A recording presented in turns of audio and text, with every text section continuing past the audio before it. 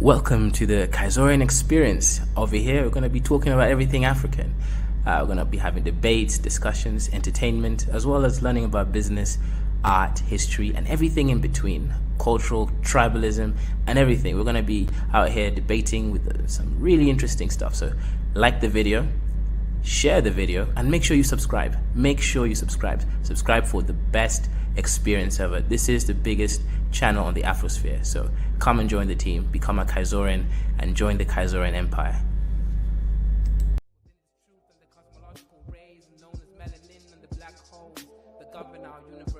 Universally exists within myself, within this premise, and I exist within this bluebird in the sky. I'ma fly like the blue in the sky. I'ma fly like bird in the sky. I'ma fly like bluebird in the sky. I'ma fly like bluebird in the sky. I'ma fly like bluebird in the sky. I'ma throw my bluebird in the sky. I'ma soar like bluebird in the sky. I'ma soar like bluebird in the sky. I'ma fly like bluebird in the sky. I'ma fight like bluebird in the sky. I'ma eat like bluebird in the sky. I'ma be like bluebird in the sky. I'ma be bluebird in the sky. I'ma be free, bluebird in the sky. I'ma be free like bluebird in the sky. I'ma be like bluebird in the sky. Back again like the second coming.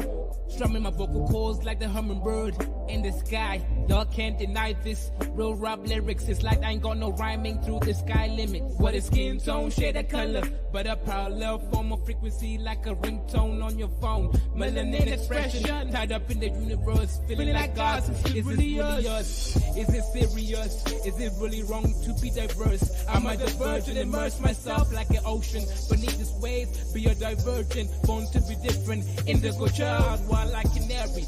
Born to be a bluebird in the sky, flying high like a bluebird in the sky. I'ma fly high, bluebird in the sky. Yeah, bluebird in the sky. I'ma fly high, bluebird in the sky. I'ma be like bluebird in the sky. I'ma be like bluebird in the sky. Everybody scream bluebird in the sky. I'ma fly high, bluebird in the sky. I'ma be like bluebird in the sky. Yeah, bluebird in the sky. Everybody, bluebird in the sky. I'ma be like bluebird in the sky.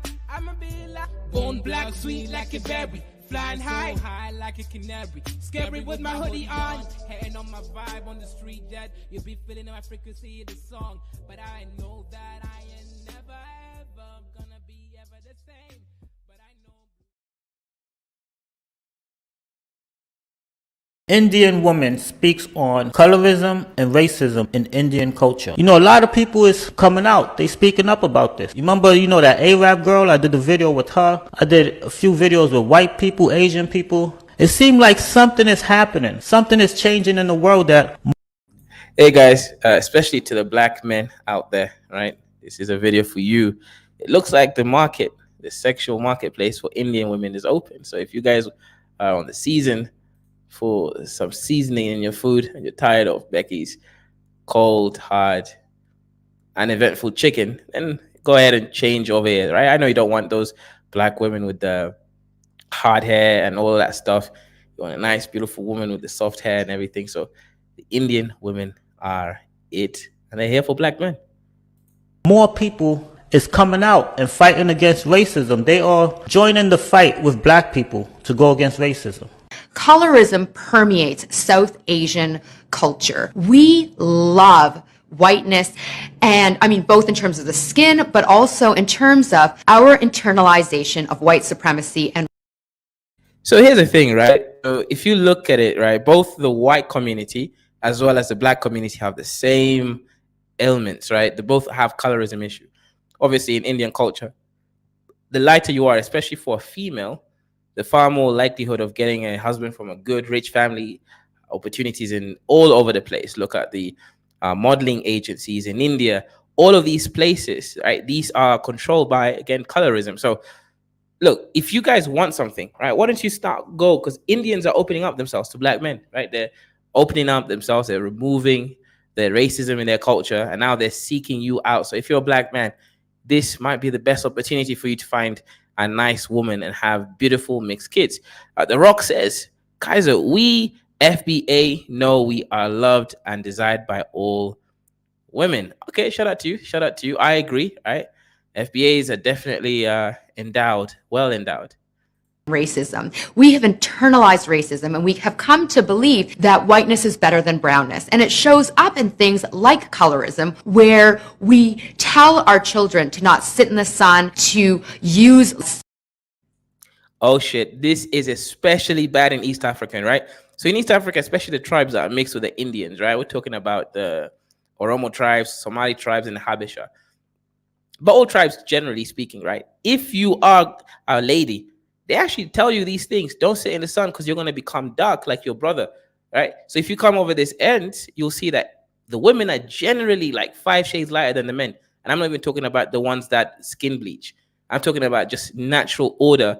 There's a difference there because these families are afraid that when the women go outside, they're going to get dark and they will become ugly. Skin bleaching, cream products, and more. This is a manifestation of white supremacy. It's a manifestation of racism. No, sis. Here's where I have to disagree with you. This stuff already happened before white supremacy. Now, if you mean white skin supremacy, which is a very separate thing, which, you know, is culturally fluid, it permeates towards multiple different societies, then I would agree with you, right? It is a white skin supremacy, not a white supremacy as we understand the tribe of what it means to be white. It's very separate things. Because if you look at your culture, you look at Hinduism, for example, you talk about the Dalits, right? The darkest Indians with more Dravidian blood. They're at the bottom. You look at the Iranian Indians in the south, I mean, in the north of India, right? The Punjabs, the Gurjis, the Gurjatis, etc. These people tend to be lighter skinned because they mix with the Iranians, right? Iranian Western herders, right? So it is not a white supremacy as we understand. No, this is a white skin supremacy, which is very different. I don't like blaming Dwight Man, right? Dwight Man should not be blamed for stuff that he was never participating in. And we have come to believe this. And I'm so done with the colorism in our community, in our culture. So after today, I would love for you to join me in calling out colorism. When you hear comments being made in our culture around how fair is beauty, I want you to call it out.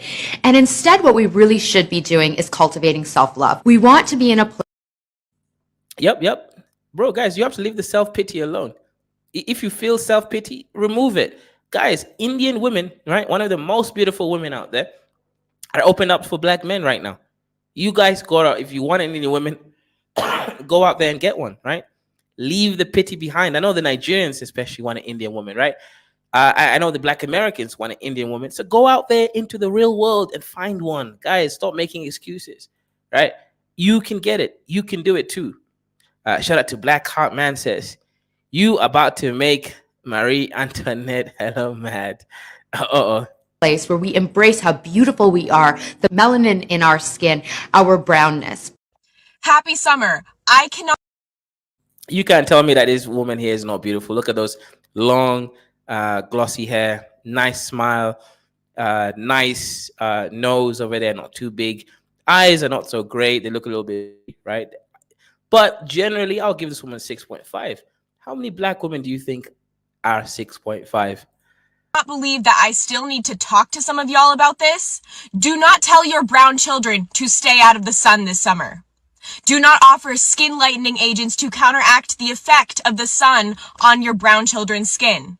Do not slather your children in sunscreen with the intent of keeping them light, but rather with the intent of protecting them from skin cancer. Our skin is the imprint of our heritage, of our ancestors, and you will not be making children, literal children, think about how their skin is less desirable than white skin. Yup. And right now, like I said, the big bad Bantu is on the high market, right? Especially the Black American. Because why? He's the muscle properties of being able to lay down the pipe the right way. So Indian women are putting themselves up for black men right now. So if you're a black man and you want to get a nice, beautiful Indian woman, this is it. Right now, their culture is slowly changing. I can show you in Kenya, right? Initially, the Kenyans didn't want to mix with no the Indians didn't want to mix with no Kenyan because they thought that their blood will lessen, right? But as culture changed, right? Instead of the Kenyans being Indianized, the Indians in Kenya became Africanized to the point whereby now the Indians are seeking out African men because of what Black Americans have been showing in the world. Zongo says, Kaiser, is skin bleaching or lightening a bad thing? What if you lighten it to have a uniform skin tone? That's a good point. It depends on the skin lightening creams you're using. If it's one that's not, carcinogenic, then it's okay, right? The issue is, it really is the cancer stuff. It's because when you bleach your skin, you're killing your cells in your epidermis. So the more you do it, the longer you do it, the more chances of ruining your skin permanently and developing all sorts of melanoma, right? Certain forms of skin cancers. That's really the only issue. The whole self-hate stuff, who cares if you bleach your skin to be lighter? The issue is, are you causing damage to yourself? Obviously, there's psychological damage, but that's a separate issue. Imperator says, Kaiser, you forget it's does genetics that ruined Uganda, made stupendously obese. Don't encourage this.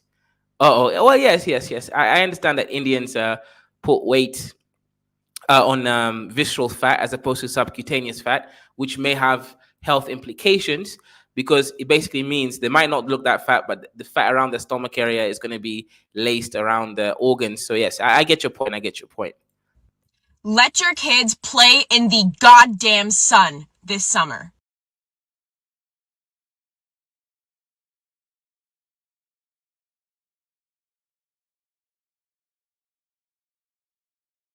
Bad.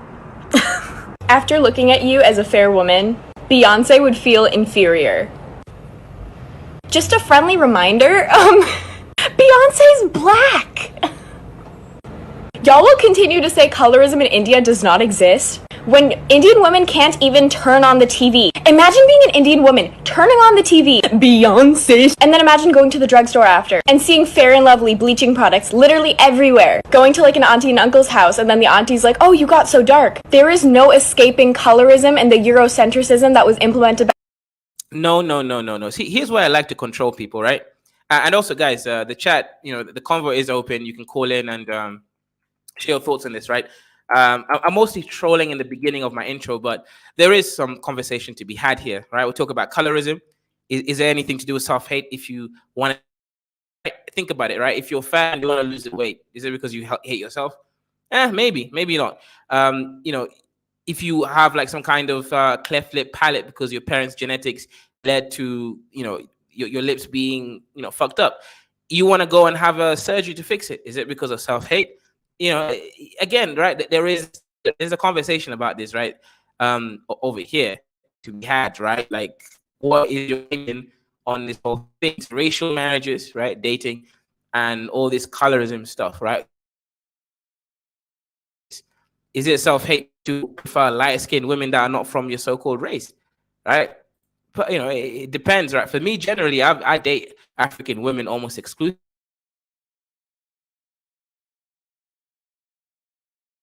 I dated an Indian woman and white woman way longer than that. So By colonizers. And the fact that this video can exist in 2020 and the production company actors didn't say anything about it is unbelievably problematic and embarrassing. Imagine having colorism in 2020. What the heck? What? Tell me somebody's colorist without saying they're colorist. So when I was like 6 or 7, I was in first grade at the time. I was a part of like a Bollywood dance group, and I went over to one of the girls' houses because they were having practice. Shout out to Adult Supervision. Why not just buy them some mud and make similar comments? Are you feeling well? You look a little bit ill today. That's a good one. Ike says, is it self-hate that I like really dark Ghanaians? Yeah, that's a good question, right? No, according to these people, like you're punching up, you're not punching down, because you have the white privilege of being light-skinned. Now you are allowed to like really dark women because you're now appreciating the diversity of God's nature, because you've rejected the hierarchical positioning that you've been given to love and adore the darkest of black women. So for you, you're punching up. The issue is when you have a dark-skinned guy hating on dark-skinned women, that's punching down, and that is unacceptable. That is an unholy sin that cannot be forgiven. Adult Supervision says insecurity can go both ways. Dollars, dollars, dollars. Well, that's a good point, right? There is tanning beds. White women definitely love to get darker. Right now, Chinese, Korean men are actually having Afro hairs on their hair, right? Because they wanna, they wanna rock Black American culture, right? They've seen how Black Americans look. They go to all these barbershops just so that they can go and transform their hair so that they look like Black Americans. So yes, 100%. I think when you have globalism, right, you have cultures intermixing, cultures becoming one. So when you have that sort of thing happening, you have cultures that want to mix, cultures that see something beautiful from another culture, or whether it's beautiful or not, they just want to emulate it. So for example, look at this, right? This over here is a Korean brother with a 4B hair texture over there from a transformation. He didn't start off this way, right? That's a pure full Afro. So he's emulating Afro-American culture. Look at that. Came in, straight hair, did his weird little stuff. His hair literally changed, became curled up a little bit, then changed all the way to a 4B hair texture, full ass Afro on his head. So yeah, go for it, exactly. So yeah, it depends. It really, really depends on how you're looking at yourself. But yes, 100%. The Rock says, Kaiser, we FBA men got that long Rick pipe that make women lose their minds. The Rock says, everybody wants to be like FBA men and women. We are worshipped throughout the world, Kaiser. I don't know if people want to become like FBA women, but I definitely know they want to copy FBA men's culture, like hip hop and the way that they dress and everything. I agree with that. But Adult Supervision says, had a book called French Field Indians and Indian French.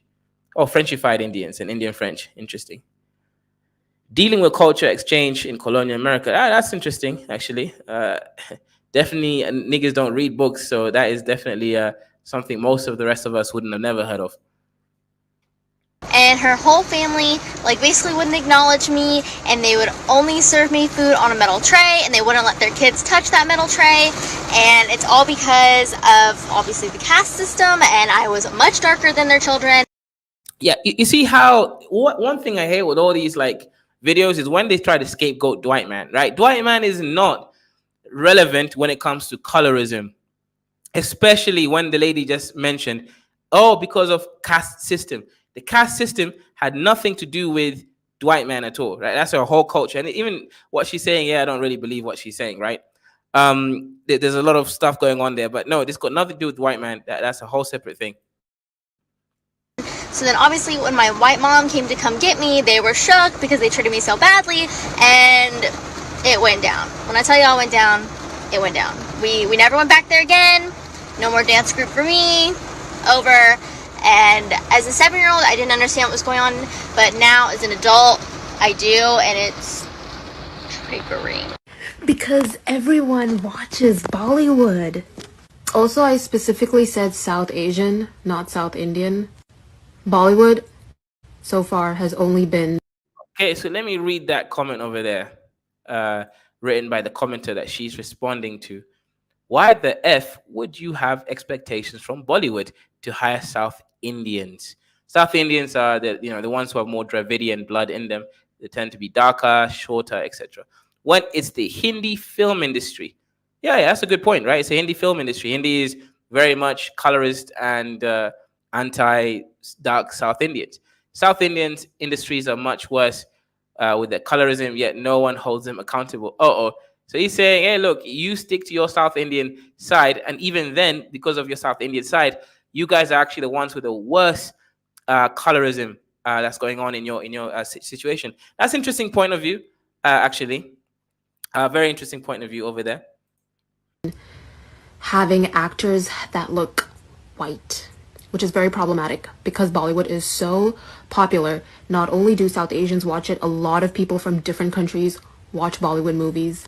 And the representation in those movies is so problematic because there are people in my comment section who are foreigners, non-South Asians, who tell me that they did not know that Indians like me existed, meaning Indians of my skin tone or darker than me existed. Only after we... Yeah, you're not even dark, you're sort of brown skinned, right? But to be honest, most people, when they think of Indians, they do think of someone that looks like you.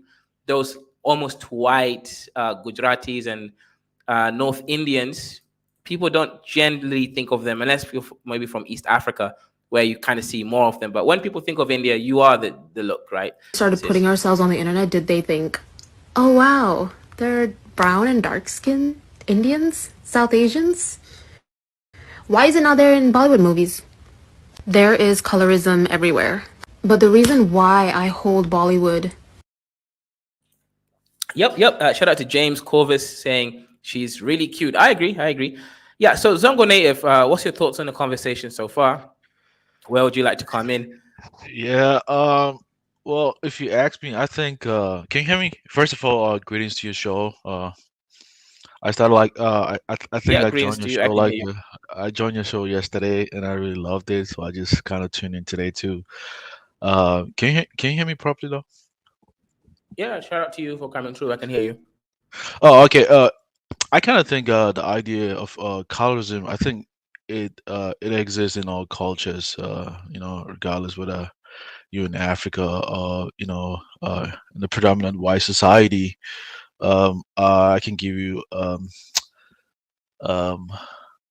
a typical example. You did made a comment earlier that maybe a black person not liking a dark skinned person, a lady, does hate. But over here in the U.S., I've met a couple of like few dark skinned black men over here that are just not attracted to black women, you know. And for me as an African, I was shocked to hear them saying that. I'm like, what?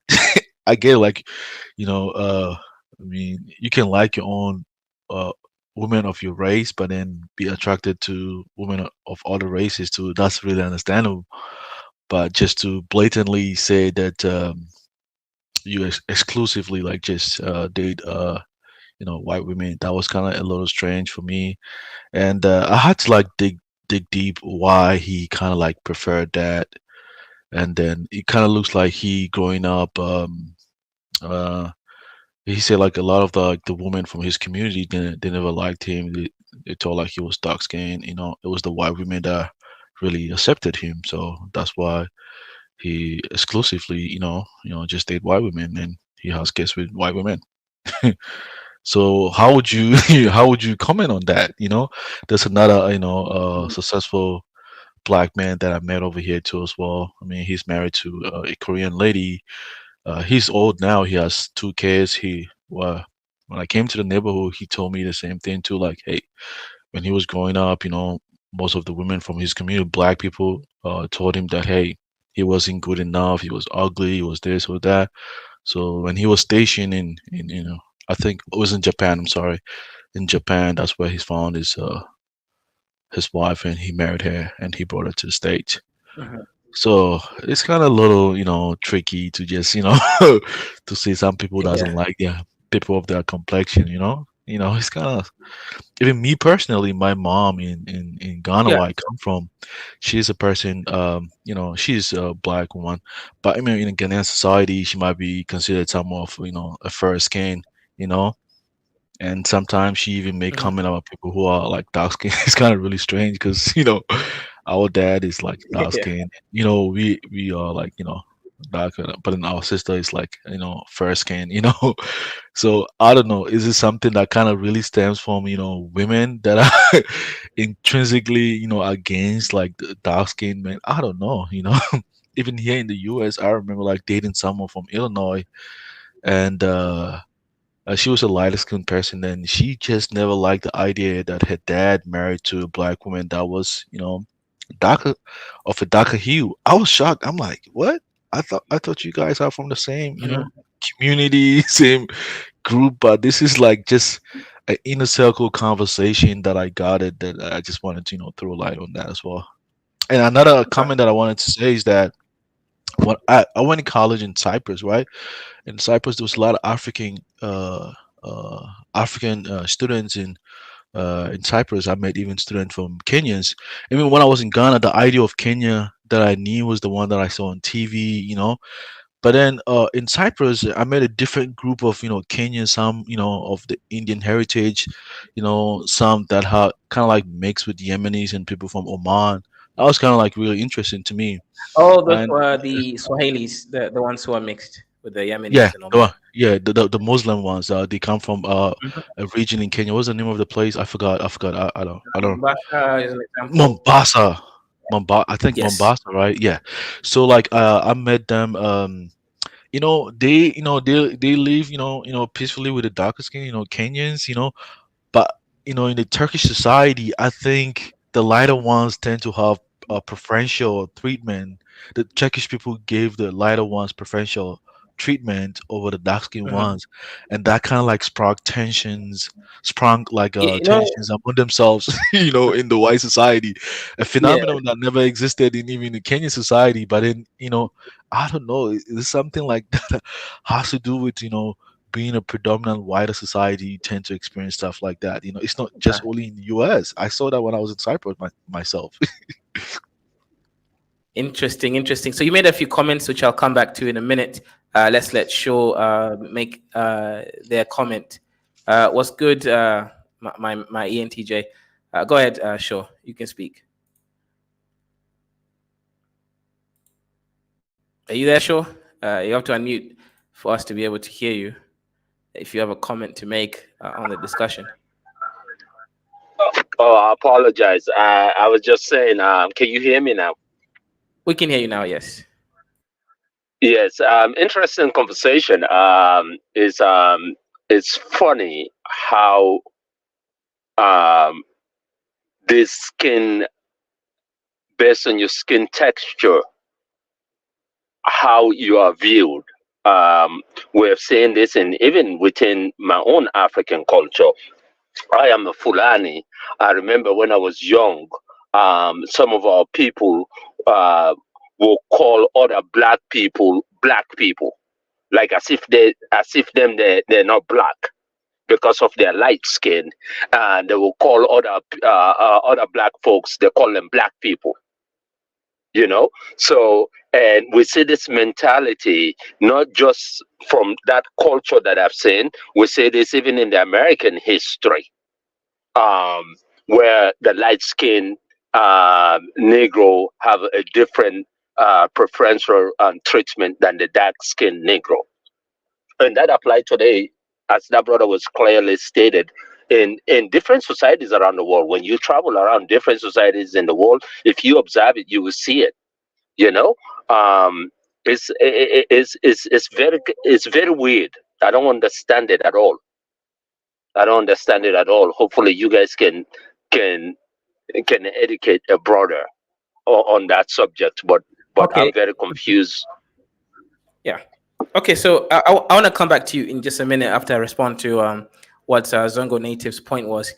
And shout out to you. Thanks for coming through. So what I did notice in Kenya is colorism isn't really a thing when it comes to class and in society. And I think one of the reasons why is because most Kenyans are darker skinned, not all, but most are. And what that means is, right, Kenya is operating on tribes.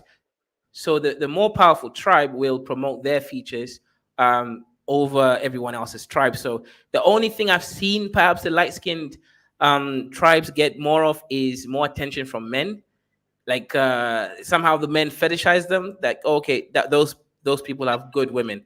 That's about it, and it just ends at that sort of fetishization. There's no preferential treatment in terms of getting work or let's say societies, having like a perceived as your higher standard or higher cultural sort of view. Yeah, I think that's the only thing I've seen in Kenya. So perhaps when a society is more admixed, then colorism takes hold a little bit stronger. For example, in Ethiopia, colorism is real there far more than Kenya because more people are mixed. So if you have a more mixed population, then the ones who are closer to like very light skin will get the preferential treatment, especially women, right? I think men, colorism is less important because generally people expect things from men such as, working, earning money, and providing in some of these more developmental cultures. And in response to Shaw's point, so Shaw, you said you are a Fulani, right? That is correct. Yes. From which country? From Sierra Leone. Okay. So the Fulani in Sierra Leone, are you guys? Do you look more like the Mandinkas, or do you look more like the other Fulanis from like Guinea, Guinea and those other countries? Well, most from Guinea, because majority of Fulani in Sierra Leone actually immigrated to Sierra Leone from Guinea. Ah, I see. So in your community, right? Because Fulanis have some admixture, right? From Berbers, from ancient admixtures. So are you guys coloristic, or are you guys tribalistic? Meaning, when it comes to this, for example, I know a man can marry whoever they want, but women, can your women marry a man, a dark-skinned man from a different tribe easily, or is there issues? Well, from my understanding, now is very much easier. But before, like way back in the days, in the 40s, 50s, 60s, you don't see it much. You know, the Fulanis used to tend to marry more of a Fulani. You know, and you see, even if you look at the Fulani population today in Sierra Leone or in Guinea, you see majority married Fulani. Not outsiders so much, but you see outsiders also. I have sisters that married an outsiders, but that's that's the start of that is very, very little. Yeah, but you see that. I think it's mostly a culture thing. It's not so much a racial. I mean, skin tone type thing. It's more of a cultural thing where they believe that, to some extent. I mean, I'm not associating all Fulani with this now, but the Fulani culture tend to think themselves as superior than other. You know, I don't know. I don't understand it. I really don't understand where that will come from. But that So is I have a there on question. the top. Yeah. Yes. Okay, so I have a question for you. So, do Fulanis have a specific word for the Africans who are not having any mixture? If you come to East Africa, I'll give you an example. Names to non-mixed Africans called Jared, which just means they have harder hair. If you go to the Oromo community, they call them Gurale, right? So there's a specific words that some of these admixed communities use to refer to the non-mixed African community. So is there a word that you guys use for the rest of the West Africans, or do you just refer to everyone by specific individual tribes? Well, that depends on context. When I was growing up, for the most part, when they would refer to other people, they would just call them black people. The specific word itself, balebe, you know, which means black people. Yeah, which is like, yeah, like, okay, so you are not black, you know. That, you know, so that it's kind of confusing. I'm not saying that maybe they still practice that today, but this is from the culture that I know, grow up with, and I see that, you know. Yeah, it's weird calling other people black people as if you're not black. Okay, yeah. This is yeah, this but is I interesting. mean, yeah, but I Go mean, ahead. it's kind of like really, relative though in the society. Because I mean, even from where I grew up in Ghana, my mom, she's always been called a yellow woman. But then that's only if you were in Ghana, right? But in America, that doesn't count. You know, the yellow person in America, like, you know, So it kind of like depends on the society where you find yourself. Where you might get the preferential treatment. I mean, that's what I think. But I think generally the people from darker hues, they tend to they don't tend to benefit much more, because if you come to wider society, you know people who are extremely white, they get preferential treatment. But on the other hand, if you go to a more like society that might be considered black, and then you find a little bit of unmixture people, lighter skinned people, the lighter skinned ones might probably get preferential treatment. And like I agree with you, Kaiser, like the way you said earlier, it's mostly men giving attention to women of lighter complexion. It has nothing to do with job accessibility to job, or political opportunity in the society where you find yourself. It's mostly men wanting to marry people of lighter skin. That's the only benefit they get. Men with wealth. Yeah. Yeah, that's actually interesting point that you're bringing up there. Let me just read a couple of these comments in the chat. I'll start off with Chuku Igwe. He says, "I see white people as an interlocked group of tribes, and these white tribes dominate the world through their Western hegemony." That's true. I agree. Wisdom A says, "Indian ladies and all ladies love black men that are educated and make money. They don't want broke types like some diaspora in the USA.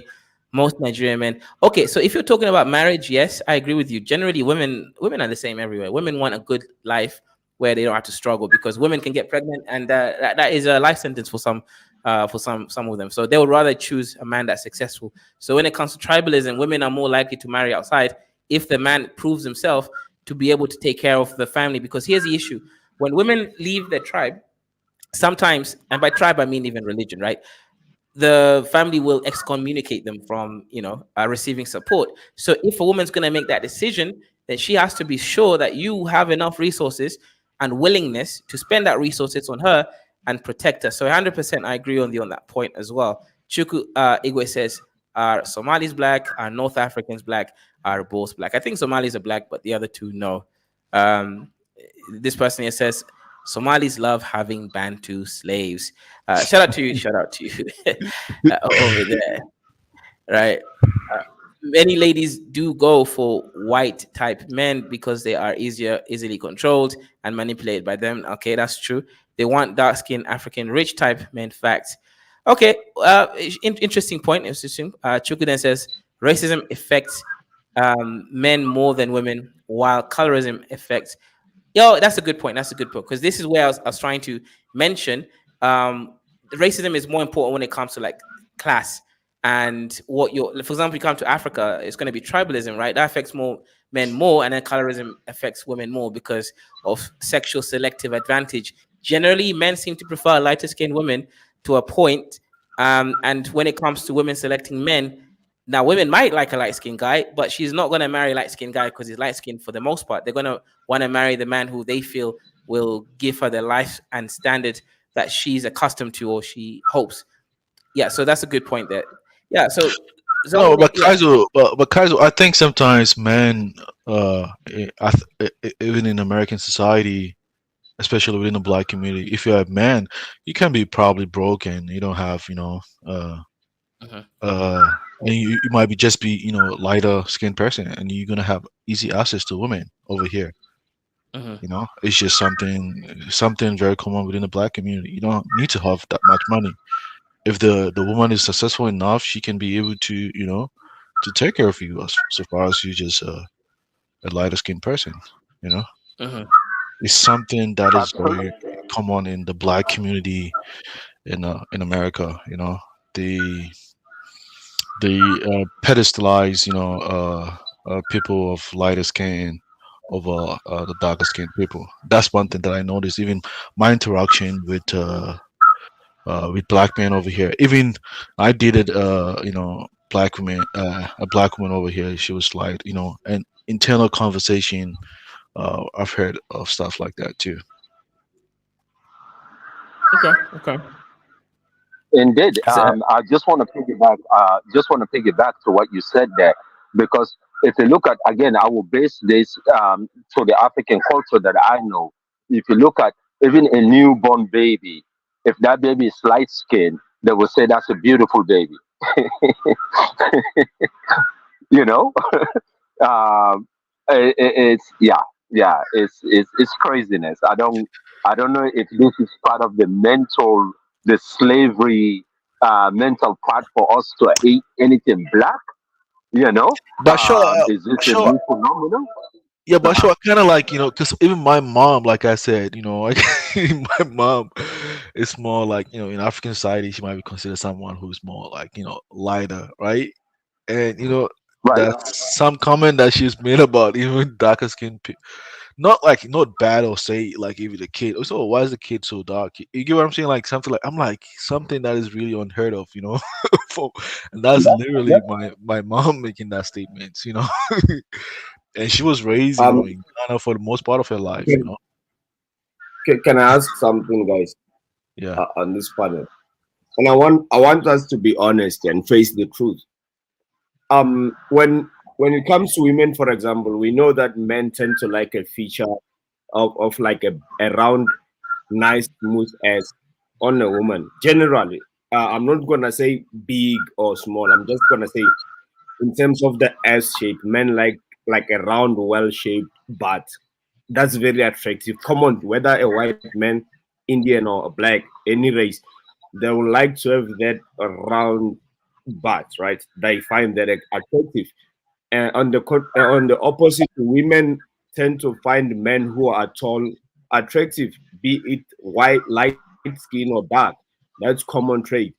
Why can't we say people find lighter skin people attractive? Why, when it gets to the skin color, it's no longer common? We have to come up with so many theories. We have to not believe it, but there's common traits that we find attractive. Where women find a tall man attractive, it's common. Where men find a round, nice shaped butt attractive, it's common. But when it comes to the skin color, it's totally something we have to explain it. Maybe perhaps a human race find lighter people attractive. It could be a thing, you know. I'm just saying, you know, why should it be questioned when it gets to the skin color? Because we're not the same. There's darker people, there's brown people, there's lighter people, there's white people. You know, that's a thing. It's a reality. Well, I mean, if I can, it's not. Yes, you're absolutely right, but we have seen that light skins get preferential treatment um, in our history and within our own culture from men, even choosing a wife. If you look at the stats, we tend to attract it to more of a light skinned sister than a dark skinned sister. Look, That okay. Mhm. Okay, go ahead. I'm saying that's true, but like, let me just say this: when the white people came to Africa, they already automatically they had a superior position. You get my point? It's like you don't even need to question it. Black people just saw white people as like something they see as like a superior to them. They are inferior to white people.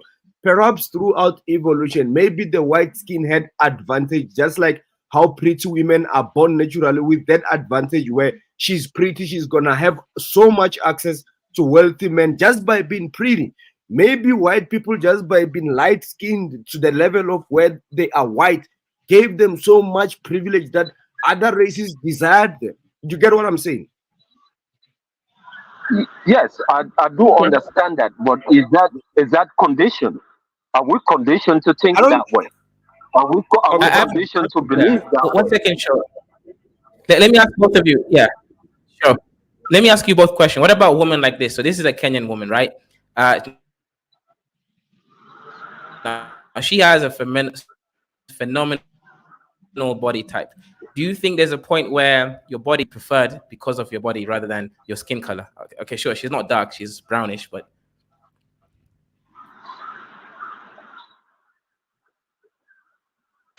Yeah, you're right. I think the body too plays a part. I'm not gonna lie to you. I think the body, the skin tone plays a huge part. I don't maybe my my my preference.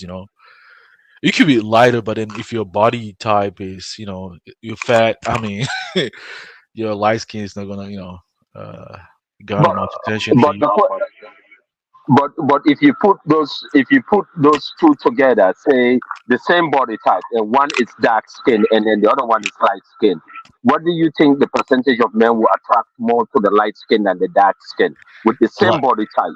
the lighter one. You see? Yeah. So it goes to me. I will argue it's more of a conditioned thing. That is something that we have been conditioned to for hundreds of years, especially with colonial that thinking. I think we have been conditioned to believe that, where now it's just something that we do.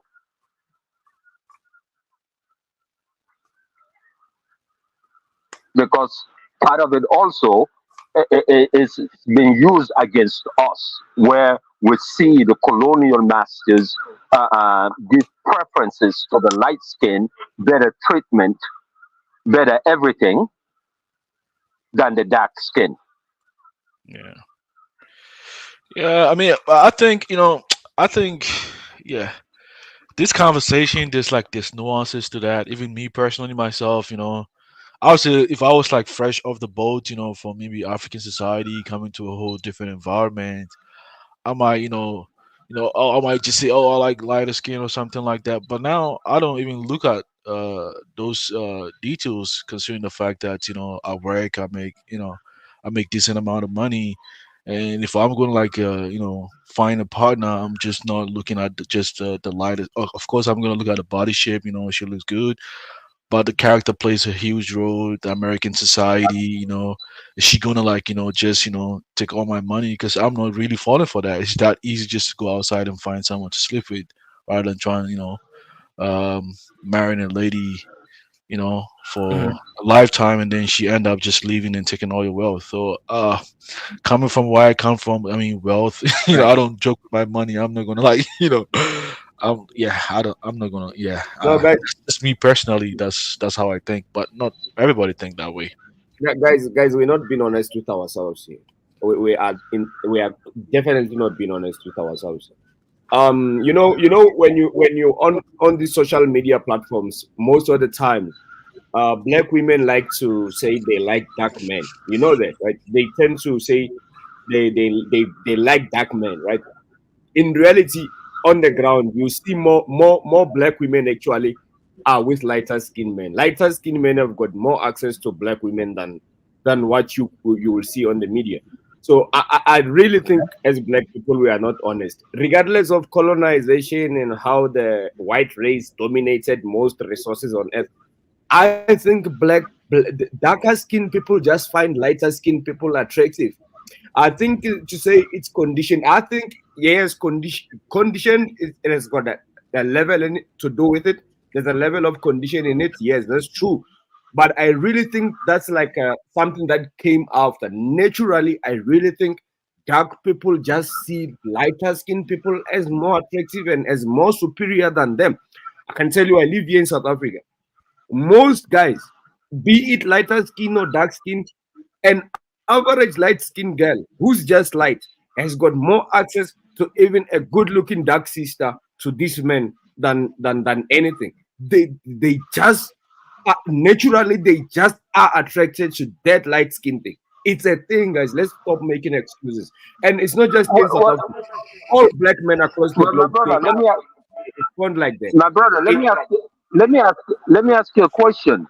Especially since you live in Go South ahead. Africa, especially South Yeah, Africa, the history of yeah, South Africa, especially yeah. with them, the way race and light and dark skin played, the Mm, history of that in that country. Don't you think mm. that condition is a huge part regard to what we're talking about right now? Don't you think that played a huge part Okay, of that? That history, okay. two, 300 Let, years? let me respond. Let me respond to you. You know, South Africa has got more African migrants than any country. Can someone mute? I wanna answer this. So South Africa has got more African migrants than any country. So we have got brothers from West Africa, East Africa, and all regions. West Africa has got one of the most darkest people. South Africans on average are brown skin to lighter skin. You know that most West African guys, when they come to they get South Africa, they actually prefer South African women more than even their own women. And to a certain extent, skin color has got a lot to do with that because you will find the most darkest West African guy chasing the most lightest skin woman in South Africa. So whatever you want to say about our history doesn't matter. even guys who are not affected by our history, they respond the same way. That's my point. Well, yeah, I agree with you on that, because I agree with you on that in the sense that it Yeah, happens in, I live in West Africa where this is happening in our own culture. yeah, Within my own Fulani culture, this is happening. And it's been yeah. happening for over 200, 300, 400 years. Some of it have never met a white man before. Yeah, I think You see Lozi, what I'm saying? I just Lozi, feel I like think you're not being honest. I just feel okay, like you're Lozi, not being hold on, honest. hold on, Lozi. I think the point he's saying is that maybe like you made mention earlier, maybe in West African societies, they are mostly dark skinned people, right? I mean, and these people they've intermarry among themselves for ages without having this kind of problems, right? So them now choosing to prefer something outside of their own race is like a new phenomenon, and he's probably trying to evaluate where this this new phenomenon really originates from. It's just he's just questioning. It's not saying that uh he's not saying he's probably like he's just questioning it, right? Could it be a result of colonial conditioning or something like that, right? Because I personally feel like maybe like the ones that go to South Africa to find interest in those lighter ones in South Africa could be probably like a status symbol for them, you know? 'Cause- Zongo, can I say something about it? Mhm. You know, South Africans, we have got the Kwe and San and other tribes. South Africans, I think, because we lived on this region for far too long, it's very cold. We tend to be very pale in skin color. Like, not I wouldn't say pale, but we tend to be very light, natural. You're gonna find some South Africans who have got no European blood at all, who are lighter skinned than even mixed race people. And I think our ancestors, even before let me say this, even before colonization, where there was no white people, I think the way you see the way we breed, like the way we so mix, you can see that even darker skinned men were kind of like desiring the lighter skin tribes. You get what I'm saying? Even before colonization, I think this was a thing. So it's deeper than that. Oh, it's deeper than that. Brother, Okay, okay. yeah, brother, I agree with you. It's way deeper than that. We have light-skinned people before ever colonial, before ever mixed race. We have had light-skinned people in the continent of Africa for thousands upon years. I agree with you with that. I'm saying even with them, even you go back over 1,000 or so years without ever mixing colonial power, they still prefer the light skin. Why? When Exactly. majority of us we're all black. That's what I question. It's not. The conditioning is part of it, but it's a condition that goes way back, not just Now, colonial. It's a now condition that has gone way back. now I said something earlier on which I think many of you did not get me. I said when women naturally gravitate to a tall guy, if you are a tall guy, you've got that natural edge over women, Okay, that's a good regardless point. of resources. So what I'm saying is maybe lighter skinned people evolved to have that natural edge over dark skinned people, just like how tall men, regardless of race, how the skin color is, they just have got that natural edge over short guys. Why can't we admit this thing? That's my point.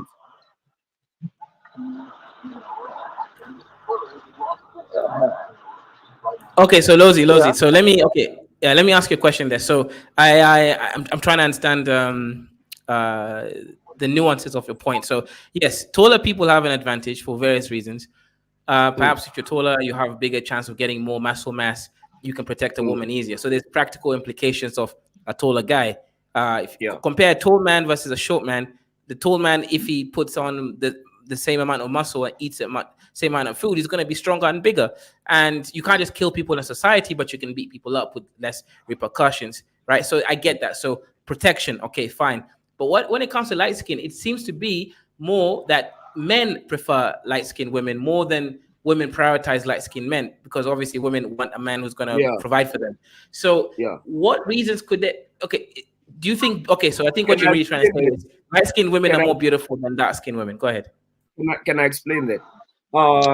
Men have got a stronger vision than women because of evolution. So women at some point when Homo sapien was evolving, because female tend to be pregnant and they are weaker biologically, they are betrayed by their own biology.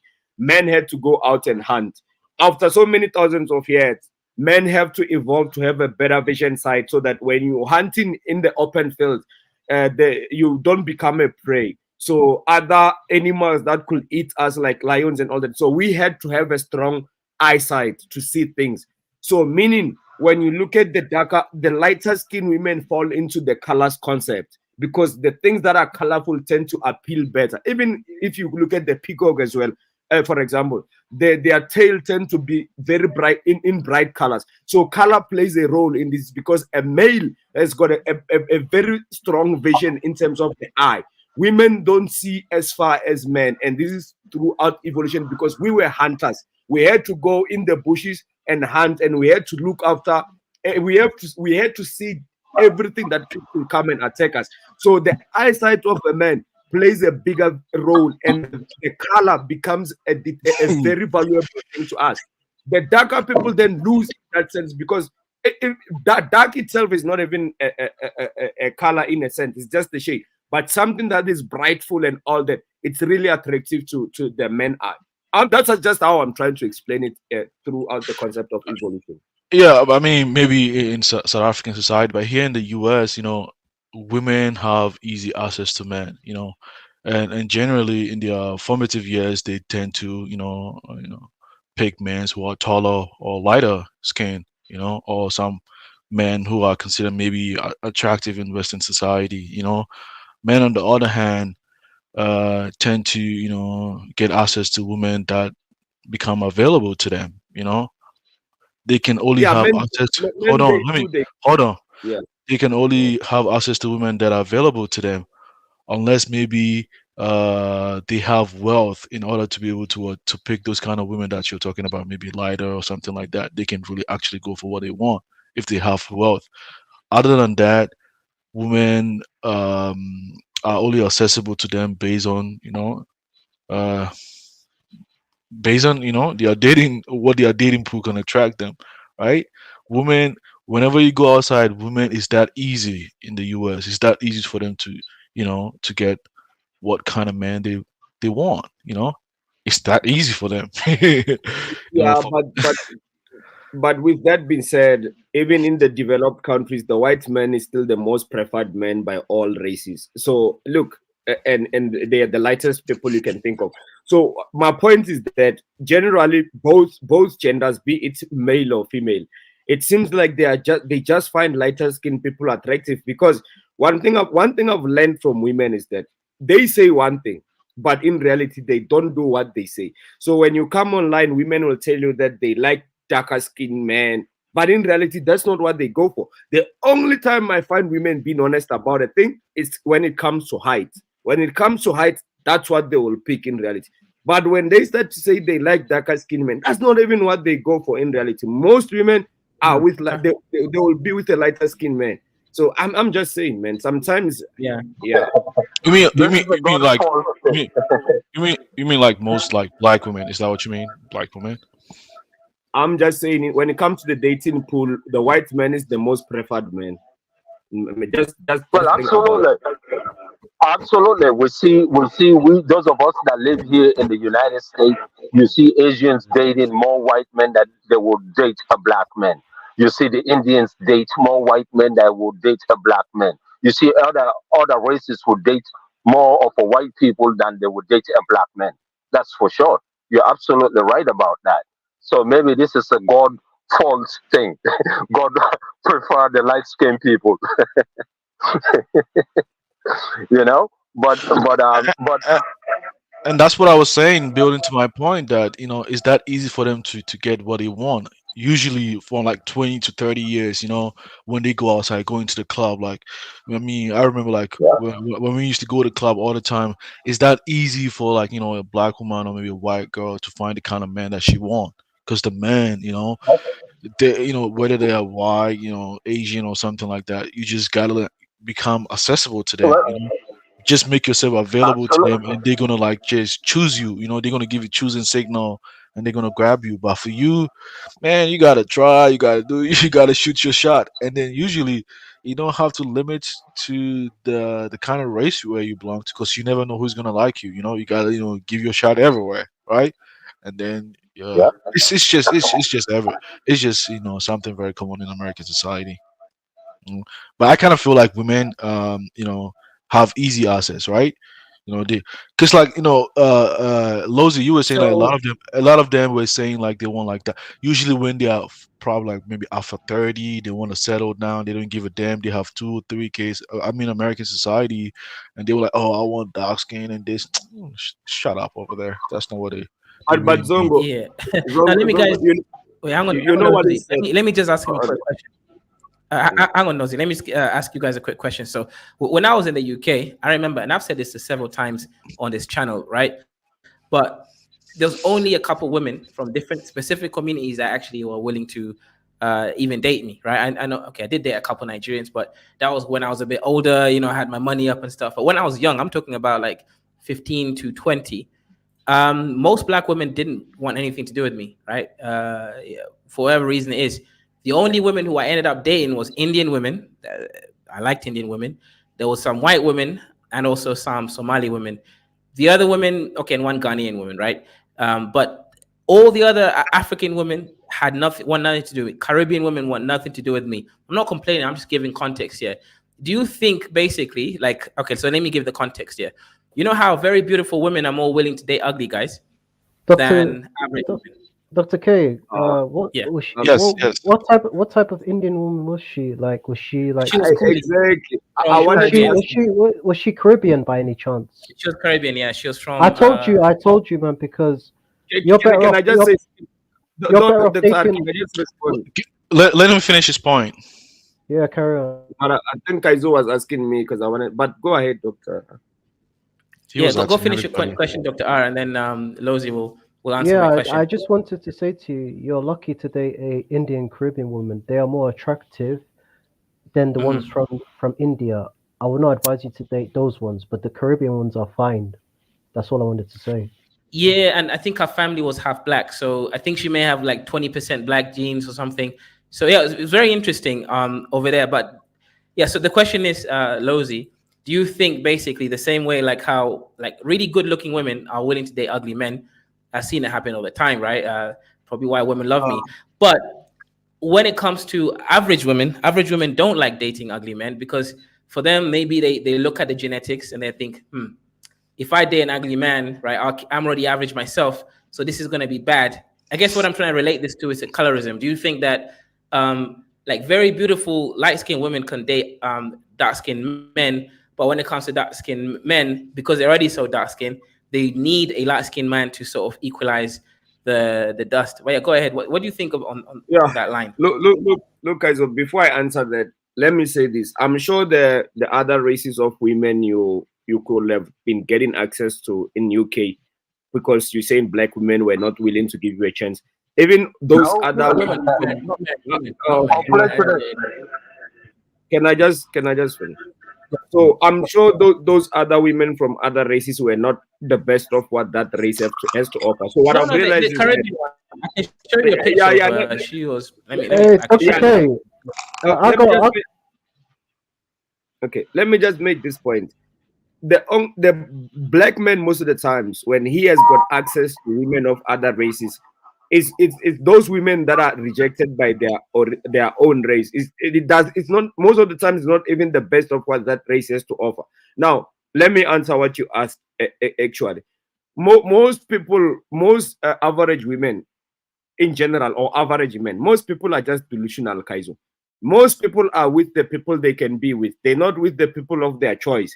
So when these average girls, most of the times when they're young, they are delusional. They think they stand a chance, and eventually reality kicks in around when they are 30, and eventually they settle. They're not gonna get what they think they're gonna get. Just like even men, you're not gonna get that pretty girl that you think of unless you are extremely rich, and it's very few people who are rich. So most people just end up with people they can be with. That's it. So I hope I've answered you. Yes, Dr. K, I got a question. Yeah, but I think Lozy. I mean, do we? Hang on, Zongo. Let's let the new panelists ask a question, then you can go afterwards. Go ahead, Doctor. Yeah, greetings, everybody. Greetings. This may sound controversial. Dr. K, what do you think of this? Because I've been thinking of this for years. But do you think this is true? You got two attractive women, a light-skinned woman and a dark-skinned woman. But from what I've noticed and seen, the dark-skinned woman is more open compared to the light-skinned girl, and the dark-skinned woman, if you're light-skinned, depending on your ethnicity and skin tone, she wants to have a mixed kid with you. And they are sexually submissive, dark-skinned women, and better personality than a light-skinned woman. What do you think of that? And I'm not a colorist, by the way. Okay, so that's actually a really great question, and I'll see if I can answer it the best way I can. So okay, okay, so this is obviously my simp tales, right? There's a time, right, when I went on online dating platform, and I was trying to date some Kenyan women. This is a long time ago, right? And I met this Kenyan woman. She was dark skinned. She thought I was a white man for some reason. I didn't have my picture up. Maybe that's why.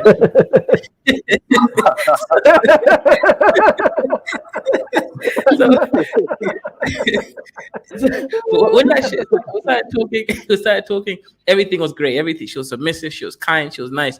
The moment that I sent her my picture and she found out that I was black, right? First of all, the insults came. She called me a black monkey, right? No cap, and her whole behavior just changed. So I definitely do see that that angle there going on sometimes. It's an interesting one actually, and I do know. Yeah. So yeah, from personal experience, that shit did happen. What about a mixed race woman? Have you dated any mixed race women, biracial? Oh, like proper biracial. That's a good question. Not recently. Maybe when I was young, but. What do you think? What do you think of biracial chicks? Because no disrespect for them, but I'm not really a fan of them. At the same time, they've got like problems, and do you think they're promiscuous, biracial women? Definitely. I mean, yeah, definitely. I mean, it kind of depends, though. It kind of depends on where the person was raised. No, but that's okay. No, we're both from UK, right? Yeah, like biracial women that are like Caribbean, they tend to be promiscuous or single mothers. Yeah, that's true from the UK perspective. I saw that, but I think biracial women are the only women I've not really dated recently. I can't think. Yeah, actually, yeah, for some reason. Yeah, but the thing is, like, where were they raised? Like here in America, for instance, like, if you're biracial and you were raised in urban city in America, man, you're gonna get a lot of attention from men, and usually it's the man that kind of leads them into single motherhood, right? Because you're just getting attention. Single motherhood. Who leads these women to single motherhood? Because Dr. K, yeah, have you ever noticed that dark skinned niggas, yeah, tend to first over light skin and mixed race compared to your average guy who's either light skin or in the middle? They're desperate. Why is that? Ooh, that's actually a good question. I have nothing against dark skinned women or light skinned people. I'm just saying, yeah, why is there a dark skinned person, whether it's ethnicity, wherever in Africa is from, why is it they tend to be desperate compared to someone that's light skinned? You're going far, brother. It's the same way Africans are testing after Ethiopian, Eritrean, and Somalian women just here on the continent. So I think in UK you're going far, actually. How am I going far? Like, but I think. Yeah, but I think Losey, sometimes the way you kind of speak, you kind of like generalize like. No. I'm being honest. It's a thing. It's there. You know it. Yeah, but everybody have their own. Yeah, but everybody have their own preference at the end of the day. You know, I mean, I get it. Like some men. Losey, are you dark skinned? Come on, man. Yeah, but I get what you said. That's like when we know majority of women like tall guys and saying, everybody's got a preference. It's the numbers game, bro. It's how people respond. Yeah, but everybody have different. Like I was saying, everybody have different. Okay, hold on. Am I making up? Yeah, that's okay. You thinking when from a I'm saying Western. Africans tend to put Ethiopians and Somalian women on the pedestal and they thirsty after them, am I making up shit or is it All something out that is Yeah, there? I mean, some do that, but I don't think everybody does it I've that way. never said it's everyone. I'll never say Yeah. it's everyone's Zongo, What but about it's South a African thing. women? Like, why do a lot of Africans, first of all, South African women, especially those from West? It's for us. It's because of economy. We are in the superior position, so they tend to like. Obviously, most of them have got a better chance of if they are with the South African woman in South Africa, they stand a better chance of benefiting. But also, some of them believe that South African women are Let's have beautiful an honest. than theirs. Hey, Dr. K, let me ask you this. This is going to be controversial, right? Yeah. Hey, Dr. K, do you know about this? If you go on like certain websites on Cupid, why is it they're going to find so many like Kenyan, Ugandan, Zambian, South African women on these dating sites, especially those from the East and Southern Africa and some countries in West? Why is that? Because there's a lot of women from those countries. Go on any website. Oh, yeah. Actually, yeah, you're actually right on that one. Prove me wrong. Prove me wrong. Because go on Cupid African, the majority of the type of African women you're gonna find are those from Kenya, Uganda, Nigeria, South Africa, Zambia, those ones. Or on the dating So site. let me add context there. I wanted to add something to what Lozi said, right? Because he was saying like some women mostly they are not desirable from their own community. I mean, there's some truth to that, but not in all cases. And I'll give you a typical example. Even when I was in Cyprus, I did date a Turkish lady. I mean, she was a very gorgeous lady, but the reason why it was that hard for her to find a man to marry, because like she was like she come from a wealthy family, and she was like Muslim. They usually make sure like she even like she's confined among women within women dormitories. Just very it's rarely accessible that they meet men. So the only chance was she was able to meet men was when her dad sent her to university in Cyprus, and then I had a chance to meet her online, and then we communicated, and she didn't disclose that to her dad. She never disclosed because she knew her dad was going to kill her if she knew. Hold on, let me add. In addition to that, and through her, she had a friend. She was extremely gorgeous too, and her friend, she was like, oh, they wanted to try something different, right? And she was like, oh, can your friend link me to someone else that can date my friend too? And that's how they did it. It's not all in cases like they are less desirable by people from their own. Zongo. So Zongo, let me ask you, how many women? How many women? Let me just say this to Zongo. I've dated a lot of women in my life, of all kind of women. I don't believe most of things women say. That's just my point. Women are gonna tell you what you want to hear, for most part. Yeah, but women are different in different. You're right, I agree.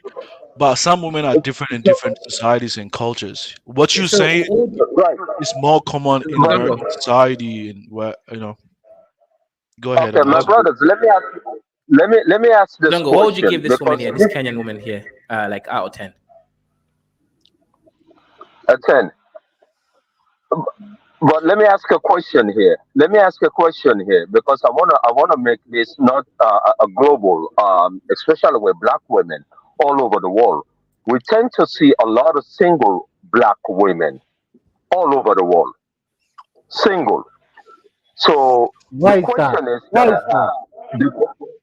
yeah, exactly. So the question now that I have, well, maybe a solution. Should black people then be allowed to be married to more than one woman? Maybe go back to our original culture, original tradition. Should we look into that instead of subjecting ourselves to this Western rule that we have picked up in the few centuries? Would this be a solution for our problem? Can I jump in for a second? Yeah, go ahead, Zulia. And I welcome just to the want show. to say something. Is that hi, Dimbo? What's good? I've just seen a lot of obviously the UK is swimming with direct African migrants at this time. They're flooding in these care homes, and I've noticed in these religious places of worship I attend, A lot of these women are with white men, man. I'm talking a lot of African immigrant women. Zulia, what African women? State their tribes and countries where they're from, my brother. No problem. I said Tanzania, Zimbabwe, Kenya, and Ghana. Those are the ones I know. And Zimbabwe, South Africa, Kenya, Tanzania, and Ghana. Those are the ones that leap out in my mind. Yeah, I've noticed. I've noticed, Zulia. If you go to like southern England, places like Andover and small towns, if you see a dark-skinned black woman and she's walking with a white man in the pram, it's more likely she's African. Yeah, but I mean, the question I want to ask is that, I mean, can you hate on them? You know, maybe like black man wasn't looking into them. So I mean, let's be honest. Let's be honest, my brothers. Yeah, In the room. Yeah, let's be honest. Yeah, how many of you are married in the room? How many people in this room are married in the stream? I am. I'm practically married now. I am. I plead the fifth. Yeah, but look at this, guys. Like when I see white men going to Africa, generally white women are not attracted to Ethiopians. Usually, it's attracted to Nilots, specifically from Kenya. Right? This is a Luo girl over here. They tend to prefer the darkies. Like even the ones in Mombasa, they have this fetish for the darkies. So as I was saying, I don't know. Do you not think that this opposite attracts? Because white men don't go for like a white man is not going to go for the Kikuyu woman I showed earlier. The one with the big, yeah. No, you're right. Even those one time I went for this woman here, this Kikuyu woman. One. They don't prefer those dark skin. Yeah, there was one time I was in Seattle. I went to a club in Seattle one time, like sometime, and I met like she was like extremely gorgeous lady, and she was walking with like a dark skinned African man. He was a very tall guy and very fashionable too.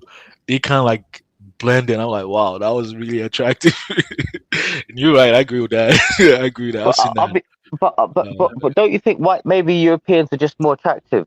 Do you think that's ever a possibility? Not all, but maybe just the features are more. Just the features are more desired worldwide because everyone. Yeah, but Zulia, the thing is, usually, if you come from, let's say like you grew up in Africa for the most part of your life, if you've watched their movies, you kind of like dream about having people like that, right? So when you newly go into their societies, you tend to want to date them, right? But once you stay there and you learn the nuances, I think your choices tend to differ a little bit. You just don't get Julia, I've got a question for you. Can I just say something from what Kaizo said? Kaizo, your comparison was bullshit. Here's the thing. Most white men would rather be with a white woman. Most white men don't desire to be with black women. Let's be honest. Those few cases. Wait, hang on. The reason why most white men. Okay, go ahead. In those very few cases, I think those white men have got a weird condition. But most black men, if we compare, most black men will do everything to be with a white woman. I agree. That's not true. I agree. But hold on. Let me respond to that. I think the same thing also applies to that because mostly in their societies, they are the dominant group as well, right? On the flip case, if you go to African society, most black people are with black people too. Hold on. I've got pushed back. Your rugby. Hold on too. Even here in America, right? Generally, most black people are with black people. Not a lot of them are just marrying from other races. If you go to a typical black community, they are mostly among themselves. And I've been to those places, Chicago. That's not what I was. Let me say this: most white men have got a better chance to have black women. They can easily get black women. A black man cannot easily have access to white women. That's different. White men just I agree with that. I agree with that. I agree with that. I don't agree with that. Like, no, I don't agree with that. Like, Songo, you live in America, right?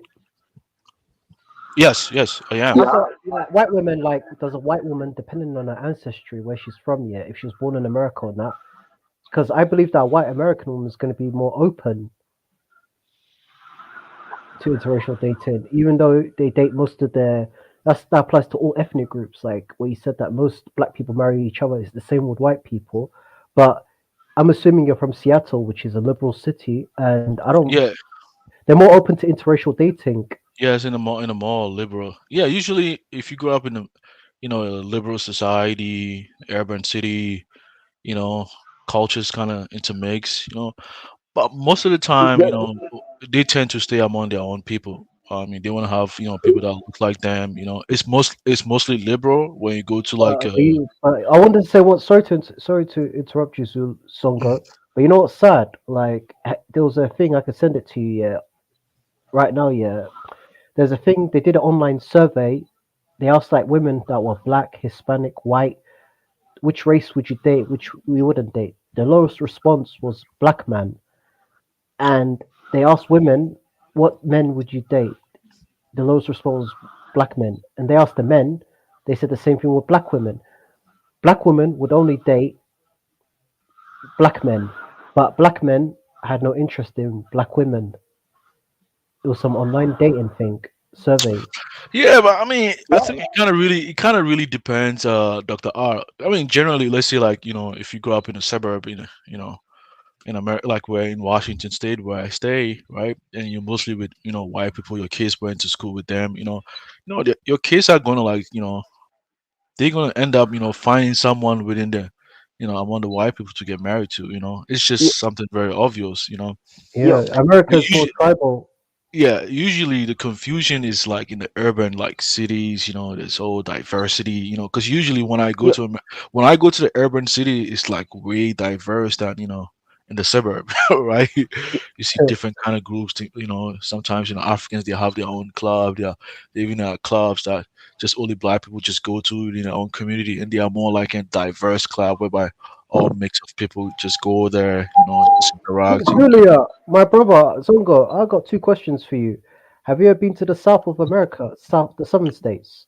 I haven't been there yet. Oh, okay. The My farthest, second question, you the have. farthest place. My second question is: do Africans and Black Americans do they intermarry with each other or not? They just keep to themselves. Well, I mean, my experience, I live in the Washington area and I've lived in the New York area where Africans and African Americans interact with each other. But here is the problem. Again, this is all part of this self hate where Africans Why is it are that we're African? conditioned. Well, hold on. We Africans are conditioned when we come to the United States tend to look at our other African black Americans differently. We tend to label them sometimes as lazy, as this, as that. We have all kind of label for them, and you have that little tension with that. So hence, yes, you have a lot of Africans dating black Americans, but you see that culture clash among them, right? And we tend to see again. This is my underlining point again. I keep bringing this up. We see a lot of single black women in America, black Americans, black African young ladies too. But we see a lot of that.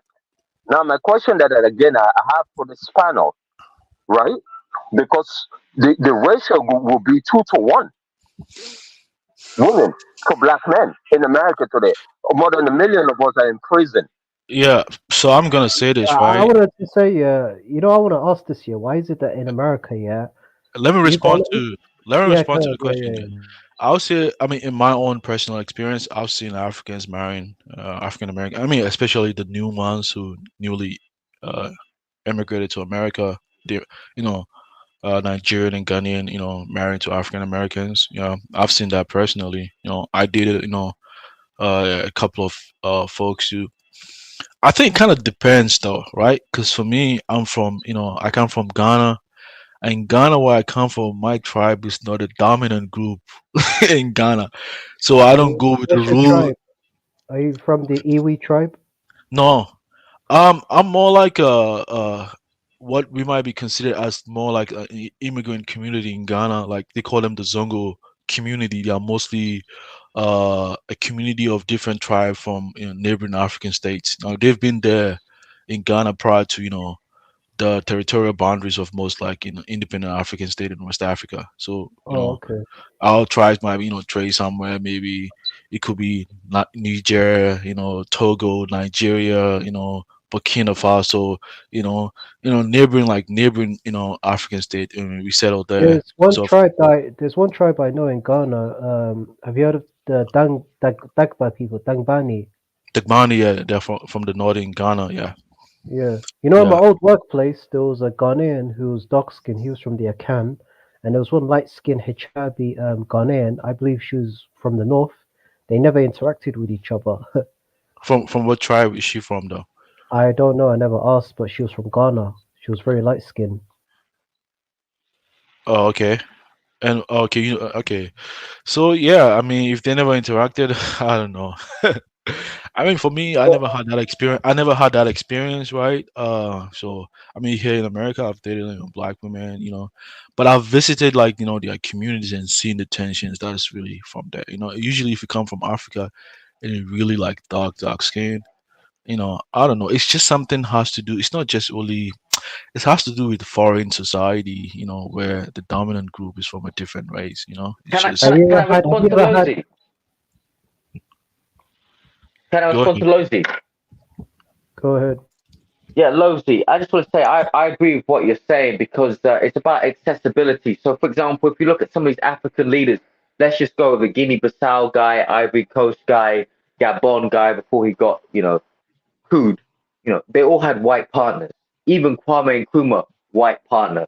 Now, what does it do? Even your rugby captain, the black guy who's the captain of your rugby team, he's with a white woman.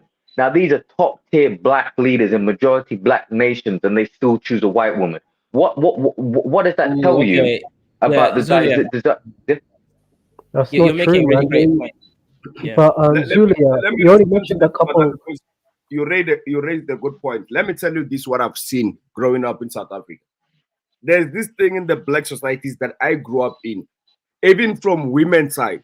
If you bring a white lady, it's as if you have elevated to the highest level of social ranking. It's a thing. Like even your mother could be happy with the fact that you've got a white girlfriend or a white wife. It's a status thing. That's what I was saying. Like when you said that most of them from West Africa going to South Africa, I think a lot of them tend to do that more of like a status thing. Oh, like he got this. Yeah, they want to elevate their social ranking. Of course, it has got that. But I think even naturally, black people just see light-skinned people better than them. I really believe. Absolutely. Yeah, but Lozy, Lozy, one thing I wanted to say to another is now, if you come to American society and as a black person, and you're gonna say exclusively, you're just gonna date a black person, man, you might probably end up late. I mean, losing, because there's a whole different factor. Like someone like me, I look at different factors, right? I mean, especially like I'm making a decent amount of money. I mean, I might be more inclined to date maybe black women, but sometimes the attitude, the character, I'm like, man, this lady, if I'm with her for a couple of 2 years, man, she's gonna end up taking all my money. Dongo, that's an excuse. In South Africa, we've got 7% of our population is white. You hardly see white South Africans dating black women. Yet, more than 80% of this country is black women. White people just believe they are superior and better than us. Hence, their men don't even deserve. It's a fact. No, I'm just giving my perspective. Hold on. No, I'm giving my perspective. Is not happening. South Africa is a mirror of America. Minorities, blacks in America.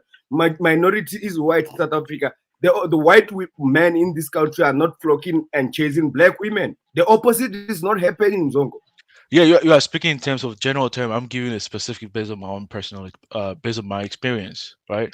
I'm saying I don't want, because I come from a society where employment opportunity was a big thing for me. So when I come here, I'm making a decent amount of money. I don't want to end up losing everything. I'm not that crazy. I don't care who you are. Zongo, my brother, do you care about? For me, the bag means a lot to me. I'm not just gonna because. No, I don't. I don't roll that way. I knew how I struggle in Ghana from my own country looking for a job opportunity. I'm not gonna come to the US and just give that that away for because the person belongs to my same.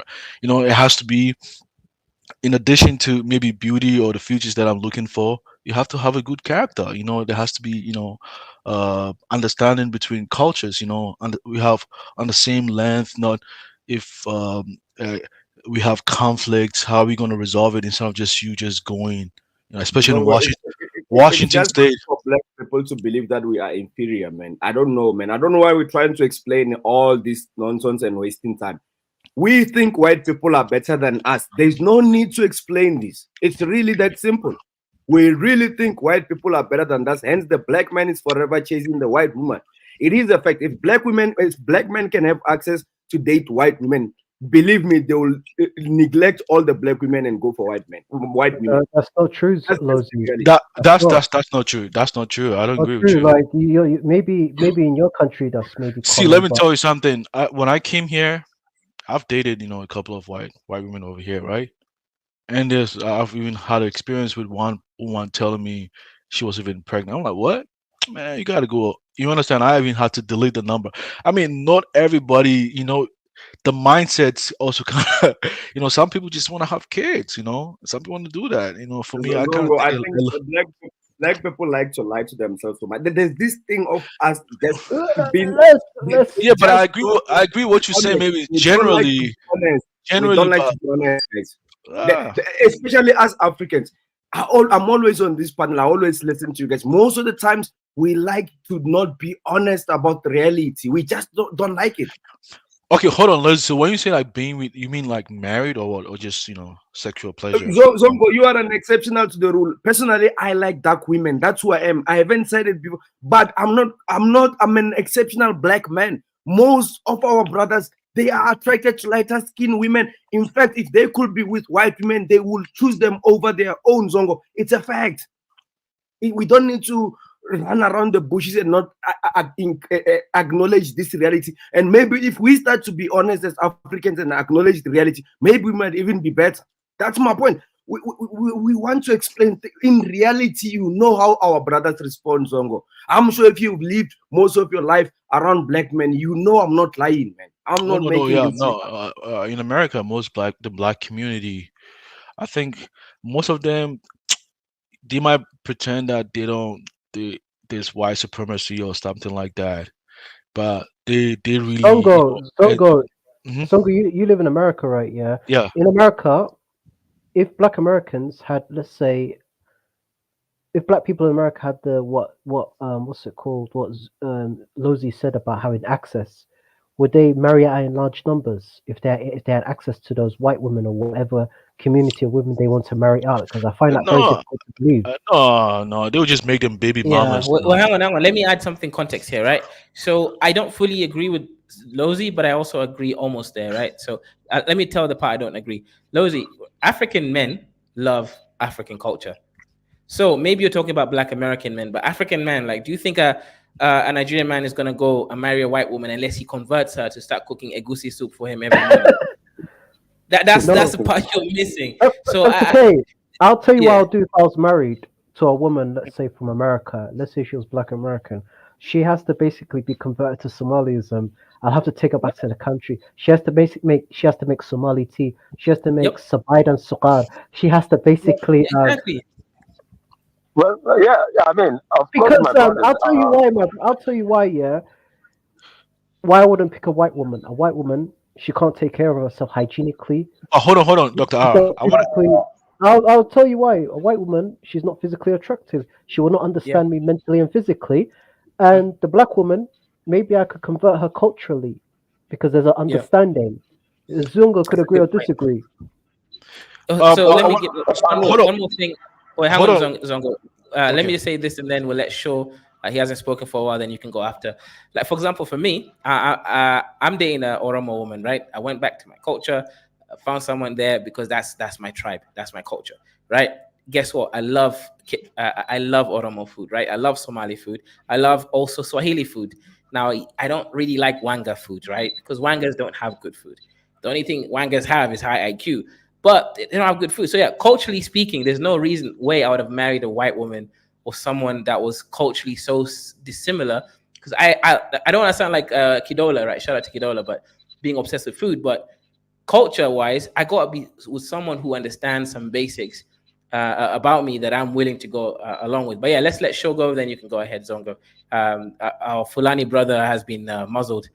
Sorry, my Fulani brother. What's good? No. You're good, and I think I like this line, and we should promote that. As I say, I grew up here in the United States for over 30 years. I dated every kind of woman in my life in that 30 years, and I choose to when I ready to get married, I went back to my culture. I went back to Africa and married someone the traditional way, my African way, which I never even dated this woman, but I talked to her for years upon years until the marriage night is the first night we finally met as um, um, in any physical sense. But I went to that culture. And the reason I did that, I grew up with 16 brothers. I grew up in a huge family. I got 32 brothers and sisters. And from what I saw with their marriages, the ones that married African American women or different culture tend to fail. That's a good point. I see quite a few divorce. Yeah, and like I was from saying, my sisters, sisters and my brothers that went out. and like I was saying, I mean, if this conversation is just restricted to just marriage, then I mean it's going to be deeper than that. I mean, as far as like having sexual accessibility, I mean, I don't care whether you're black or something. As far as I mean, I get access to sexual intercourse. I don't care. I mean, access to the sill. yeah, exactly. But when it comes to marriage, that's a whole different ball game. American folks are conditioned different way. They look in physical, traits. For me, I look deeper than that. Not just physical trait. I don't want to lose my wealth. I want to have. No disrespect, my brother. Yeah, no disrespect to you since you live in America. No disrespect to the country you immigrate from. If I was a rich guy, yeah, and I said to each woman, right, yeah, I know this is going to be fucked up what I'm about to say, yeah.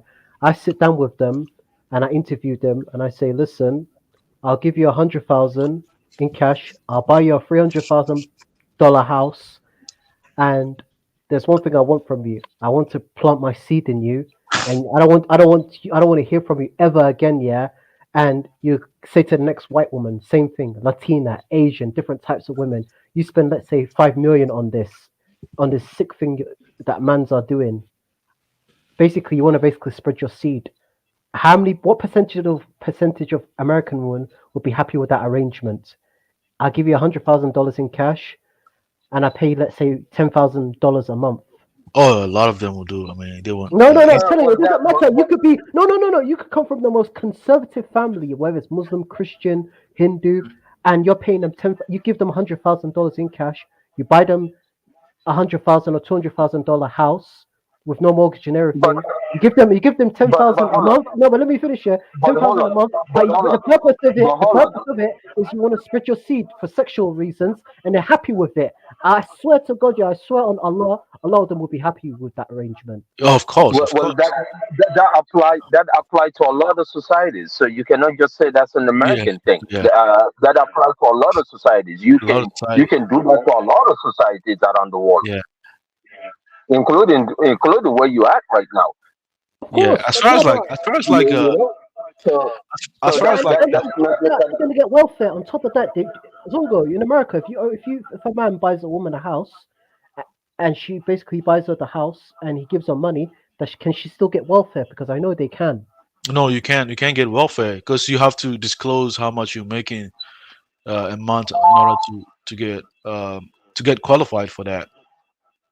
It's solely based on your income. So, let's say, coming from Ghana, like when I came here, I was looking for cheap houses to stay, just to maximize my my earning, my savings account. And I noticed that there are certain apartments that if you don't make certain amount of income, you're not gonna have it. You know, if your income goes beyond that, it's not meant for you. It's meant for people making making amounts to a certain range. You know, mostly the welfare. So that's how it works. So you know, So Zongo, what's Ooh, wait 1 second, Doctor. Just 1 second. Issei Shire says Kaiserian Empire. Did you see the stat that Black Caribbean population in the UK is declined because they marry out the race, mix children? What I've noticed about the Caribbean society community in the UK is there's a lot of quarteroons, so like quarter white children going around because there's a lot of mixed race and then they marry black. So there's a lot of quarter caste kids you see, like, okay, they look black obviously, but you can obviously see an admixture, and it's not like an East African admixture because they don't have the long head. But yeah, 100%. I've seen that a lot. Funny. so like where you from, man? You live in New York? who, me? Yeah, Sure. The Fulani brother. So, By the Fulani brother, I live in Washington.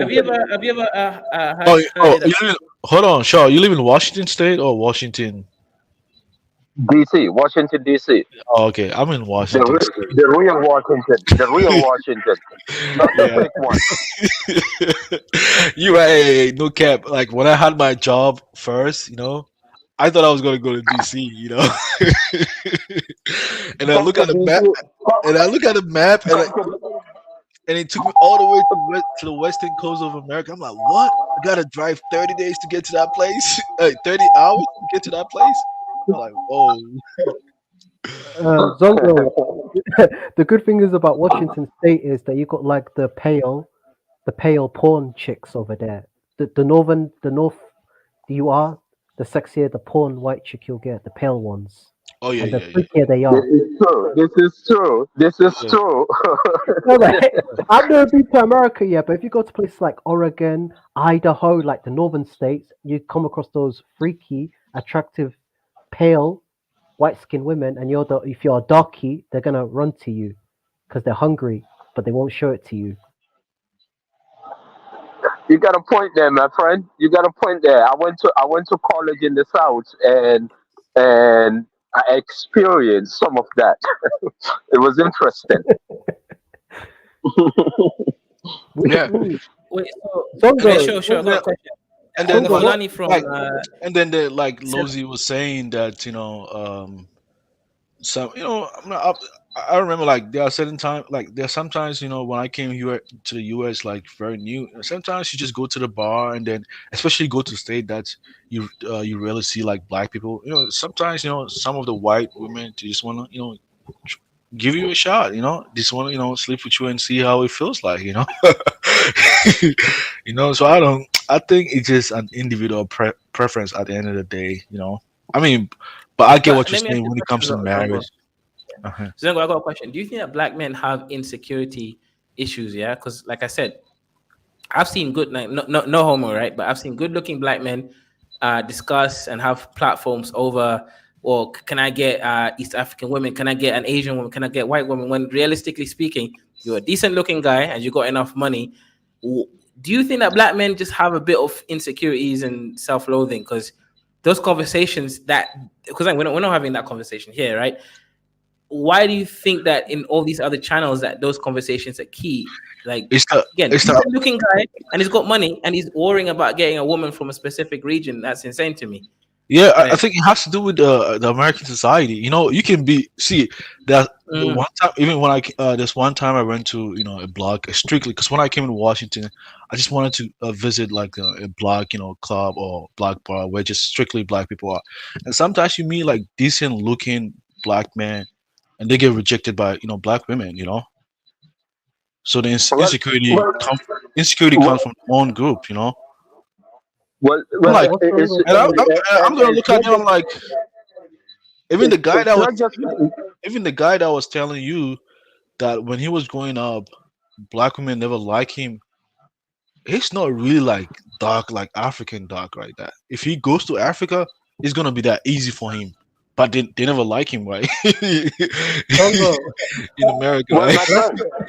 My friends, if you go back into the American history and the American leadership in in every part of American leadership, if it's sports to entertainment, to even the civil rights movement, you will see a lot of our black men end up marrying white women because it's this insecurity to be to feel to be part of acceptance.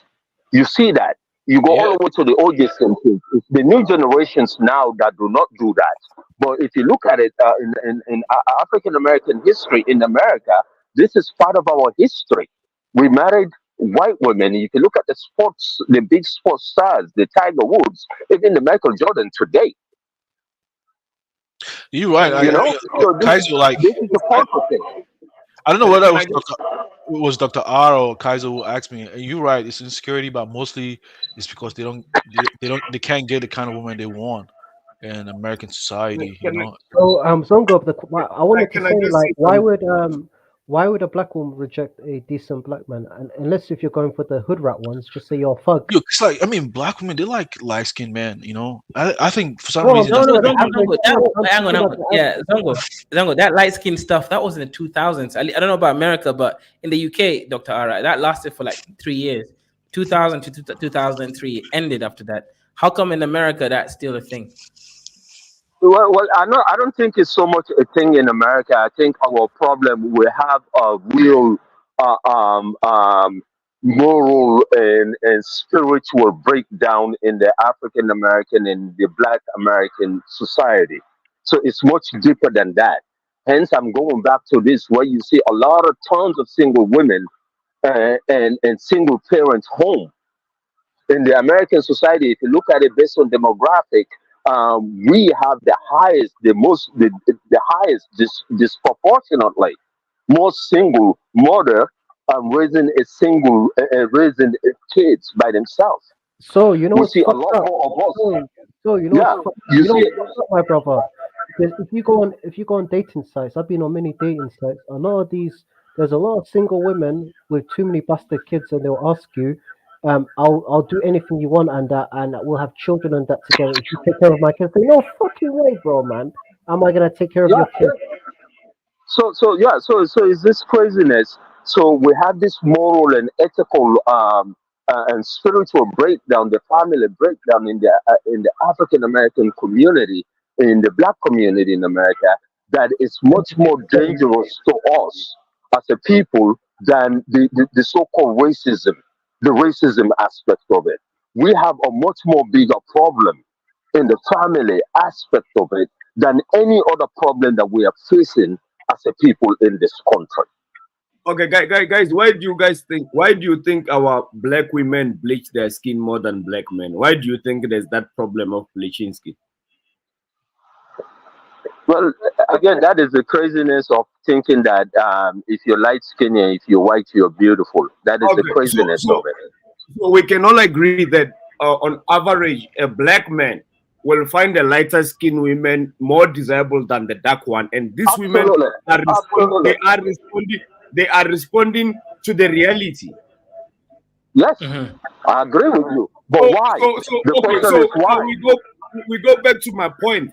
The black men, I don't know if we have to call it a problem, but it seems like we black people just find lighter skinned people more desirable. Like how So, women find Lo- tall men. Look, guys, let me make this point. Just like Go how ahead. women find tall And men more desirable. Why is that so difficult to get to that conclusion? yeah. So we'll come back to that, Lozy. Actually, I Yeah. have some context here. Yeah. But yeah, Lighter one. let's let hang on, Zongi. You don't even state this right. Let's let Jude have his entrance. Yeah, Jude, are you there? Hopefully you didn't kill anyone in your nursing duties. What's good, brother?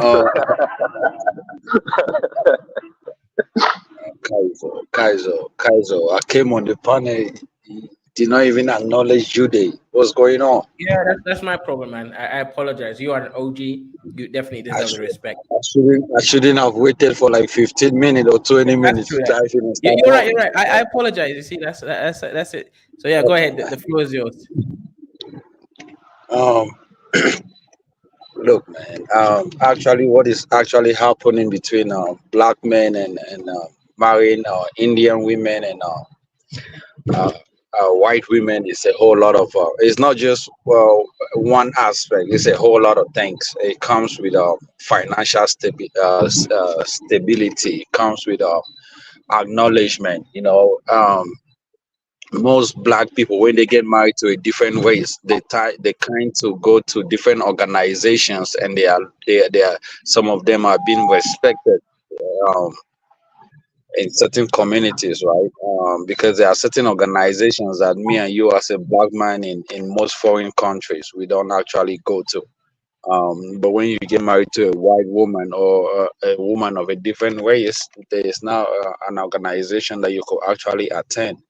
And another thing, in most countries, most people that most Africans that get married to other white women or Indian, they kind of have their children kind of have a little step up. When I talk of a little step up, especially when it comes to jobs, when it comes to a whole lot of getting recognition from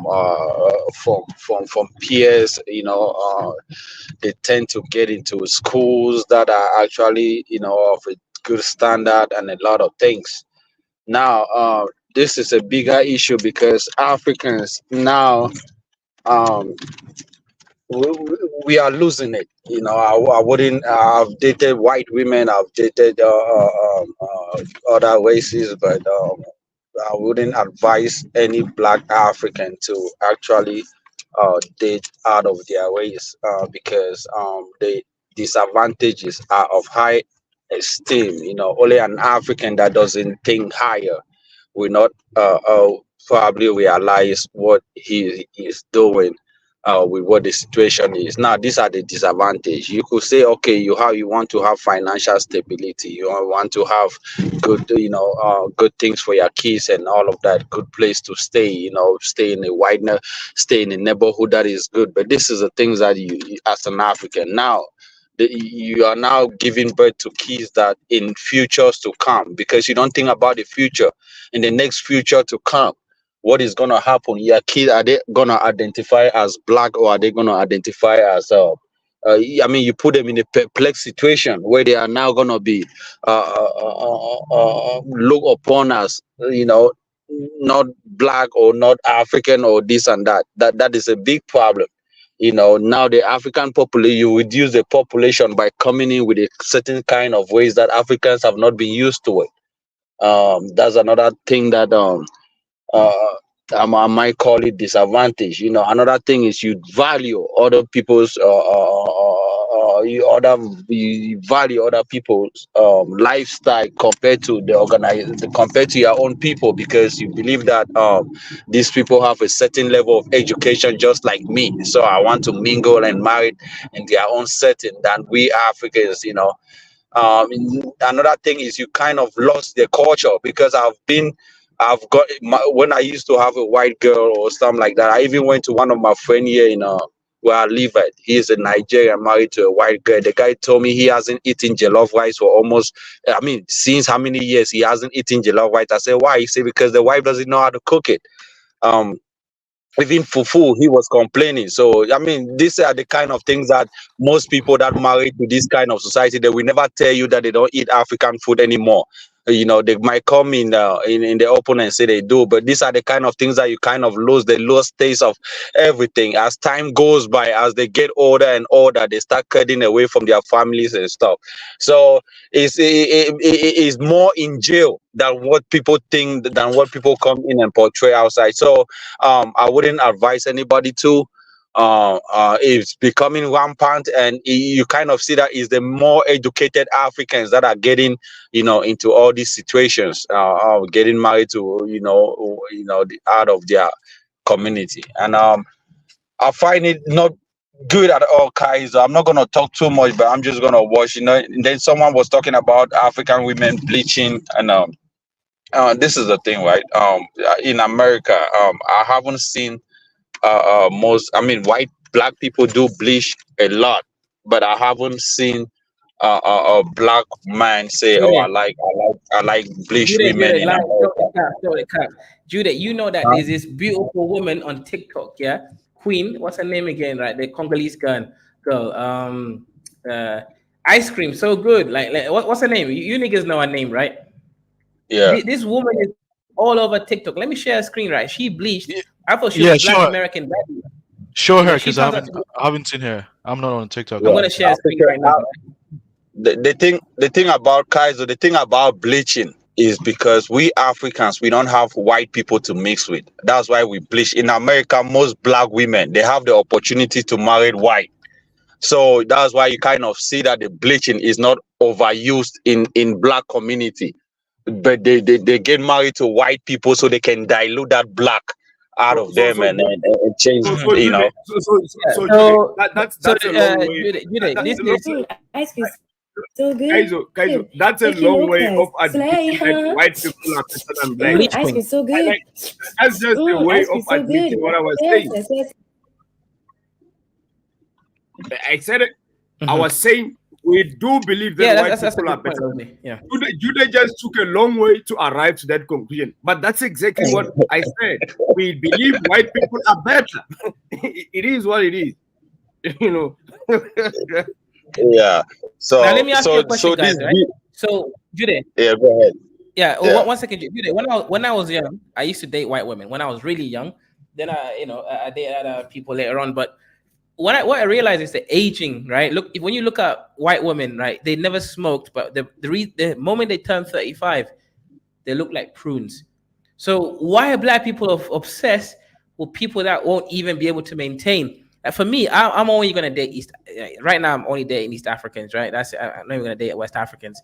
I have my reasons for that, right? Cultural differences, right? Kaiser, But a white woman in America at the age of 30, they are dilapidated. They are now they now look more ugly. I mean, to find a good white woman at the age of 18, 19, 20, I mean, all the way to 30, that's when their opium, their high level, their, that beauty is. But after certain ages, they degrade more than African or dark skinned women, because this is it's a whole lot of that's why I wouldn't advise any any African to get married to a white woman. I mean, I'm not saying you shouldn't, but if you want that financial stability, but Kaiser, do you know Uncle Rakas from Boondocks? He once went to do a DNA test, and the DNA results came back, and they said he was 101% not just black but African. He almost killed himself.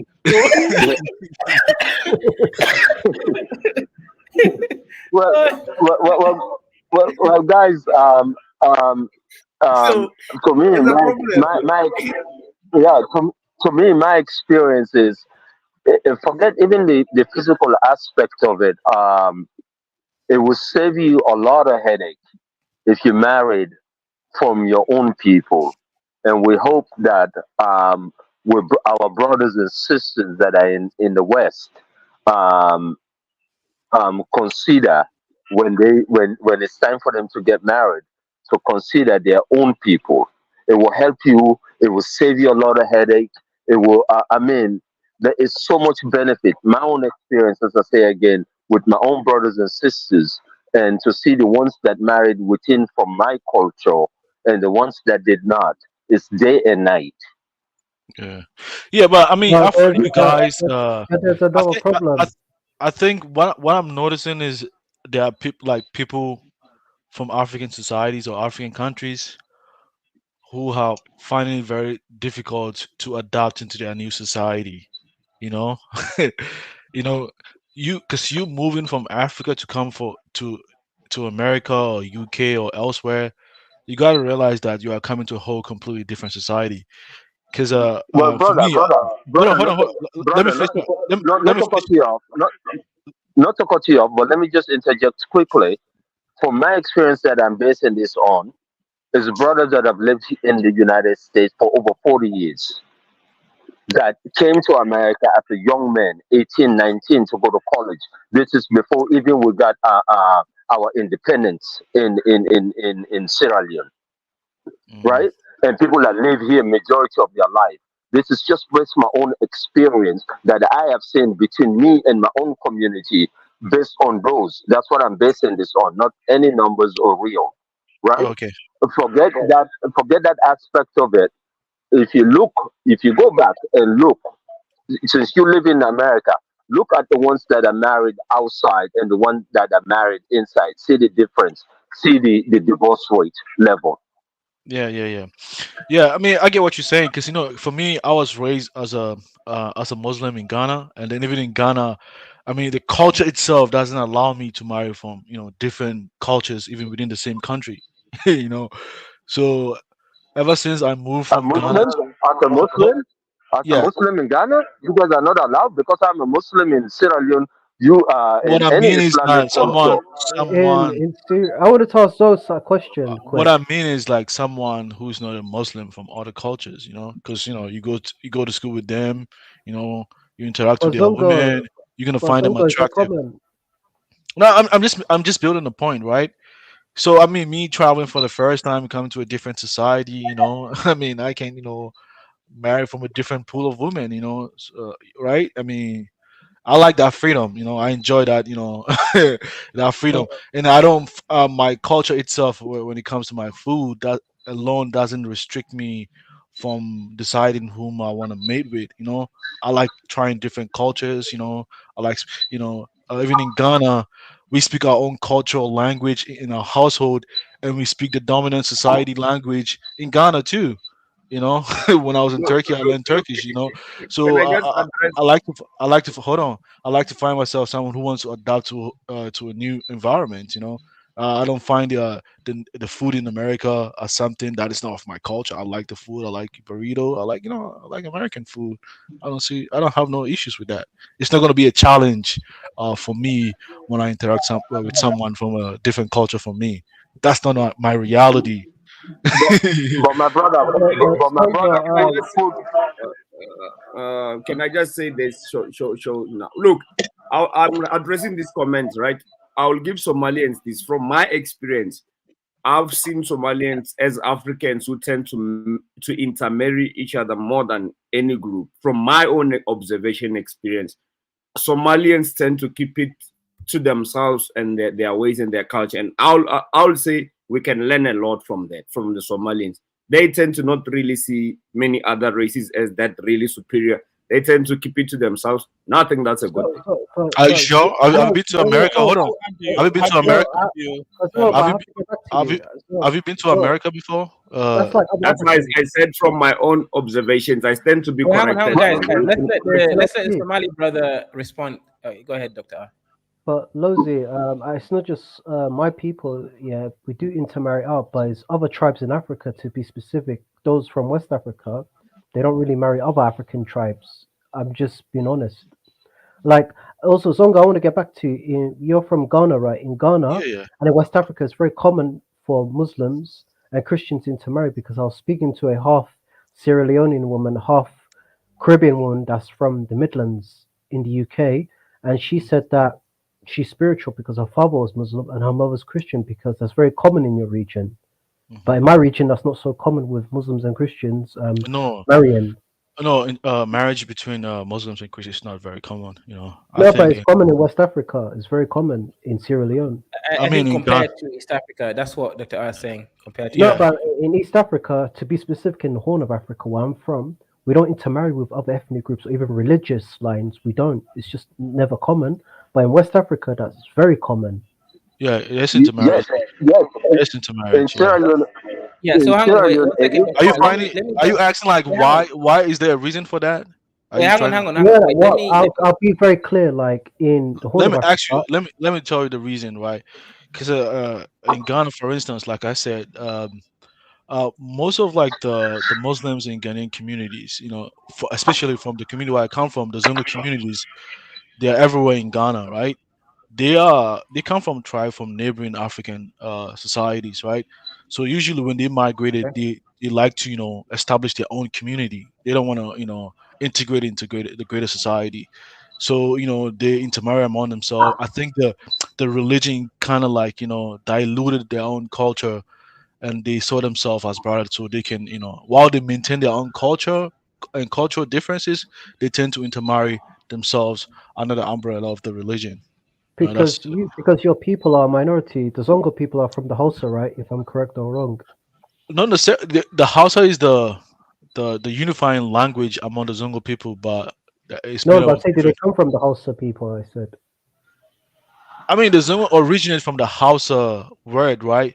But the people Mhm. residing in itself is not made up of just only Hausa people. It's made up of Yoruba people from Niger, the Hausa people from Niger, people from Mhm. northern Ghana, people from dominant tribe from Ghana who are Muslims, but mostly they come from tribe from neighboring societies like even Togo, Nigeria, Yoruba people. Yeah, yeah, But, Burkina but, the Faso. Yeah, But yeah. Zongo, what I'm trying to say, if you're a minority, Mhm. you're most likely to marry out. Let's say me as a Somali, let's say if I lived in South Carolina, where it's got the type of people I'm going to come across is African American, and I lived by myself in that state, I'm probably more likely to marry or date a woman from that community. Because, Exactly, right? Exactly. Yeah. but let's say if my people were, let's say 200,000 of them, I'm more likely to marry a woman from my own ethnicity if there was a community there.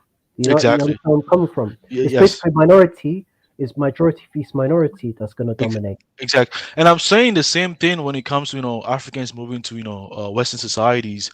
They are not the majority in those societies. So it's, you can't rely on your own group. Sometimes, you need to procreate, you need sex, you're going to marry out. If you don't find, the desirable mate from your own group, you're going to marry out, Mhm. and then like, I mean, even when I was in Cyprus, I met Somalis from, mainland Somalia. Even my mentor when I was in Cyprus, he was from Somaliland.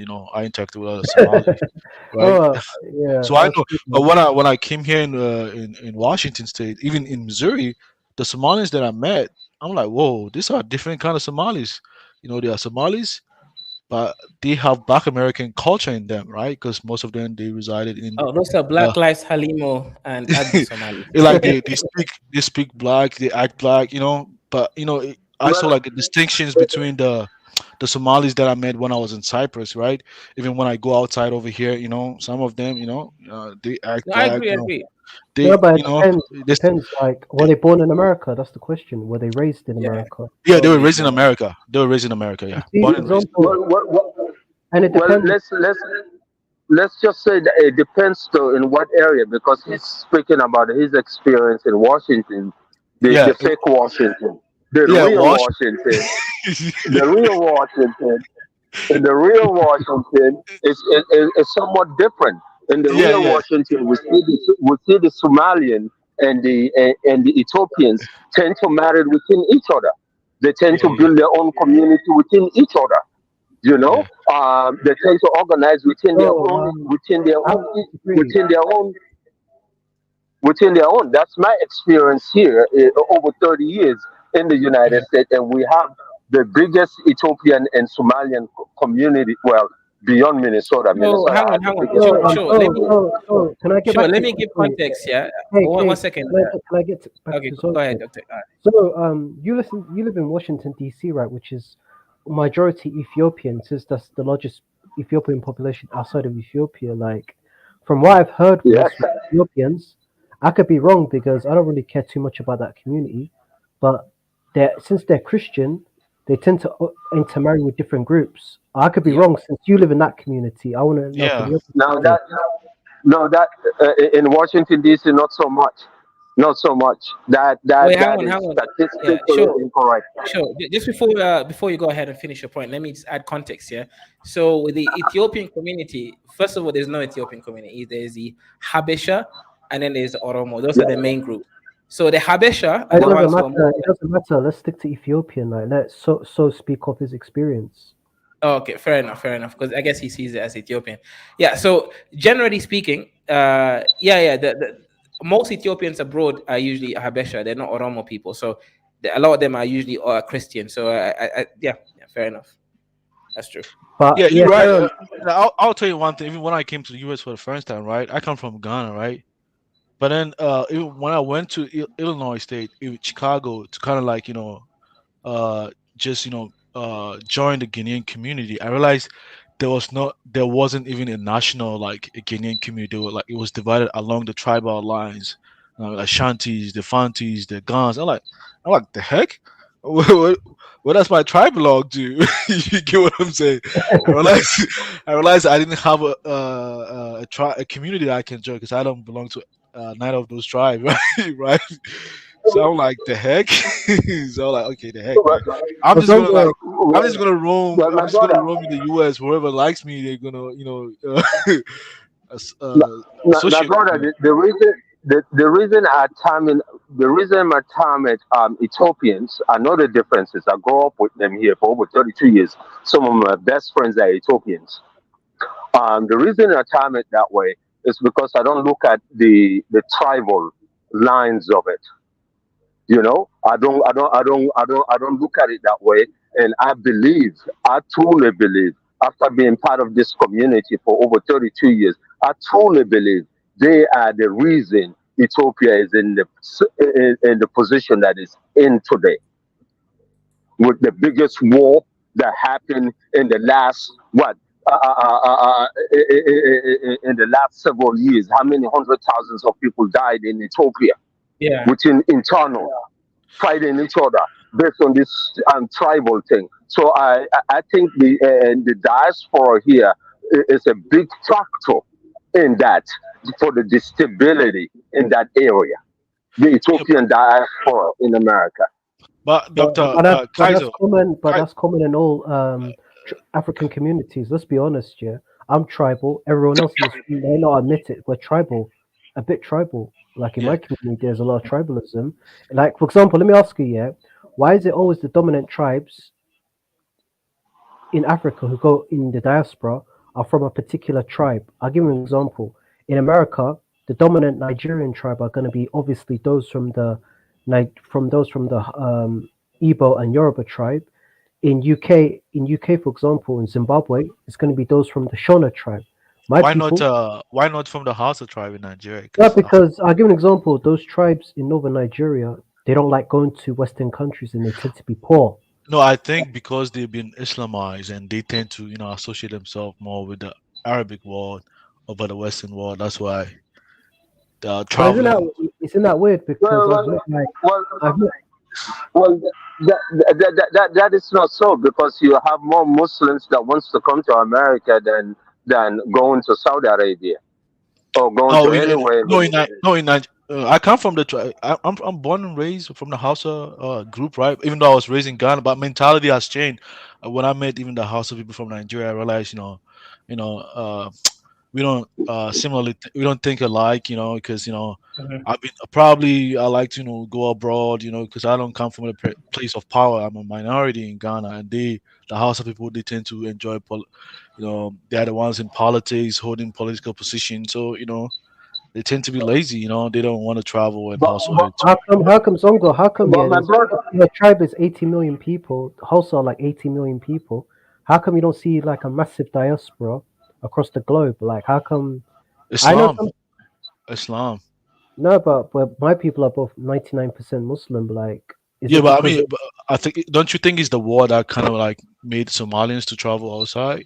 no, because my people did travel in the past. Like we have history of interacting with different foreign nations. If you go No, back to our but I'm talking about UK and America, because Somalians have a huge presence compared to other groups. Don't you think yeah, like yeah, American but one government gave them a leeway to come to America, like during because of the conflict that but occurred? there was, but before the conflict, there was already a Somali diaspora, but it wasn't so big. Yeah, but in America they have a much stronger. I think the Hausa people, they because they are too much Quranic, they don't want to uh have like Western education, No, but um I'm thinking, why is that the case with them, but it's not the case with my people, like or other Muslim groups? Like I understand if you want to learn the Quran, yeah, but yeah, but you the one who, because my mentor, he was disappointed in me that I came to the US to pursue my education and look for better opportunities, it's from Somaliland. He's like, damn man, you And want to join with the kuffar? That's what he said to me. I'm like, what? Man, I'm, I'm like, no freaking man. I don't want to stay in no freaking Turkey. I mean, I don't share the same ideology. I mean, I was a Muslim, but Yeah, I'm but like, Zumba, one thing I don't like about Muslims, right? Zoe would agree with me, right? Yeah, I was born and bred in the UK, and I've lived here my whole life here, and I'm 32 years old. Yeah, one thing I'm gonna say is, what do you think of those Muslims who come to places like UK, France, and Canada, and they want basically things like their country to be like, conservative and religious and that whatnot, yeah. But they're not living a religious conservative lifestyle. Basically, they're making decisions for their countries abroad, but people in their country tend to be conservative or liberal, where they come from religionally originally, but they want to impose their BS onto them.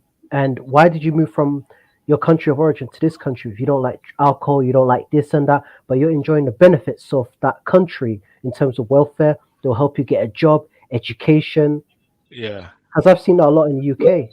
yeah. Because I well, mean, my brother, Yeah, the but mental. my brother, I mean, as a Muslim, I'll tell you right now, Muslims that are born in this country or that were raised here who've got that mentality are a bunch of hypocrites. I don't care. I'll say this again. yes, They're a bunch of hypocrites. 100%, 100%, 100%. You are Even my own absolutely people, right in even my that, own my people brother. jumping. I've even mentioned it on Somali forums like this, and I got banned because I'm speaking the truth. They're a bunch of hypocrites.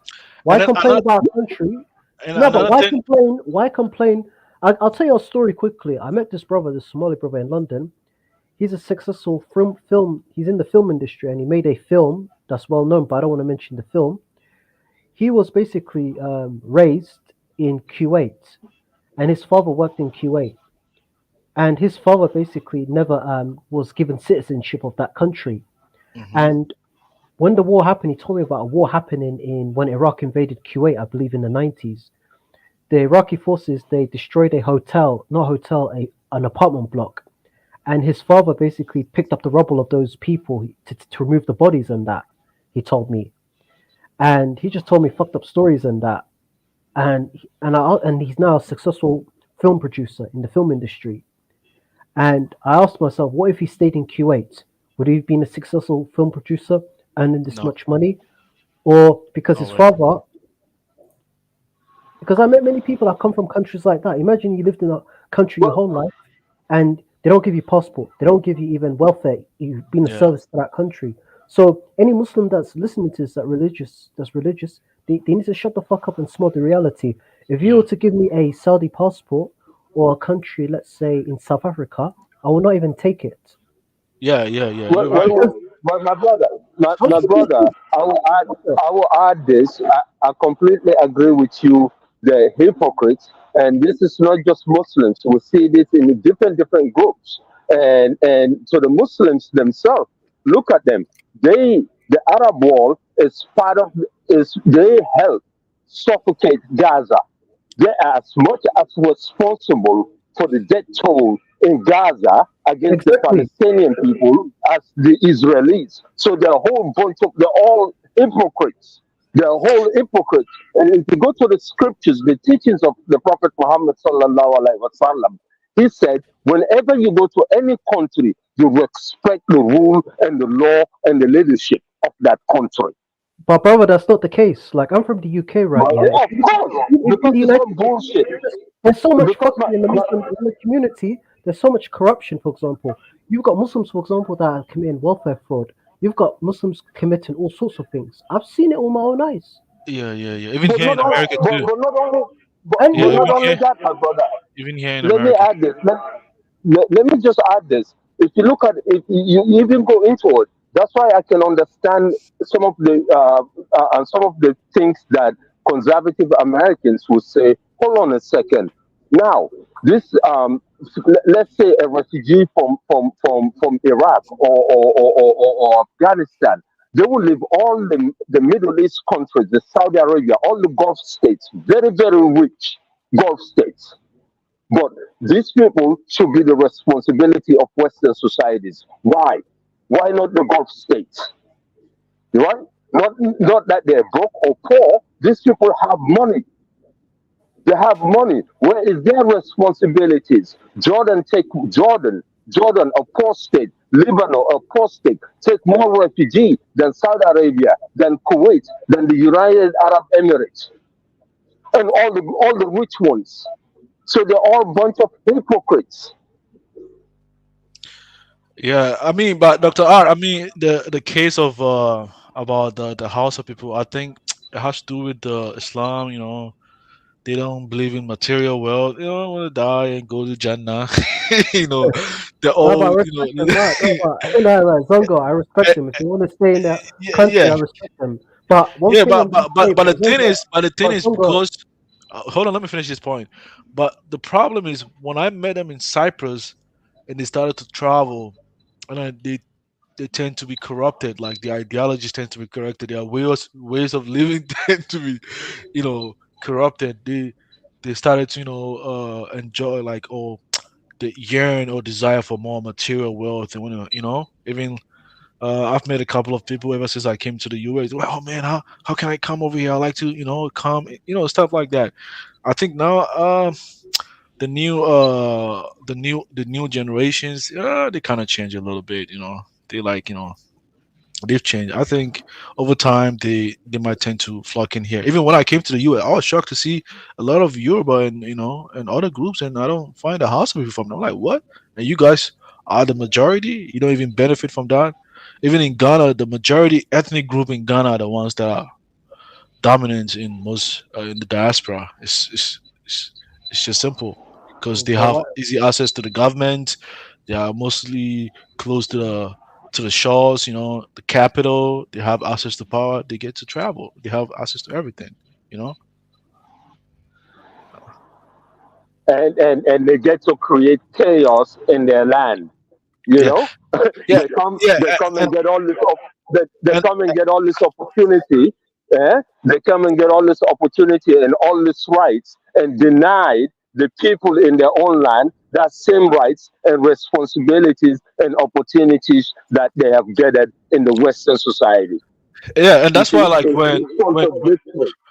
yeah, and that's why like when some of you is you gotta like go and marry someone. I'm like, what? I mean, Ghana, what? Like, are you No, serious? no, no, no. I'm a minority. I'm But, minority even in Ghana or here. I don't give a damn about that. but, but, Because in but, Ghana, but, like in the Ghana, culture part about the marriage, the culture part about the marriage thing, though, my brother, the the headache and the things that it will save you. It's not just about food. It's not just that. It's sometimes it's just knowing your ways that a different group sets of people will not know. The way you will act or react. There's that culture tension yeah, that I agree other with what you. people will not understand. Yeah, I agree with what you're saying. But for me, I have this whole concept that hey, man, if I never had nothing and you were with me through thick and thin, I don't give a damn where you come from. If you were with me This through is thick and true. thin, man, I'm with you, regardless where you come from, That's true. right? You know, That's true. I'm not gonna go to Ghana because Correct. when I go to Ghana to find someone from my own group to marry, I like, oh, I'm from the U.S. Okay, money. He has money. Maybe if you marry him, you can get to bring your brother. So the poverty mindset is not going to even make your own marriage to thrive in African society too. That's the angle that you're not even looking at too. Zongo, Well, the women in America, they're good looking, but they only can be used for sexual purposes. They're not really wife material. Women in the UK, America, Canada, in France, in New Zealand, they're not really wife material. I agree with what you're saying. I completely agree with that too. You're absolutely right. You know, I've seen the other day. I wanted to ask you this year. I seen a video the other day in a video of Florida, and they showed this. I forgot the name of the city in Florida, but women. They showed the nighttime of Florida. The women were just walking around half naked. And I said, "Am I? Is this Sodom and Gomorrah?" I'm thinking, what? Women at nighttime walking half naked, completely. Oh, really? Yeah. Yeah. Well. I mean, America is not that easy. The way you kind of make it, it's that easy for a woman to get you in jail. It's that easy. If I'm gonna be honest with you, it's that easy. She can call the cops on you, and it's over. Like if she accuse you of something, It's not like the way you see it in the movies or the videos. Like, yeah, even I've been in a situation whereby I met a lady. You know, we went outside. You know, she was kind of drunk, and she woke up in the morning. She was like, "Damn, like, oh, what did I do?" I'm like, "What?"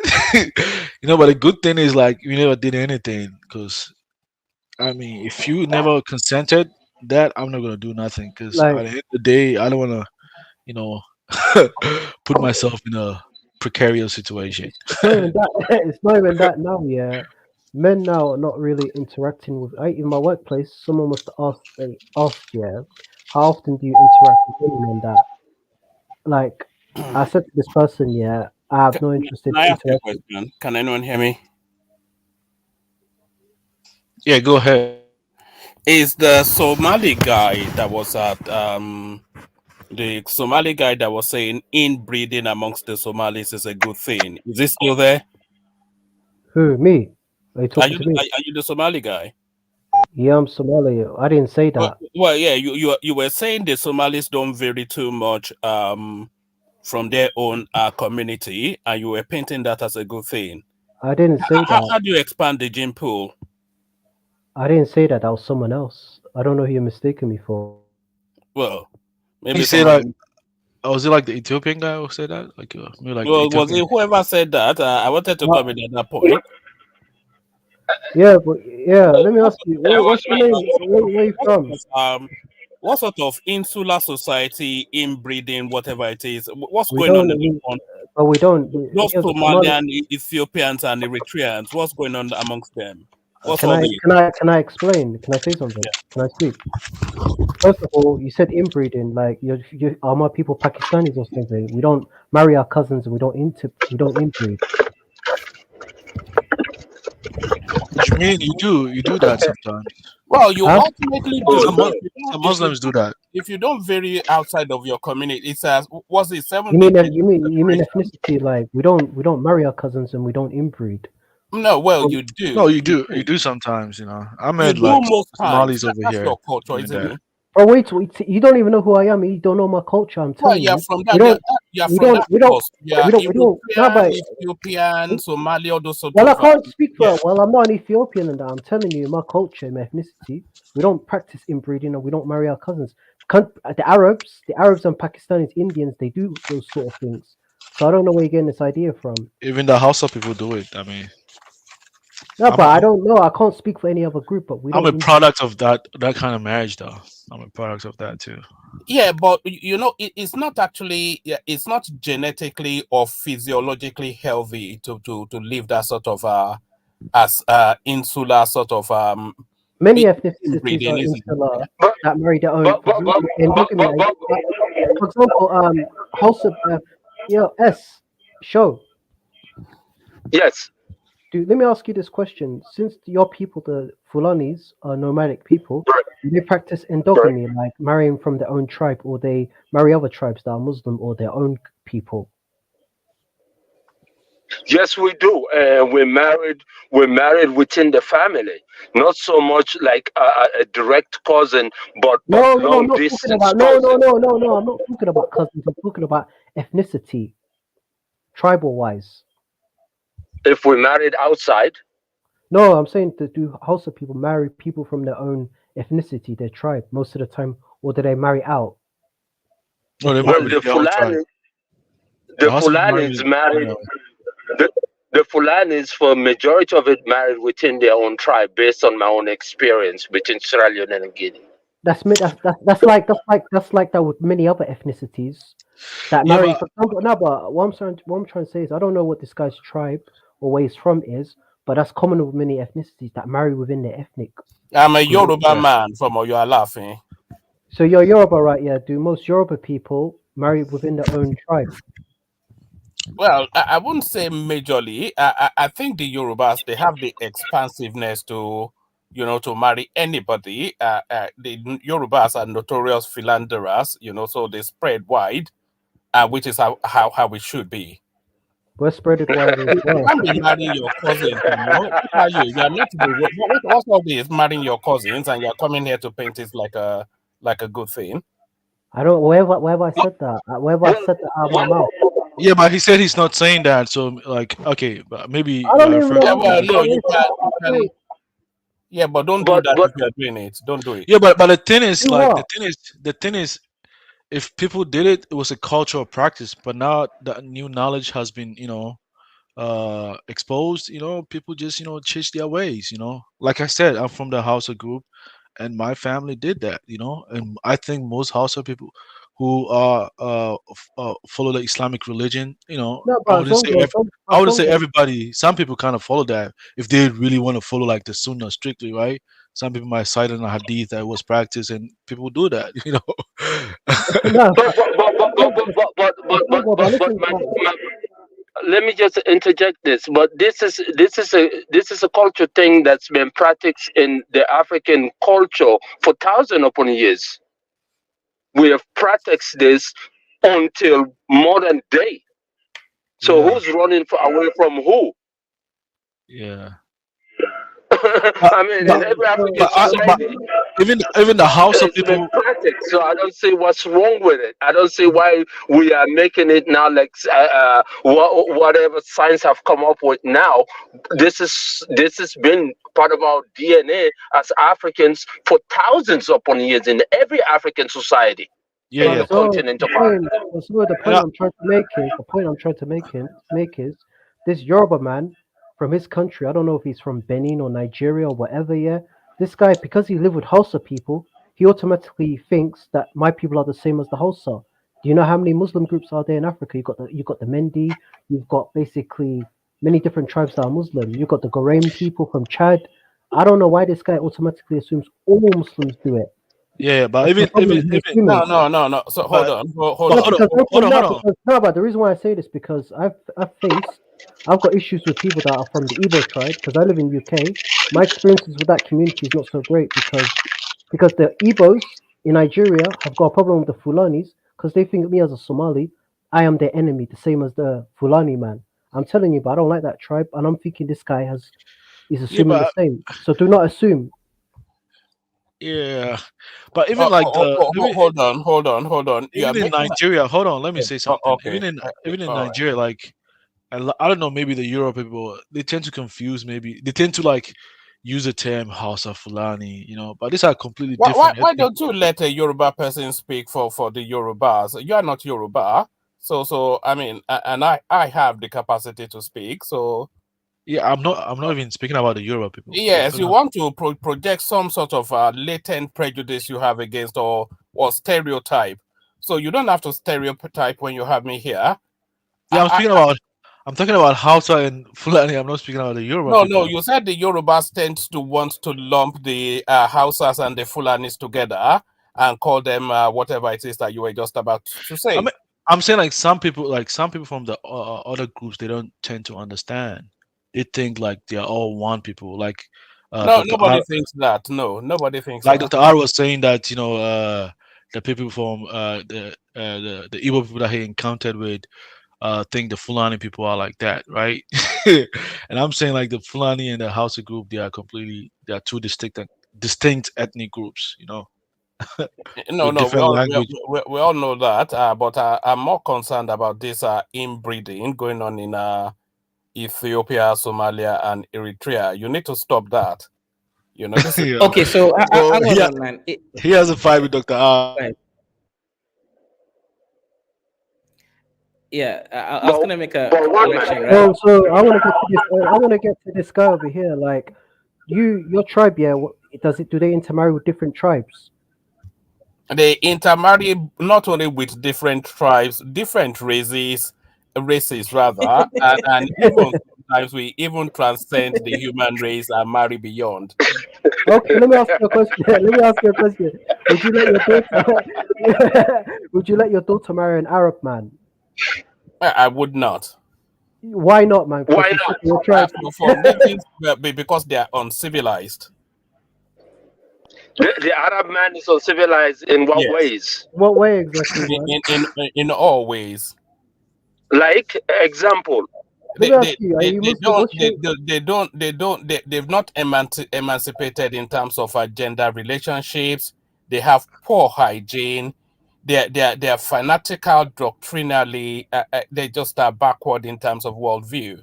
I thought you You know, said like and the and Europe who want and, to expand and their by influence. virtue of religion and culture, they subordinate women, which is not something that sits with But you know. well, my friend, one man, I have a problem with the Arabs for a different reason, based on the way they treat our people, black people. Um, Hence, I will agree that they're uncivilized.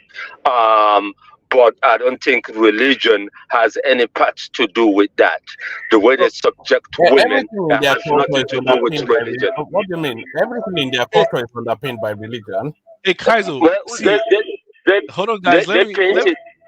Let me tell Kaiser one story, right? So when I was in Cyprus, I met this, beautiful Kenyan girl. She was from Mombasa, probably one of the mixed ones. She met, I think this Egyptian. I was in an African association, one of my, Egyptian guy. He showed interest in the, Mombasa lady. He liked her, man. He told his parent that he wanted to get married to her. Even his mom didn't want to. He wanted him to marry her. Like, oh, why would he marry outside of the race? She didn't like it. He had to convince her. And then when he told the lady, eventually, the lady from Mombasa had to ask her dad if he would agree to that. He was like, no freaking way. No way. No way. Am I gonna give my daughter from Mombasa to an Arabic guy? No freaking way. That's not happening. I was like, whoa. Why? Yeah, so Zongo, let me give the context. So in Kenya, the Arab community in Kenya got Africanized, so they actually feel that they're Kenyan. So generally speaking, like for example, Swahili girls, man, some of them look good. I'm not gonna lie, but generally speaking, they got Africanized, so they're not really into the whole Arab culture. They don't even speak Arabic for the most part. They just speak Kiswahili. In fact, Kiswahili is their language. That's why they're called Swahili. You're right. That's the language they spoke when I met them. But for some reason, he didn't wanted her daughter to get married to someone from Egypt and then stay in Egypt. No, he just didn't like it. He kind of felt like those Arabic men might probably mistreat his daughter for some reason. I don't know. Maybe use her as slave. It just didn't sit well with him. The man never agreed to that. Because that's what really happened. I'm like, wow. So a lot of people kind of like, feel they have this, feeling towards this Arabic people. Can we get to the point? Like Mr. Yoruba man, basically he's pro mixed tribes. He's for it. Mm-hmm. Yeah, one man. No, I am for mixed. I am for mixed tribes, so long as the male is a Yoruba. I'm not for. I'm not for the mixing of female Yoruba. I'm not for the mixing of female Yoruba women with any other tribe. You want to dominate other females from other tribe, but not yours. So that's basically. So you're not letting your daughters marry non-Yoruba men. But you want to marry other people's daughters. I like that role. I like that role. That's a funny role. Yeah, well, I mean, Dr. R. But he can say that, but when we travel, we see Yoruba women, they like white daddies, we see them over here in the US, everywhere. They like something exotic, that's understandable. Zongo, I think Yoruba women in UK will date out their ethnicity out of any man. Of course, I mean, yeah. And they wouldn't mind marrying a Hausa Fulani guy. Funnily enough, Yoruba women actually marry Hausa Fulani men, but it's very rare that you will see a Yoruba woman married to like a Caucasian or or never an Arab ever really. Maybe my brother, are you sure about that? Because they will. If they had a chance, they will. I am Yoruba. They would do that in a heartbeat. They would do what in a heartbeat? Marrying, the white daddy in a heartbeat. Why would they do that? Come on, it's no. Man, I've come in No, contact no. with The culture recoils against it. It's not, it's not. It doesn't sit with the culture. It's not what we do. Let's be honest. Like in southern Nigeria, a woman is most likely probably to marry outside of her tribe than a northern Nigerian woman. Absolutely. Well, that is true. That is true. No, but let me ask you in general. Yeah, why is it that coastal? But if you're saying southern Nigeria, then it's not you are just taking. Nigeria. No, what I'm saying to you is in West Africa, the coastal areas of the coastal countries, from Nigeria up to like what Sierra Leone, the coastal regions in the south, those tribes will tend to marry foreigners. But if you go to the northern parts of those countries in West Africa, the Muslim part and the Sahel, they will tend to marry from their own tribe.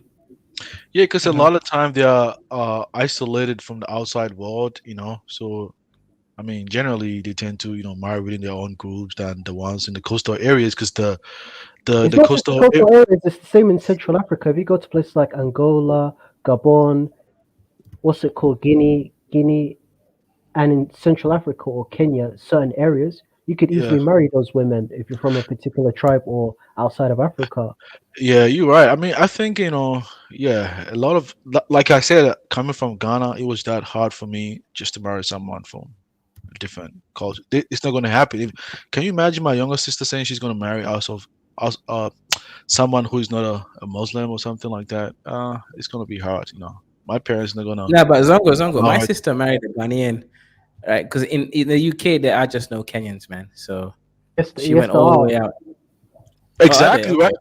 So, and that's why, like, for me, when it comes to this cultural practices and norms that we kind of abide to or follow, it has a lot to do with geographical location. If you find yourself in a location whereby it's gonna be hard to find your own group, you tend to marry outside, because as a man, you need sex, you want to procreate, Zongo, if you live in an isolated area, where I mentioned earlier, if I lived in South Carolina and that, and there's no people from your tribal community, then you can marry out. But what I'm trying to say, if you live in a dominant community where your people at, don't you want your people to preserve themselves, as Mr. Yoruba man wants his people to be preserved? Yeah, of course. You want to preserve. Yeah, I agree. I agree. So if we mix up the tribes, if we mix every single tribe I can think of in Africa, we're finished as a people. Yeah, but for me, I tend to think a little different because I'm not in the place of authority when it comes, like I've been a minority for a long time. Like I'm not gonna, I understand, brother, where you're coming from. I'm not gonna like let my tribe restrict me from accessing the economic ladder. I'm like, if I'm finding opportunity over here, I'm taking that chance real quick. I'm not gonna double down. Like, oh yeah, I want to stick to if I wanted to stick to my own group, I probably wouldn't be coming to the US. I'll probably stay, just marry someone from Ghana. I knew the challenges that I could face coming to a different, society that is not, that is completely un-Islamic and come from I would meet my people from my own group. I knew the challenge. I was aware of that, and I took the risk. So, okay. I'll just take it. Okay, makes sense. So, one man, I have a question for you. So obviously you would not let your niece or female related offspring marry an Arab man. Would you let them marry a Kenyan? I would, but I don't see how that would happen, because why would they? I mean, why would they?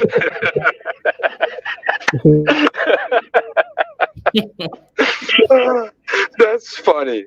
But I don't actually object to. I don't object. So I'm only trolling, by the way, a little bit. But apart from the Arab comment, I wouldn't let anybody marry an Arab. It's just like they're just too uncivilized.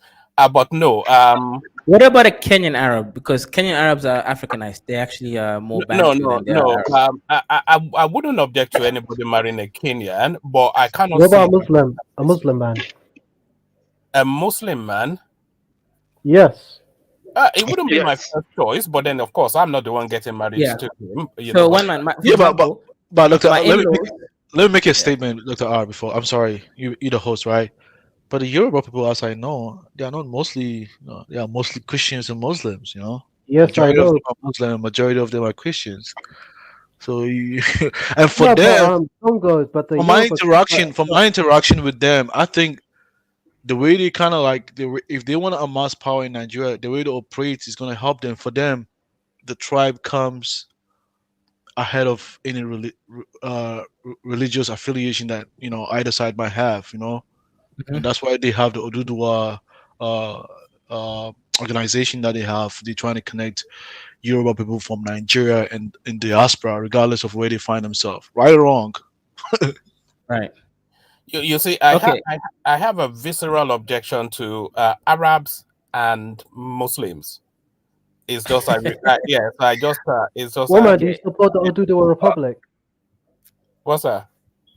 Support like Nigeria being separate, like the Yorubas their way, the Hausa way their way. You seem like one of those people say, yes, we need to have our own land. Get rid of the people who are not us. No, everybody wants their own land, including you, I'm sure. But Yes, of course, of course. But what do you think of one man? I want to ask you, one man. I want to ask one man a question, quick. One man, what do you think of like Yoruba Muslims having an affinity to Hausa and Fulani Muslims that look at them as less, that look at them as useless idiots? Yeah, no, that's the problem, isn't it? Because the Northerners don't actually consider the Southerners real Muslims. The reason why I asked you, sorry to ask you, the reason why I asked that question, because me as a Somali Muslim, I think the same way with Ethiopian Muslims. Yeah, I know there's a hierarchy, isn't there? It's like because with Ethiopian, I'll be specific with the Muslims the Ethiopian Muslims. I'm referring to the ones that are Amharic and Tigray, who are predominantly Christian, but they got a Muslim population. I look at them as the enemy because they're gonna side with their own people. I'm gonna look at them as less because my people have been at war with that tribe for 600 years. Mm-hmm. I don't like that tribe, nor do I trust them, including the ones that are Muslim. So I guess what he's asking the ones that are Muslims from that tribe, I look at them as useless idiots. Yeah, so he's asking basically, can you trust the Yorubas who align with the Fulani Hausa Muslims because they're not going to be on the whole Yoruba spirituality? What's your thoughts on that? Because they're useless idiots. How the Turkish Muslims look at the European white Muslims as useless idiots because they were conquered by them. If you look into history. Yeah, but I have a commentary there for Dr. R and also One Man and the rest of the panel. So for my in-laws, they are Muslims, but they've accepted the fact that I'm not a Muslim, right? And initially, I tried to wear kanzu and all that shit, but they saw through, right? So they know I'm not a Muslim and they're okay with it. But I think the main reason why is a tribal affiliation. I'm still, part of their tribe. So I think that's why they just sort of let it go. Because, can you let one man speak? I want to hear his opinion on what I said. Yeah, go ahead, One Man. Oh, all right, sorry. What was the question? What I just said now about what I just told you, basically how certain Muslim ethnic groups are seen as useless idiots. I've brought up your ethnicity, the Yoruba Muslims, who are seen as less by the northern Hausa Muslims. They see them as useless idiots. Me as a Somali Muslim, I look at Ethiopian Muslims as useless idiots. I don't consider them to be my brothers and sisters, especially those from the two tribes I mentioned, the Tigray and Amharic tribe, since they're majority Christian and we've been at war with that tribe for 600 years now. And I consider them, those that are Muslim, I don't consider them my brothers, but I do consider them as useless idiots. Well, yes. It's a manor house narrative, isn't it? Really, So in those plantation days, the lighter your skin is. Why are you connecting that to plantation? No, that's really what's going on. It's a manor house narrative. In those plantation days, the lighter your skin is, the closer you are to the manor house. And that is really the narrative of Islam as well. So the closer they are to the center of the religion, the more puritanical, the more authentic, the more piety they feel they have.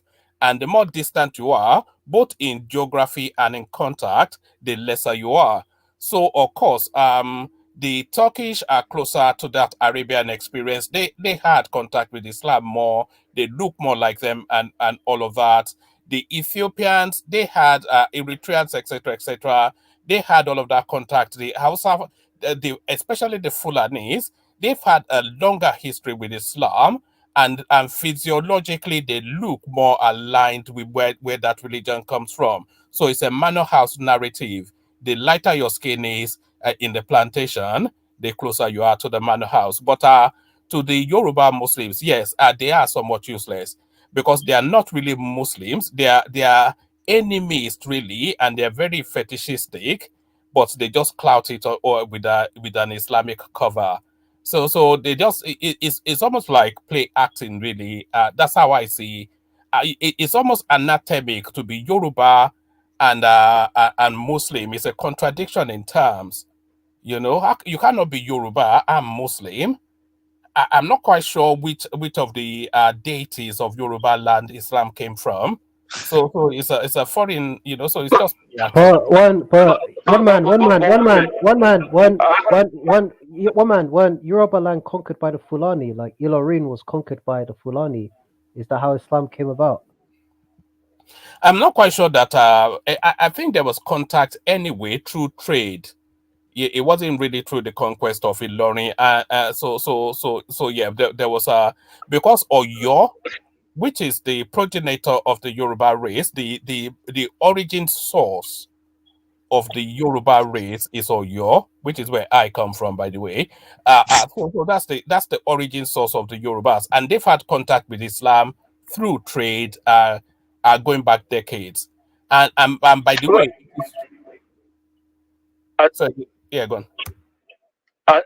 As a Fulani and a Muslim, because I don't think that can be contradictory. You can be a Fula and a Muslim. And if we want to go back about this Muslim subject, actually, Islam, the inception of Islam, the beginning of Islam, the first place where Islam was practiced freely was in Africa, Ethiopia.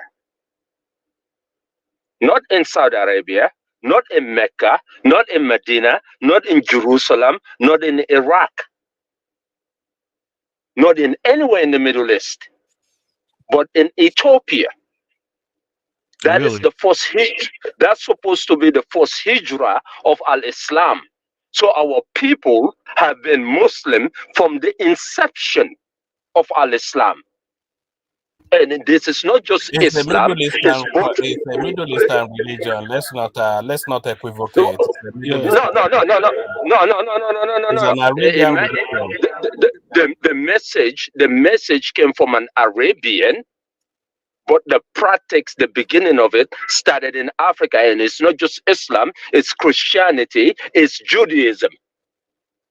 The whole story of Moses. The whole story of Moses is in Africa.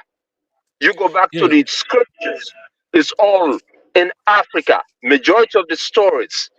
So we're not new to this. We are not new to this. Yeah, the whole is. I'm a bit surprised. Hold on, let me say something first. You know, in response to your question, I think a lot of the problems that people from Muslim majority tend to have with certain minority groups, it's kind of silly to have like that kind of mentality. For me, coming from a minority, as a Muslim from a minority country, I don't tend to think that way. You know, like I said, like the community where I come from, we are a mixture of different tribes. You know, I've always the Hausa person in Ghana sees the Yoruba person as someone who's his brother in the same religion. We never view ourselves as different. The first time that I started to see the animosity from the Hausa person to a Yoruba man was when I traveled and meet actually the Nigerians. I'm like, whoa, I've never even seen that before. For me, that was really shocking to me. We never consider someone from a different tribe as not a real Muslim, and I'm the real Muslim. It's something that really comes from someone who really enjoys the benefit from a Muslim majority society. In Nigeria, a Hausa Fulani man would never worship in a mosque that is being led by Yoruba. they could never let a Yoruba person lead them in prayer ever. I've never known that to happen. Yeah, that's Yeah, that's a lie. That if you're not a Muslim, That's that's a wrong. lie. No, That's a but lie. That's wrong. no, but That's wrong. That's not Muslim. That's not Al Islam. No, but Because he's the not. best person, He's not the telling the best, truth. the It's a best, lie. yeah. It's a But lie. the He's best telling a person, it's lie. a lie. Yeah. What are you talking about? If you don't know, say you don't know. Don't say it's a lie yeah, now. This ask yeah. anybody. Go Are you find a out. Muslim? Are you a Muslim yourself? I'm a Nigerian. I'm a Yoruba Okay. man. I come So from yeah, it doesn't really matter. I'm talking So about. you can come from Nigeria, but I'm a Hausa guy, and I understand maybe the dynamics of a Hausa society better than you do. Although you can be from Nigeria, because we one man, listen. where do you live? Do you live outside or in Nigeria? I live in Oyo Alaafin. Yeah. But I mean, even though I was in Ghana, but we tend to receive news from northern Nigeria, and we understand them better because we speak the same language. Our culture are the same. We eat the same food, but geographically, we don't stay from the same region. You get what I'm saying? So you can be from the same country, but you might be different from the person from Listen, Zondo. What I'm talking about what happens in Yoruba land, and I'm telling you that in Yoruba land, a northerner, because we have a lot of Hausa Fulanis in Yoruba land, of course, a Hausa Fulani person would never ever go to a mosque that is being that the imam, that the prayers are being led by a Yoruba person. They and never I'm ever saying do that. and I'm saying that's why Shaw say it's wrong because if No, an house he can say it's unacceptable, but he hold cannot on, say it's wrong yeah, but they because I'm don't do telling that. you what is factually the Yeah, case. but they don't really do No, that no, based on no, that. no, Mr. Hold on, Shaw. Yeah, Let me say something. Let me say something first. If a person might choose not to pray under a particular imam, it's either they believe that that Yoruba person is doing shirk, it's like intertwining other religions with Islam, and they're not going to follow you that way, you know. But you are not mentioning that. You just limiting that to because of his tribal uh, or his ethnic group. Well, it is widely known anyway, so you don't take my word for it. Speak to Yeah. another If Nigerian. you no, yeah, but if you practice shirk, regardless of where you come from, nobody's gonna follow you. I mean, and I'm sure Dr. R or Shaw is gonna agree with what I'm saying. If you understand Islam, right? No, I'm talking about a proper Sunni because the 90%, 99% of Nigerian Muslims are Sunnis of that Wahhabi Do strand. you know what shirk means? Do you know what shirk means? Why would I know? I don't. I'm So not even a talking. Sunni Muslim is not gonna follow. Sunni Muslim is not going. It's not gonna follow Azazaki from that region. You know Azazaki, the one who No, was but arrested. but he's Shiite. Al Yeah, Zakzaki is Shiite, and I yeah. just told you now that But I'm Nigerians are saying Sunni. a Sunni man who is practicing the religion properly, right? Yeah. If he noticed that you come from a if you're either Hausa or a Yoruba man that kind of practices African spirituality, he's not gonna follow you in prayers. But And Zongo, the reason why I was no, but hold on first, hold on, You hold on, don't follow for hold on, hold on, reasons of hold on. ethnicity, not The not reason for. why yeah, the reason why I was saying that is when I was in Cyprus, I rolled with a lot of them. Even one of our best imam, he wasn't a Yoruba guy. He was very eloquent when it comes to recitation of the Quran. Even in Turkey, the mosques they allow you to call the azan. He was a Yoruba guy. We follow him all the time. The Hausa people were following him because he was practicing correct Sunni Islam. So I don't know where you're Mr. really coming from. Mr. One Man, I wasn't saying you are wrong. What I was saying is, what I was trying to say is that should be unacceptable. It should not based on ethnicity. It's the best qualified. The Islamic law. It's the best qualified. The most pious lead you on prayer. That's it. It's not based on what your tribe is or what your monetary status is. It has nothing to do with that. It's based on who is the most pious lead you on prayer. Yeah, That's and what I sure. meant to say. Yeah, Zongo, and sure, I agree with what you're saying, and that's what a lot of them do actually. I think but because Zongo, but that's a fact. The Yoruba Muslims, they do practice shirk. That's a fact. And I'm saying that's why they What do you don't mean follow that's them, a not because fact? they are Yoruba. Hold It's on, because hold they on. practice shirk, right? Hold on. This guy, you've done it quite a few times now. You just roll out your subjective view, and then say just assertively that that's a fact. On what authority are you able to say something is a fact about the Yorubas? But your You don't people are do known that. for You magic, don't sihr, know. sihr, black magic. You say I suspect. Don't say that's a fact. No, What but your people I've studied. Listen, I've studied your people. Your people are studied my Haitian people. people? No, but Are you you know an Haitian. anthropologist? Are No, we no, zoo no. But creatures? can I finish? Haitian What's going on people, here? Haitian people, along with certain Muslims in Africa, they practice magic. They practice magic. I'll give an example. You know, in the Muslim countries in West Africa and in my country, there are people who are imams that practice shirk, witchcraft. They do it along the side. If you know about it, it's very common in Africa, in the regions I mentioned to you. Yeah, Oh God, I this wouldn't guy, even follow. man. I wouldn't even This is the follow you problem with thread. all of these Ethiopian Eritrean types. You know, No, no, it's no. an But that's a identity. fact. No, no, but that's a fact. You do know that, right? You got No, one pastors man. It's not a and fact. sheikhs, I'm not going imam. to roll No, out. but you do know. Just You do roll know out that, right? You used to random. live there. No, but do you know that? What do you mean? I know that. I'm telling you that is not the case. But in Africa, You're you've just got a lot of sheikhs, a lot of pastors in certain countries in Africa, and I've seen it in the UK. They practice magic behind closed doors. you're saying it, and they've taken you to the magic room and showed you abracadabra. Hold on. Okay. Let me put it this way, Doctor Aaron. Hold on. Yeah, This Doctor, guy, I think when you say magic, that's far more extreme. I think like sure, like the closest explanation is say I think it's voodoo. Yeah. associating partners with Allah, which is practicing voodoo, your African spirituality, right? If you practice that, and I'm House of not talking Man, about voodoo jinn. You know the jinns and stuff. yeah, the jinns and stuff, right? It's That's what just a not voodoo this. means, man. Hold on, Zondo. You see, this is where the problem is right here.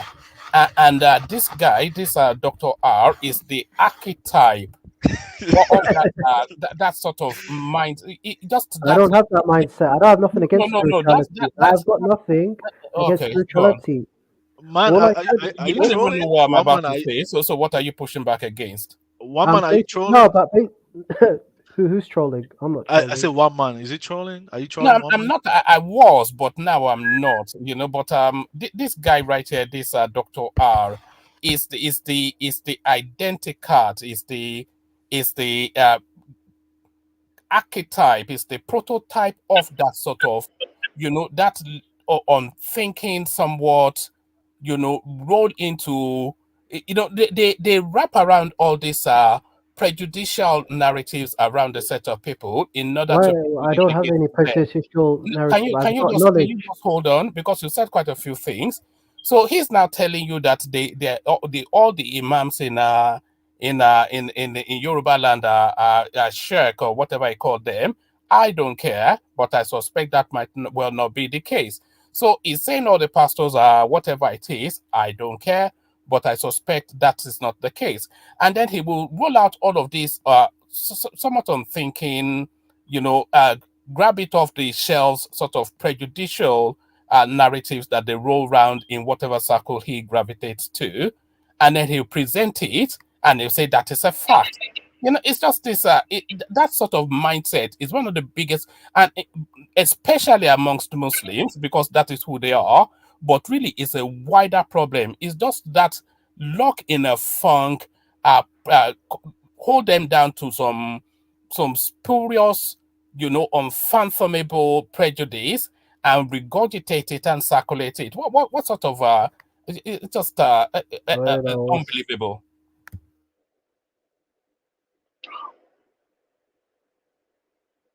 Yeah, I mean, I see the Hausa people who are Sunni or who are very like Wahhabis in their thinking. They just don't do that to just only the Yoruba people who they believe are practicing shirk. Even the indigenous Hausa people themselves, they practice animism in northern Nigeria. Do you know that, right? They call them the Maguzawa. They are the indigenous Hausa people before Islam came to them. spirit position they practiced, right?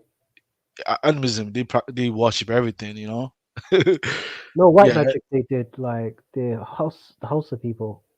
The indigenous one, like the ones like the original Hausa people before the Islam came to them. So which one is white magic as opposed to black magic?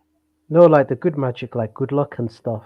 Oh That's God. what that's what the Hausa practice. There's two types of magic. There's black magic and there's white magic.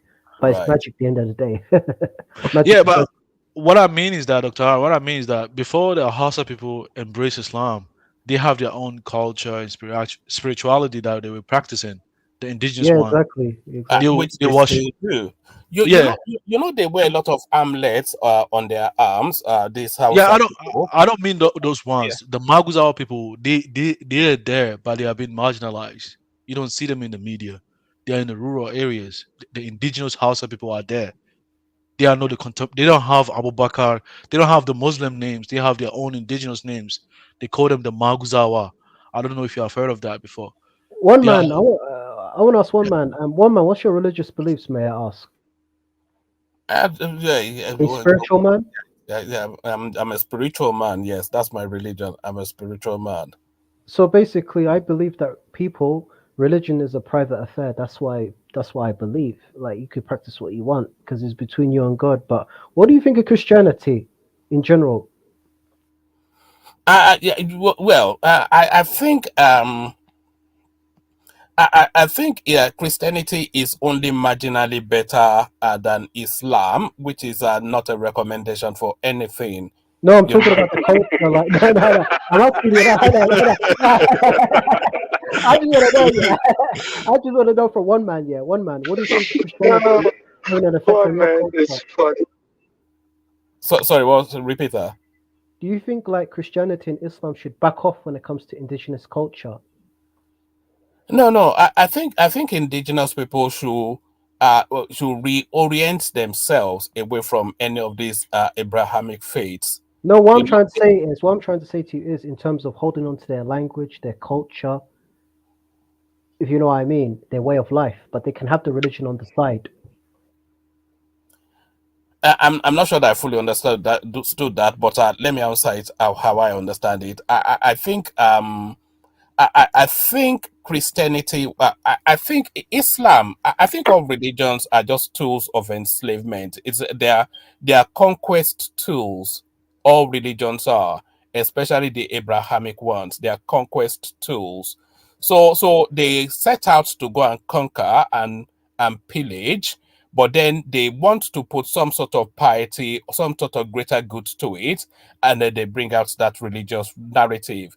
So, in terms of that conquest pillaging narrative, that is essentially what religion is there to fulfill, I think Christianity is marginally better, but then Christianity is probably one of the worst things on the planet. So, which makes something like Islam, for instance, just an act of evil. I just think it's just a totality of a nonsense.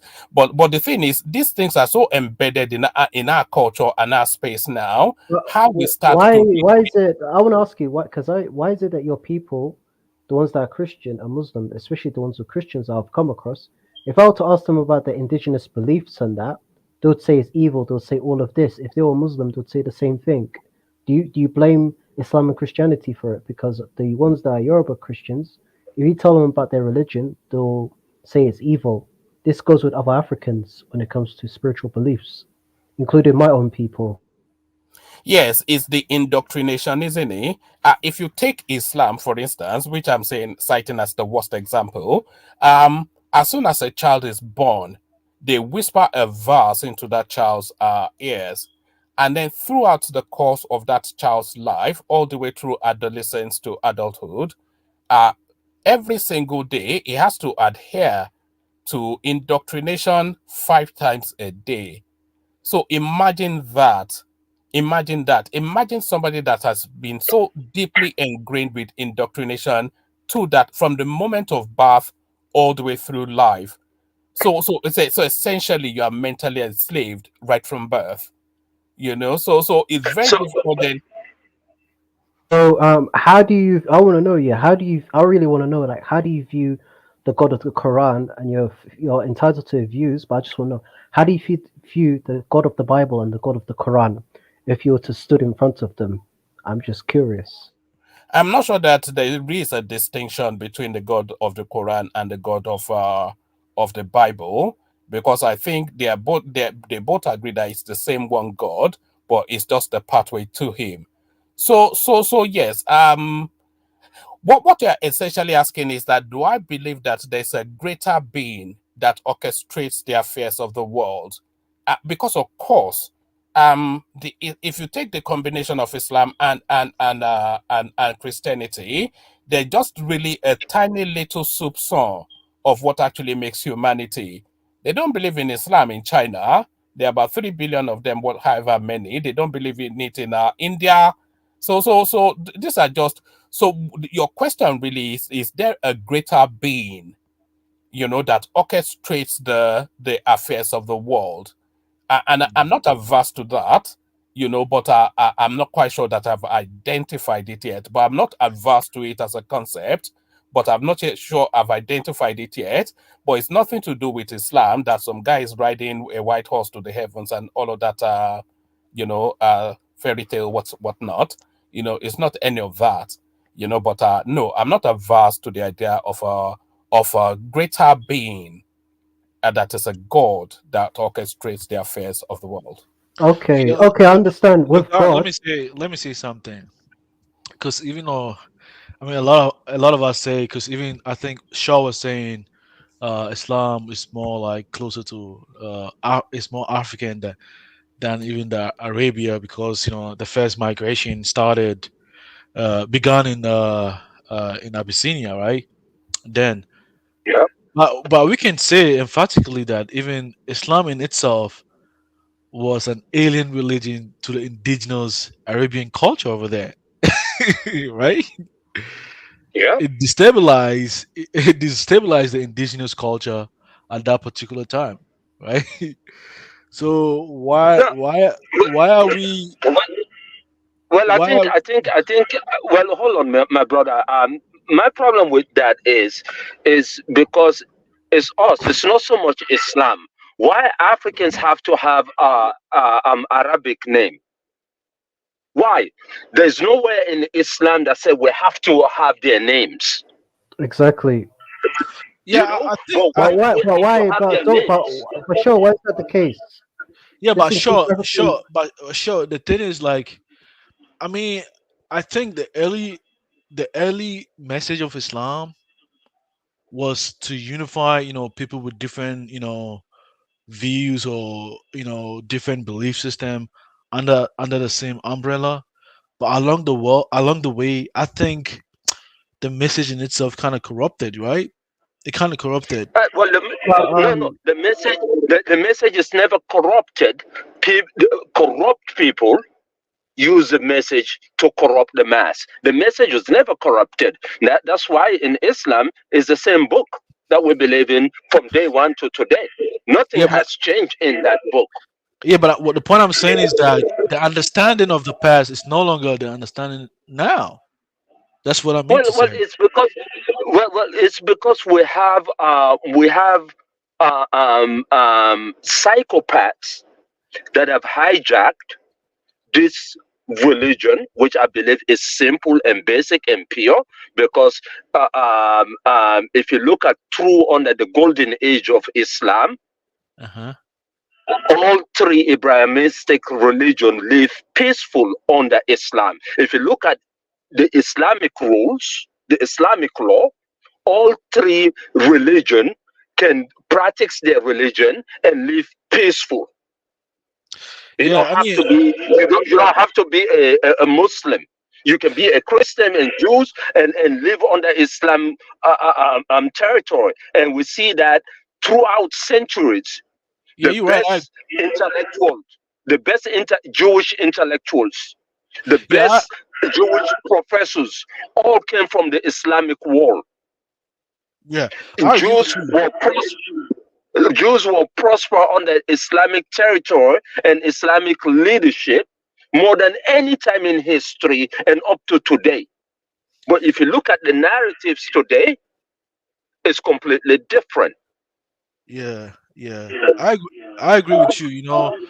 The primary goal was to unite people under the same, banner of Islamic monotheism, right? But along the and way, hold on, let and me that let me make and let me just add this one last part to end that. And that part of it is just to believe in God.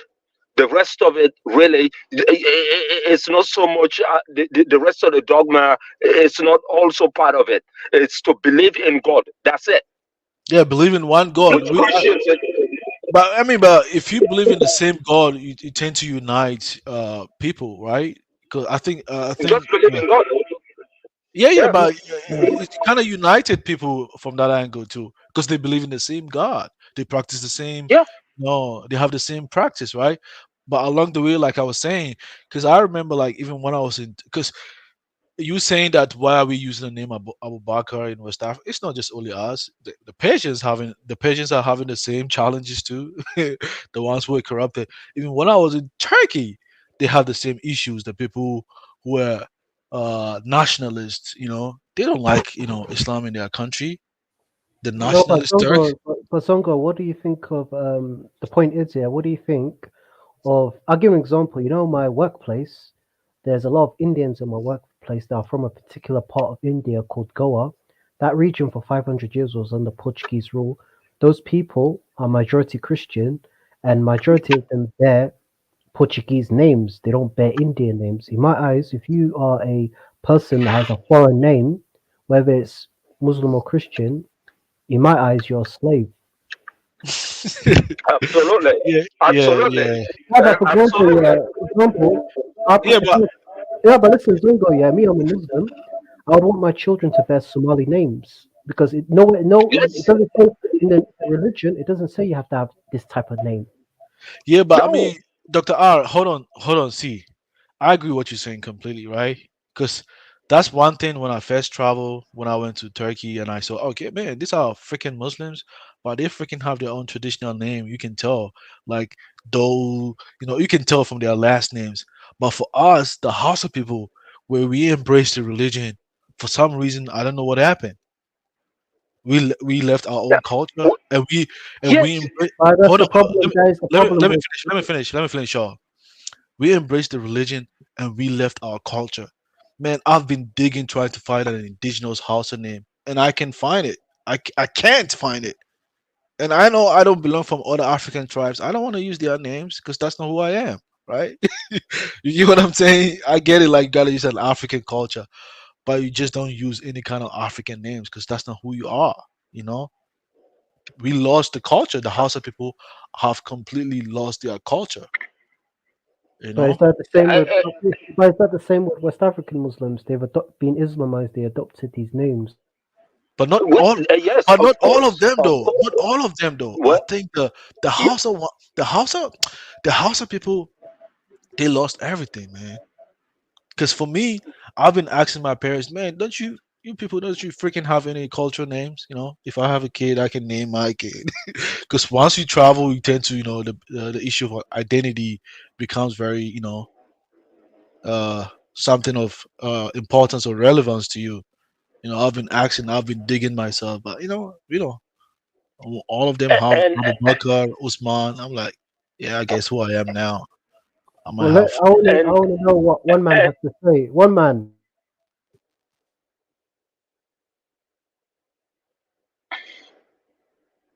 And before one man, while we're waiting for one man, I would say this is a discussion I've had here in the United States.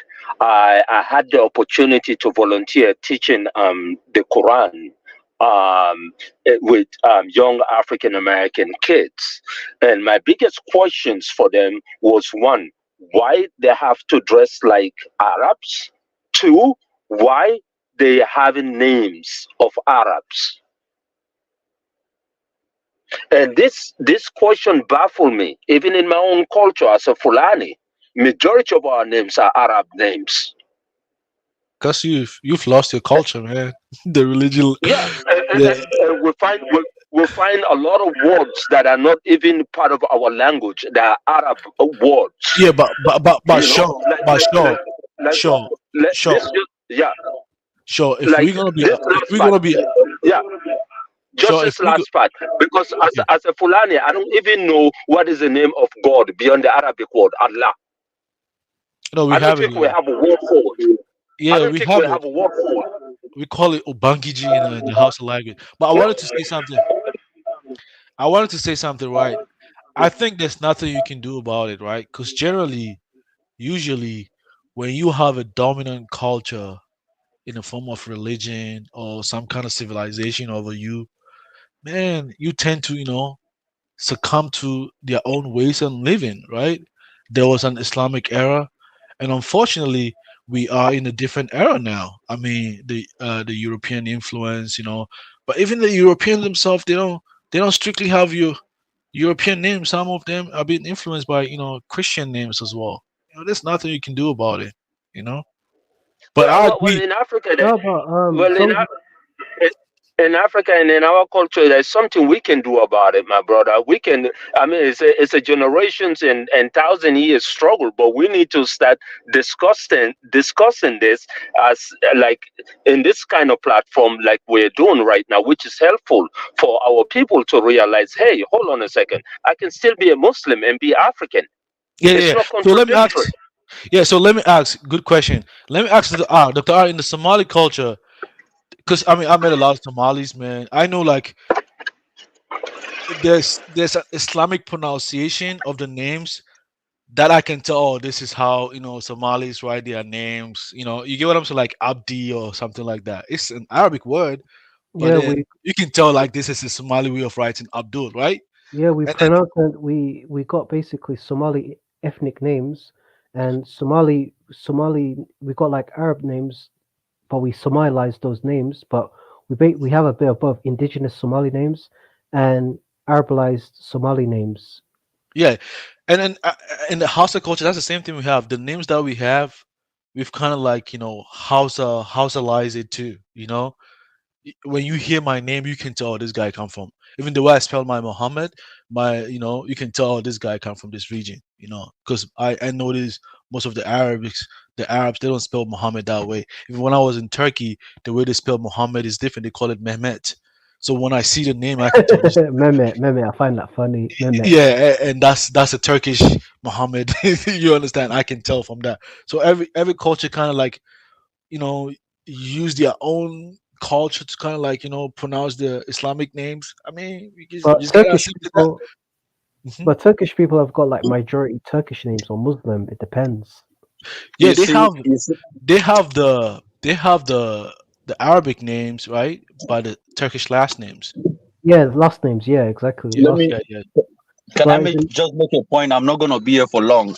I just came about to talk about this religion issue, right? As a Bantu, original Bantu, we want to colonize all these countries that are into Christians and Muslims. These religions are of no use in Africa. you know it's of no use as an African person. That's why to be proud as an African, these are the kind of things that you have to talk down on. I mean, religion has no place in Africa, be it Muslim, be it Christian. you know let's focus in building our own religion and create our own temples where we could actually probably build it in Rwanda, where we could actually go to pilgrimage and worship our own God, and spend all the money in Africa instead of going to Saudi Arabia, where women are not allowed to drive to Mecca or go to Rome to check on the Pope. It makes no sense for an Africa. That's why I tell us that we were colonized and we kept all these things that the white man brought. And then we are the same people that, oh, religion started in Africa. Oh, the more this and that, just to find way to acknowledge that yes, it started in Africa. But me and you actually know where this religion came from. So it's really a disaster. We have seen the Chinese change their religion after when they were colonized to what it feeds them. The Indian did the same thing. But when it comes to Africa, we are still talking about the white man, the Arabs, come on, man. Look, Africans for Africans, create your own religion, look up to it. People create history and they make it history instead of saying this and that. It seems like the black man in Africa, has always been in that part of the world where everything was brought to them. They have never created nothing on their own to really show to people that yes, we did this stuff. And it's really Well, sad. well, well, Um, my brother, let me finish. Let me finish. This brother that was you were teaching Quranic. I mean, you were asking people how they got Arab names. Yeah, you are teaching an Arab religion to people that look, man, you will have been better off teaching an African culture to these people than teaching an Arab religion. That doesn't matter. Another thing that people say is Somalian culture. This is the thing. Most Muslim culture. I want to acknowledge what somebody said. Most Muslim religion in Africa has dominated their culture, their African culture. That's why in most African Muslim countries, their culture is predominantly a Muslim culture, which is not which is not the same as Christian. You go to Christian countries, despite the fact that you have Christians, they still have cultural display. You use all this traditional stuff that is still happening, but it's not the same with Muslim countries. So the moment we stop all this religion, then things are gonna move forward for Africans. But if not, then we are on the bad side. I'm gonna end it right there and take my leave. Thank you. Okay.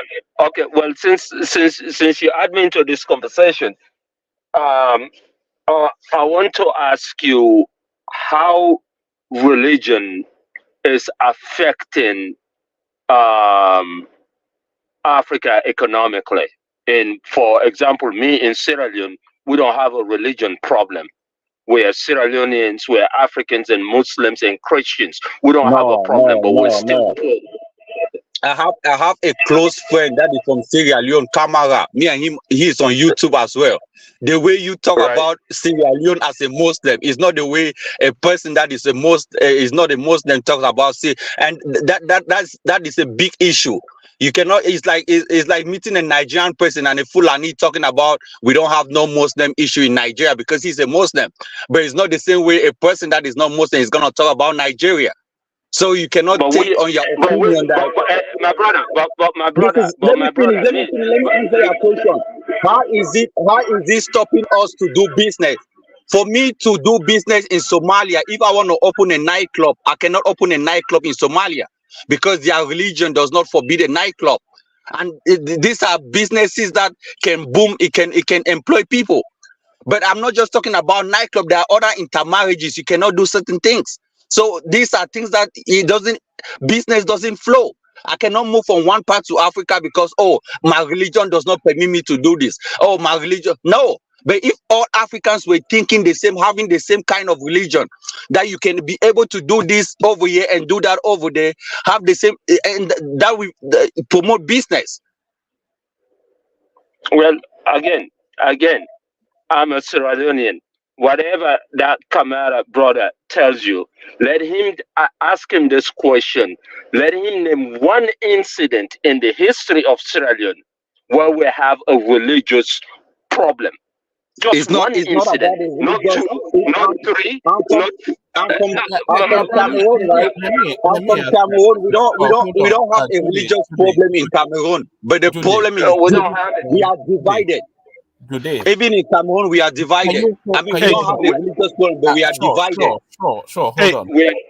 Let me ask you a question, Sure. As a Sierra Leonean, do you not object to being a Muslim? No. As a Sierra Leonean, hold on. Let me tell you why I'm asking. Then you can answer fully. So, as a Sierra Leonean, certainly as a Nigerian, or especially as a Black African. So let me speak to that space because that's my space. As a Black African, I feel you must object to being any of the Abrahamic faiths, because by being part of that Abrahamic faith, you automatically, by virtue of that, you subordinate what you are innately, what you are fundamentally.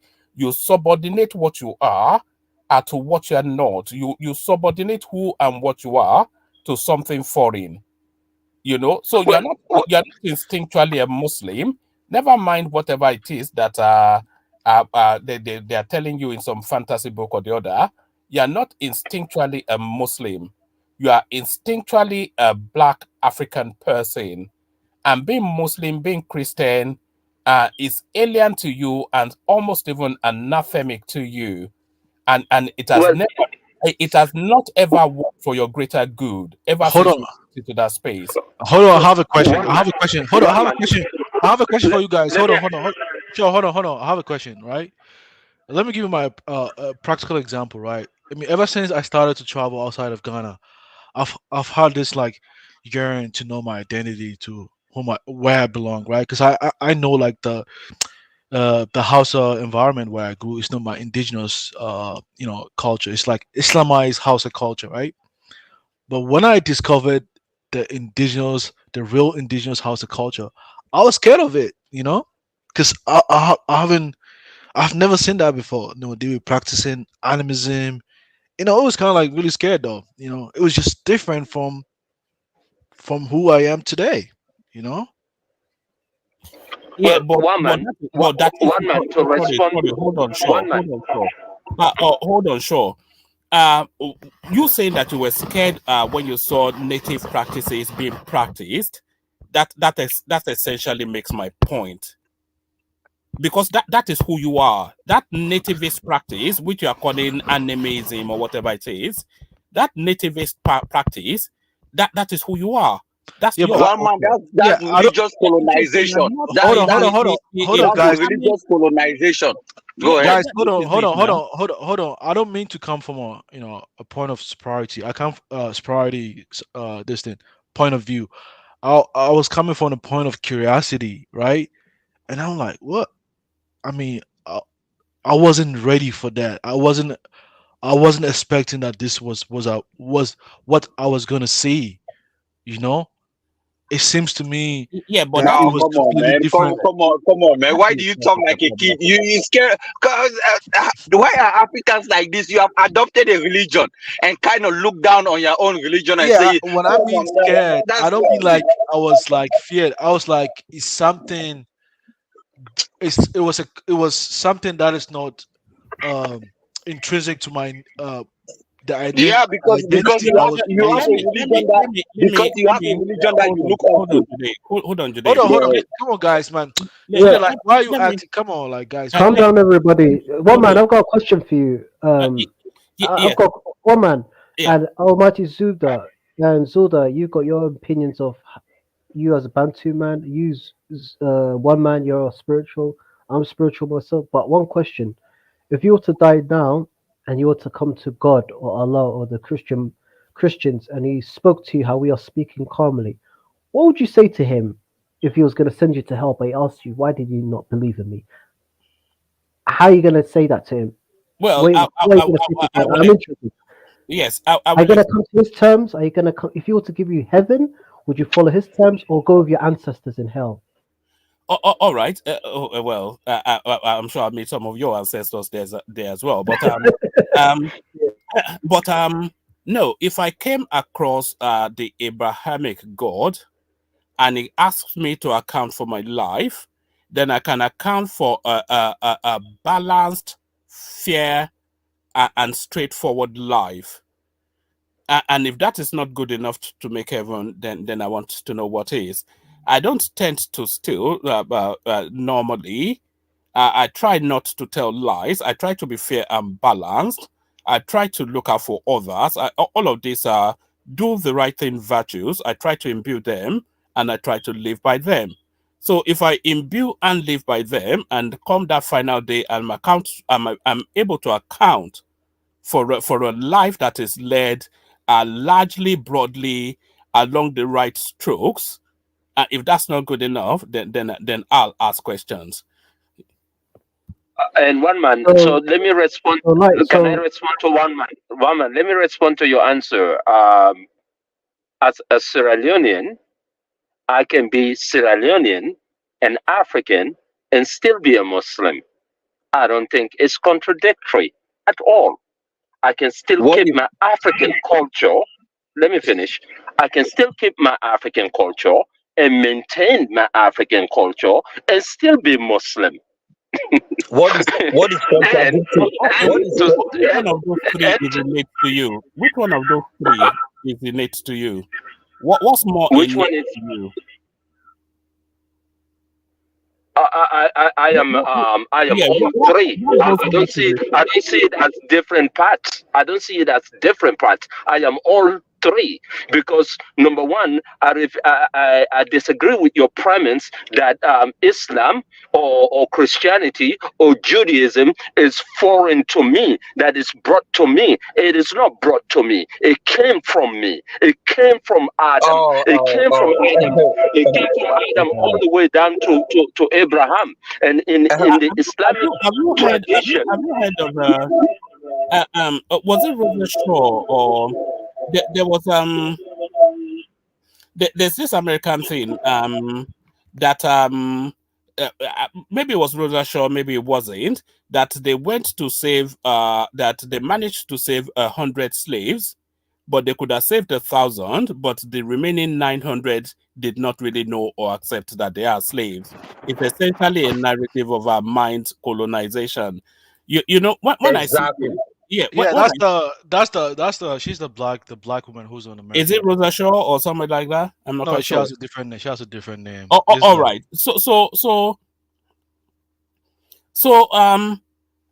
When I see you, sure, if you present as I imagine you would present as a Sierra Leonean, when I first see you, there's three things that will strike me. The first thing that will strike me is that you are black. The second thing that will strike me is that you are male. And then the third thing that will strike me is that you are African, because all of that automatically presents in your presentation. So as soon as I see you, I identify all those three things. So now you being a Muslim is an appendage to what you are innately. It's a doctrinal sort of indoctrination that the Arabians have been able to use to co-opt your mind. And Exactly. then They align more to Arabs than aligning more to Africans themselves. If you are not part of that religion. No, and that's why I disagree. That's why I disagree. I disagree with you. One man, her name disagree was with you. Harriet Tubman. Harriet Tubman. That's her name. I disagree with you in this sense. Hence, why I believe we should keep our own culture. I don't think it's to believe in God. religion? What about religion which predates Islam and Christianity? Our religion. What about Obatala? We can have it. We can have it and practice it. We can have it and practice it. I don't see where that is wrong. I do not disagree with that. We can hold on to that. That should be the core of our being, though, not guys. Let's be honest over here. I mean, for those of us who are Muslims over here, we read. I mean, some of us have read the Sirah, right? We know like the pre-Islamic culture in in Mecca or Medina. They practice a lot of uncouth traditions. Something which wouldn't be tolerable in this contemporary age. I mean, similarly, some of the African cultures that we have in the past, there are certain things that it did that a lot of reasonable people wouldn't do it in this current time. Like Songo, let me ask you about Christianity and example of- Islam. In Islam, it did civilize the people. Like, I'll give an example. Yeah. Let me ask one man this question: what do you think of your people, the Yoruba people that do money rituals, human sacrifice? Do you see that as uncivilized? What about stoning a woman to death in the Quran for cheating or whatever? Come on, man. You guys talk about Where is stuff that as in if the the Quran? Quran. Where is that in the Come on, Quran? man. All right. I think the conversation is about to go downhill, but we'll struggle on. No, I'm just asking. No, I'm not asking direct. I'm not attacking what you not believe. you, What I'm not saying you, is but, human sacrifice. Like, if I want to go kill somebody for whatever reason, whether it's religious, spiritual, or if I want to do whatever I want, like many civilizations practiced human sacrifice. Do you see that as civilized or uncivilized?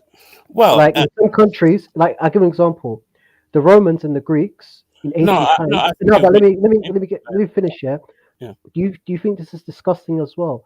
The Romans and the Greeks used to have sex with little boys in ancient times, and they used to be naked with the children. Do you see that as disgusting, filthy? Are you sure you want What to go? about Mohammed that's there with a 6-year-old girl? Is that disgusting as well? Come on, man. Hold on, No, today. but I'm asking one man this question. How do you see that? let me answer. Culturally. Let me answer, and then I'll pass the mic on to someone else. So the first question, the human sacrifices, the ritual money, all of that. Yeah, you asked if I find it disgusting. Yes, I do find it disgusting, and also the efficacy of it is not actually proven. So it's not actually proven that they do actually get anything out of this. So it's just some form of barbarism that is taking place. That is why the government and the law enforcement are moving against it quite aggressively. So not only is it disgusting, it's also illegal. So there's that.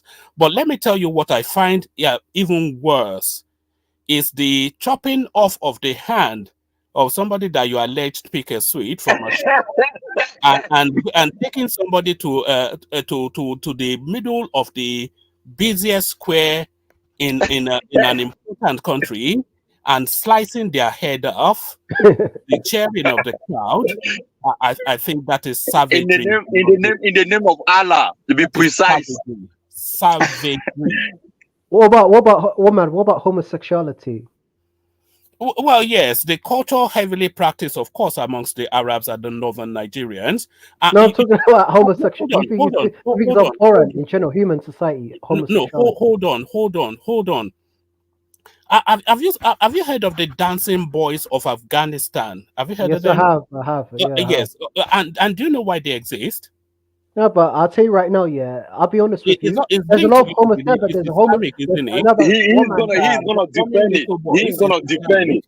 No, I'm trying to explain. Like, I'm trying to say that in certain cultures, it's tolerated. I'm looking at it from a cultural aspect. A lot of Arabs. No, the religion backs it. The religion backs it, does it not? It's widely practiced along all the Islamic cusp. No, it does not, one man. It does not. That chopping of the hands, you tell me how many countries in the Islamic world that practice that. Name them for me. It's not much. It's Saudi Arabia that practices that. The rest of the Islamic world does not live in Saudi Arabia. So how many countries practice homosexual that he was talking about? That's not the main source of your religion. Exactly. I'm sorry? Is Saudi Arabia not the main source of your religion?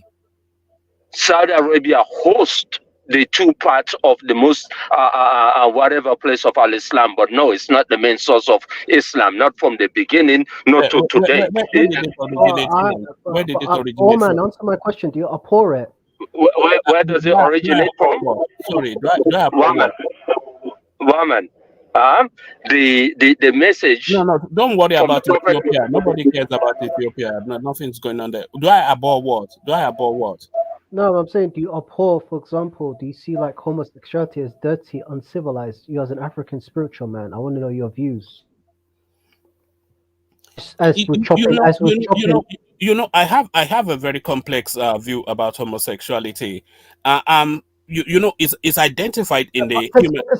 Because I want to know, from your aspect, what is right and wrong. So, as an African, how do you know what is right and wrong? Yes, but because you abhor. I understand you abhor chopping up and that. I understand that's uncivilized. But what about certain things? You said that money ritual, you abhor it. But what about things like what I mentioned with the Romans and the Greeks?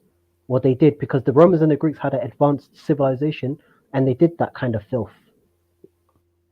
No, they didn't have an advanced civilization anyway. They were advanced relative to the time and space. But just to that question, and by the way, there's never anything in life that is a binary choice or yes or no.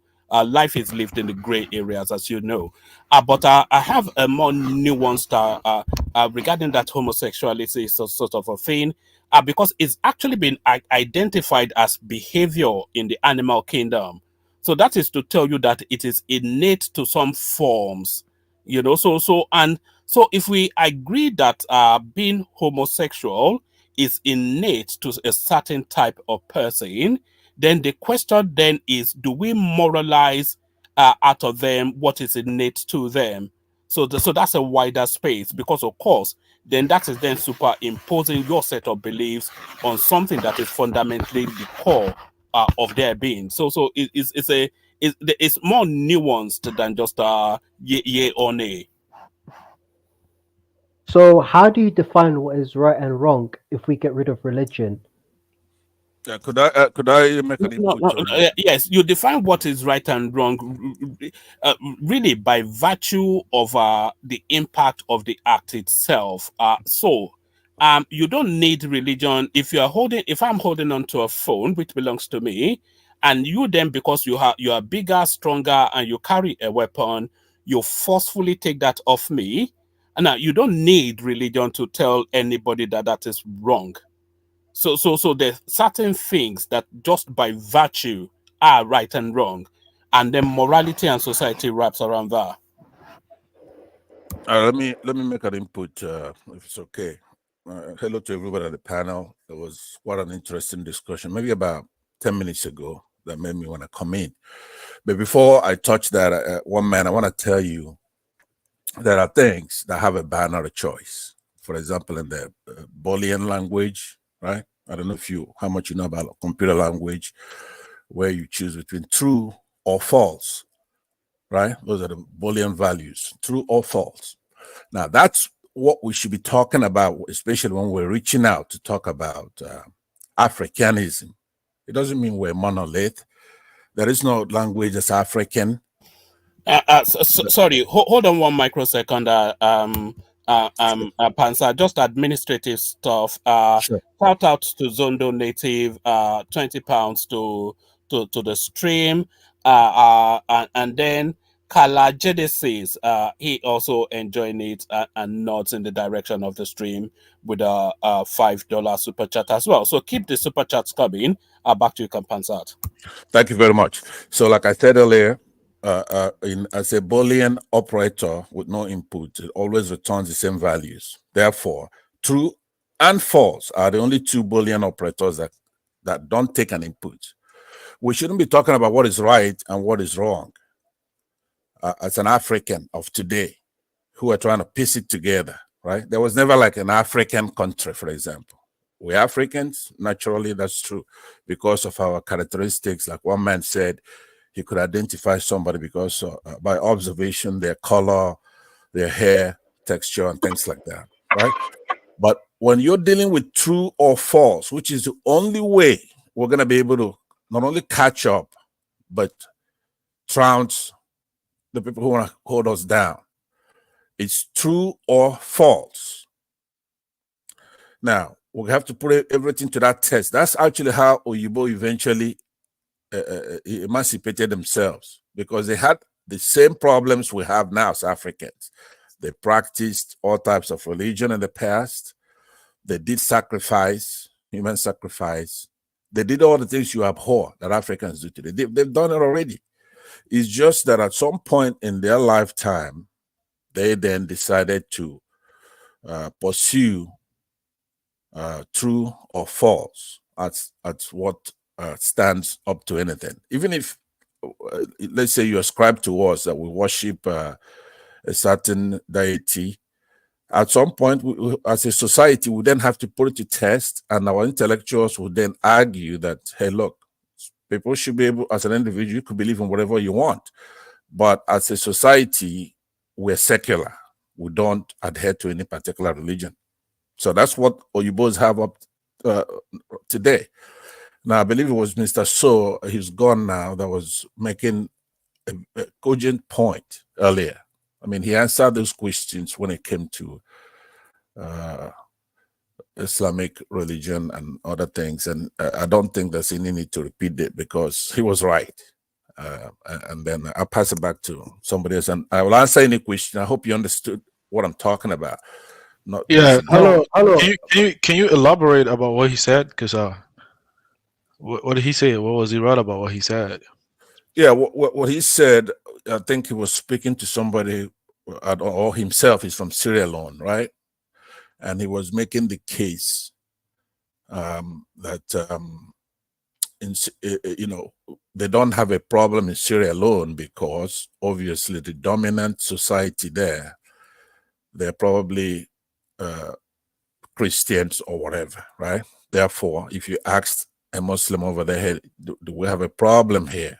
The Muslim might say, yes, we have a problem here. Do you understand? But if you asked he used Nigeria for example. If you ask a Fulani or northern Nigerian, do we have a religious problem in this country? He's probably going to say no, we don't.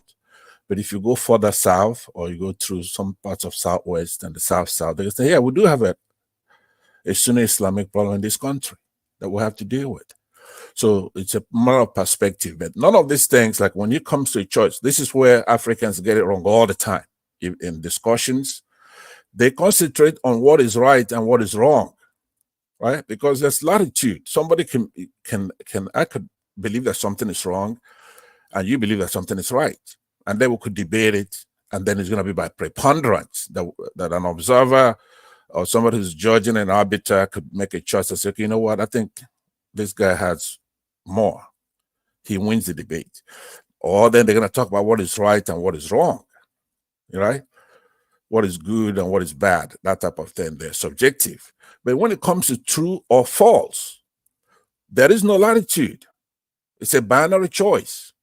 That what something is true or something is false. So Africans would do much, much better by concentrating on the last one there, true or false. So, and then when you will come on a platform like this, that's where we have to galvanize. You cannot let the bad actors overwhelm that lonely voice, like Mr. So. I believe that's who it was. I don't know. I didn't really look at the names, because when you have Shaw.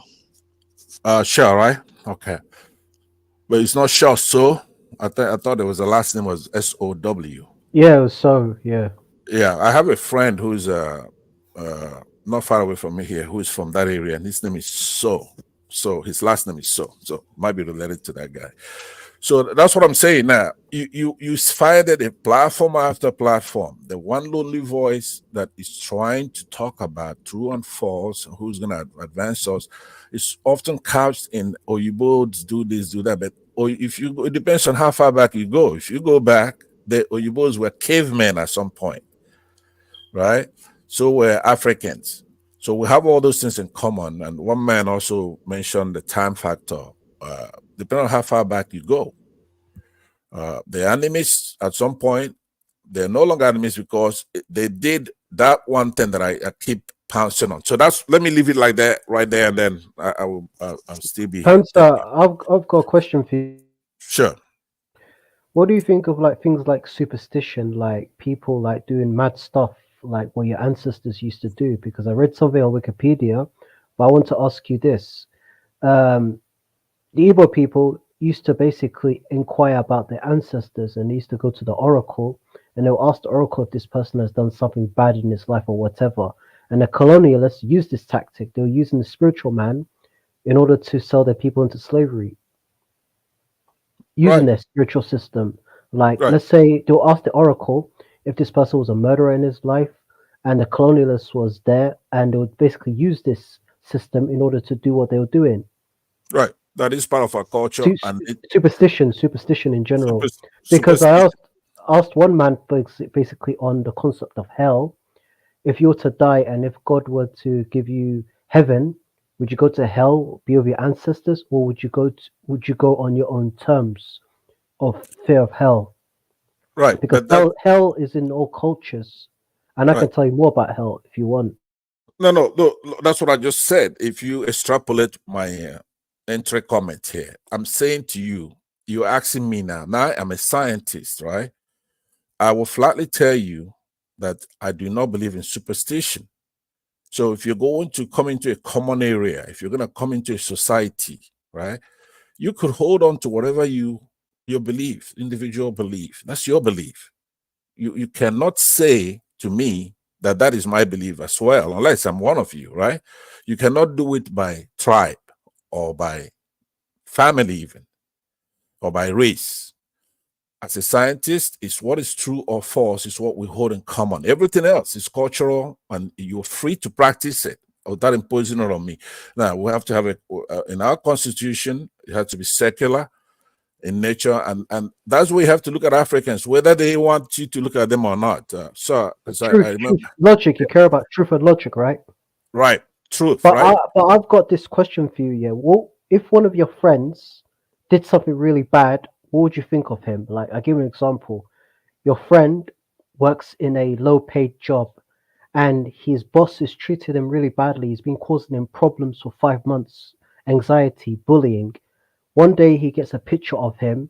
He goes to the witch doctor and he tells the witch doctor, I want you to teach this employer of mine a lesson, and I just want him to lose his job. But this man, he's driving his family down to, let's say, a barbecue down the road. And he dies. He dies. And your friend hears the news about his employer being dead, and he comes to you and he tells you what he did. How would you look at that? Well, first I want to know where Sorry, the barbecue. yeah, you're all right. What's going on here? Have you been drinking? What is it? No, I'm just asking, like, how would you Well, you're laughing at your own friend- jokes. What's going on? It wasn't an inside joke, right? But like I said, the first thing I want to know is where's the barbecue, so I could help myself with some. Hey, I want to say something though. I have an issue with. Hey, Carla, thank you very much for joining the show. For respecting the invite. I have an issue with sorry, Genesis. Papa, I wanted to finish off Pansat's okay. question, but if your friend was crying on your shoulder and he told you, I did this, I killed him, would you believe him, or would you say go see a doctor? If you actually believe he killed his boss. I would report him to the police, right? Even if it's my friend, even if it's my family. No, but I'm saying spiritually, he basically. Spiritually, like I said to you, that is not really something that I would be any help with, because the answers I've been giving you, some of the time, I mean, I cannot just believe him. I'm going to want to hear from other sides if I'm going to be acting as an arbiter. That's always a role. When you ask me a question, what I do is to play the role, right, that's required. I cannot listen to, like the Japanese say, you cannot listen to one and judge two, right? So I will first play that role of trying to elucidate on the facts, right? I'm not going to just take his word for it. But there are a lot of things that come into that intersection. One of them is my role as an individual who believes in the rule of law. I will report him to the police even before I give him an advice, right? And none of the advice I'm going to give him is going to be to shield. Even if you do, my brother, even if you do report him to the police and he goes to the police station with him and he told them, they're going to laugh their heads off. They're going to say, get the hell out of our police station. And don't even arrest him because it's superstitious. No, that's not true, because... No, of course it's true. Like, if I go to the police station right now, let's say if I was your friend and I come with you and you report me and we go together and I hand myself in and you tell me what I told you, they're going to laugh their heads off thinking, could you show us proof? There's no proof. This was an accident. Right. This was an accident. Right. So they're going to you go. Right. You landed at my point I was making earlier, right? They're not just going to dismiss it out of hand. Of course, they're going to do what? An investigation. And then they're going to be what is an investigation? It's not going to be no investigation. Hold on. There will be. Hold on. There will be an investigation, because they're going to first find the body, motive. Because he could say, hey, look, I killed him by superstition, like you say, but he might have killed him by putting something in his drink that is actually potent, right? So the way he interprets what is the true cause of death may not be the superstition. It may be actually whatever it is that he put in his drink could be poisonous.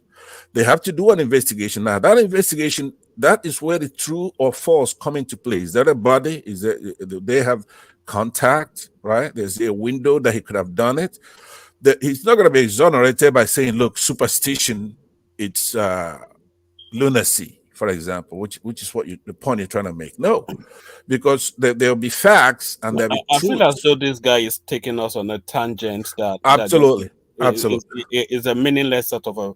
Is there a vital point that you are? Can I ask my question to Carla? Ask your question. Yeah. First of all, thank you, Carla, for honoring my invite and hopping on the show. No, I have an issue with Carla.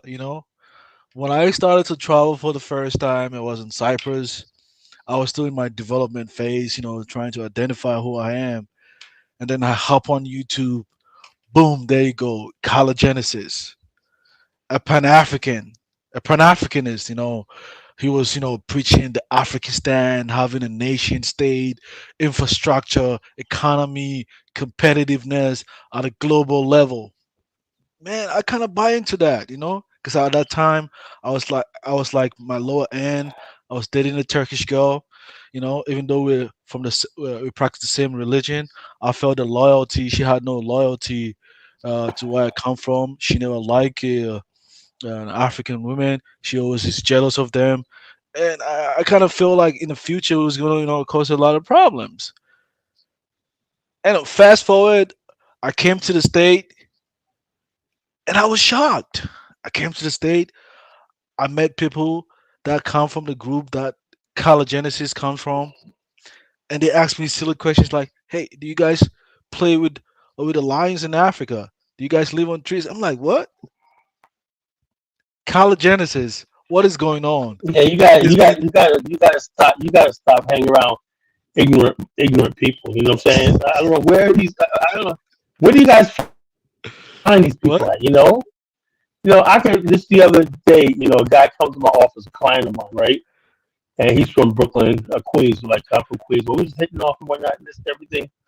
And the subject came up about Africa. I said, "Yeah, my brother Bramani does tours and whatnot." And come to find out, yeah, he knows. We were sitting there talking about the different countries and everything. So it's not like it was 10, 15 years ago. More and more Black America know what's going on in the continent. They know everything that's going on in the continent. And if you run in 2023 and you run into somebody talk like that, they're ignorant. People never picked up a book in their Genesis, life. your But people system don't is want to know breaking. anything. Carla, your We mic. can't hear you. You're breaking up a little bit. Do you want to make Okay, adjustments? Just let me go out and come back in. because initially Let I me go used to out and think, come back in. yeah, because initially I used to think, oh man, it's just this little guy's from Illinois. Then I met someone from in New York City, asked me the same damn silly question. In Washington State, another person asked me the same damn silly question.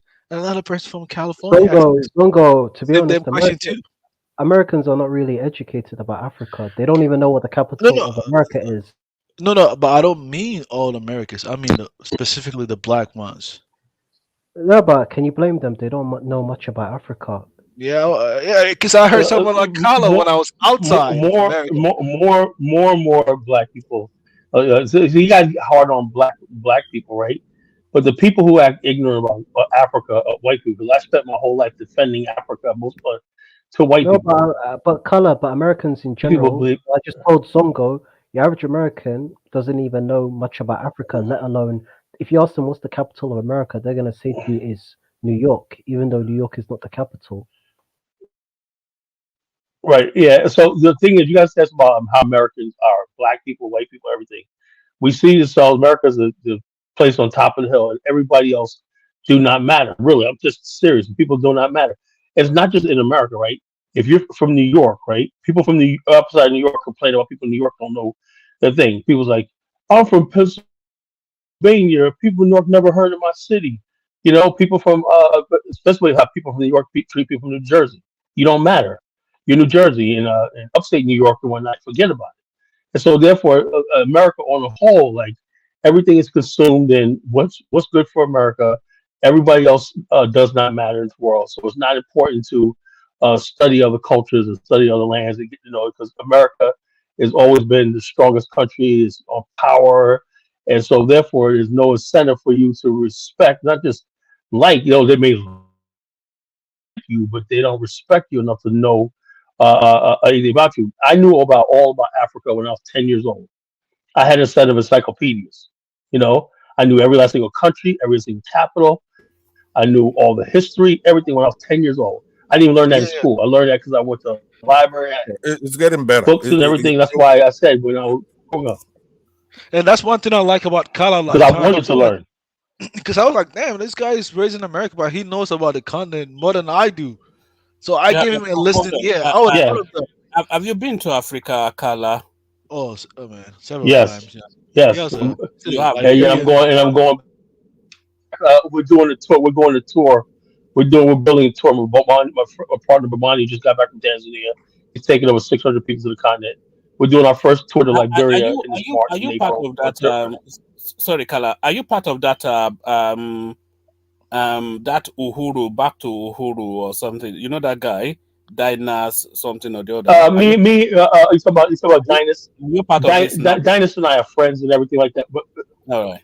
now Dinus basically gave me a platform and everything. We're Yeah. cool. Me and Dinus are friends and everything. But I don't agree with the whole citizenship thing.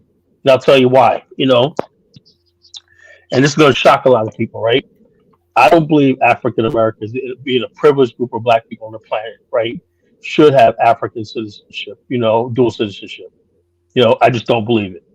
Why? Because when I go to Liberia and go to Africa, being a Liberian, being an African is something that they have to really live with.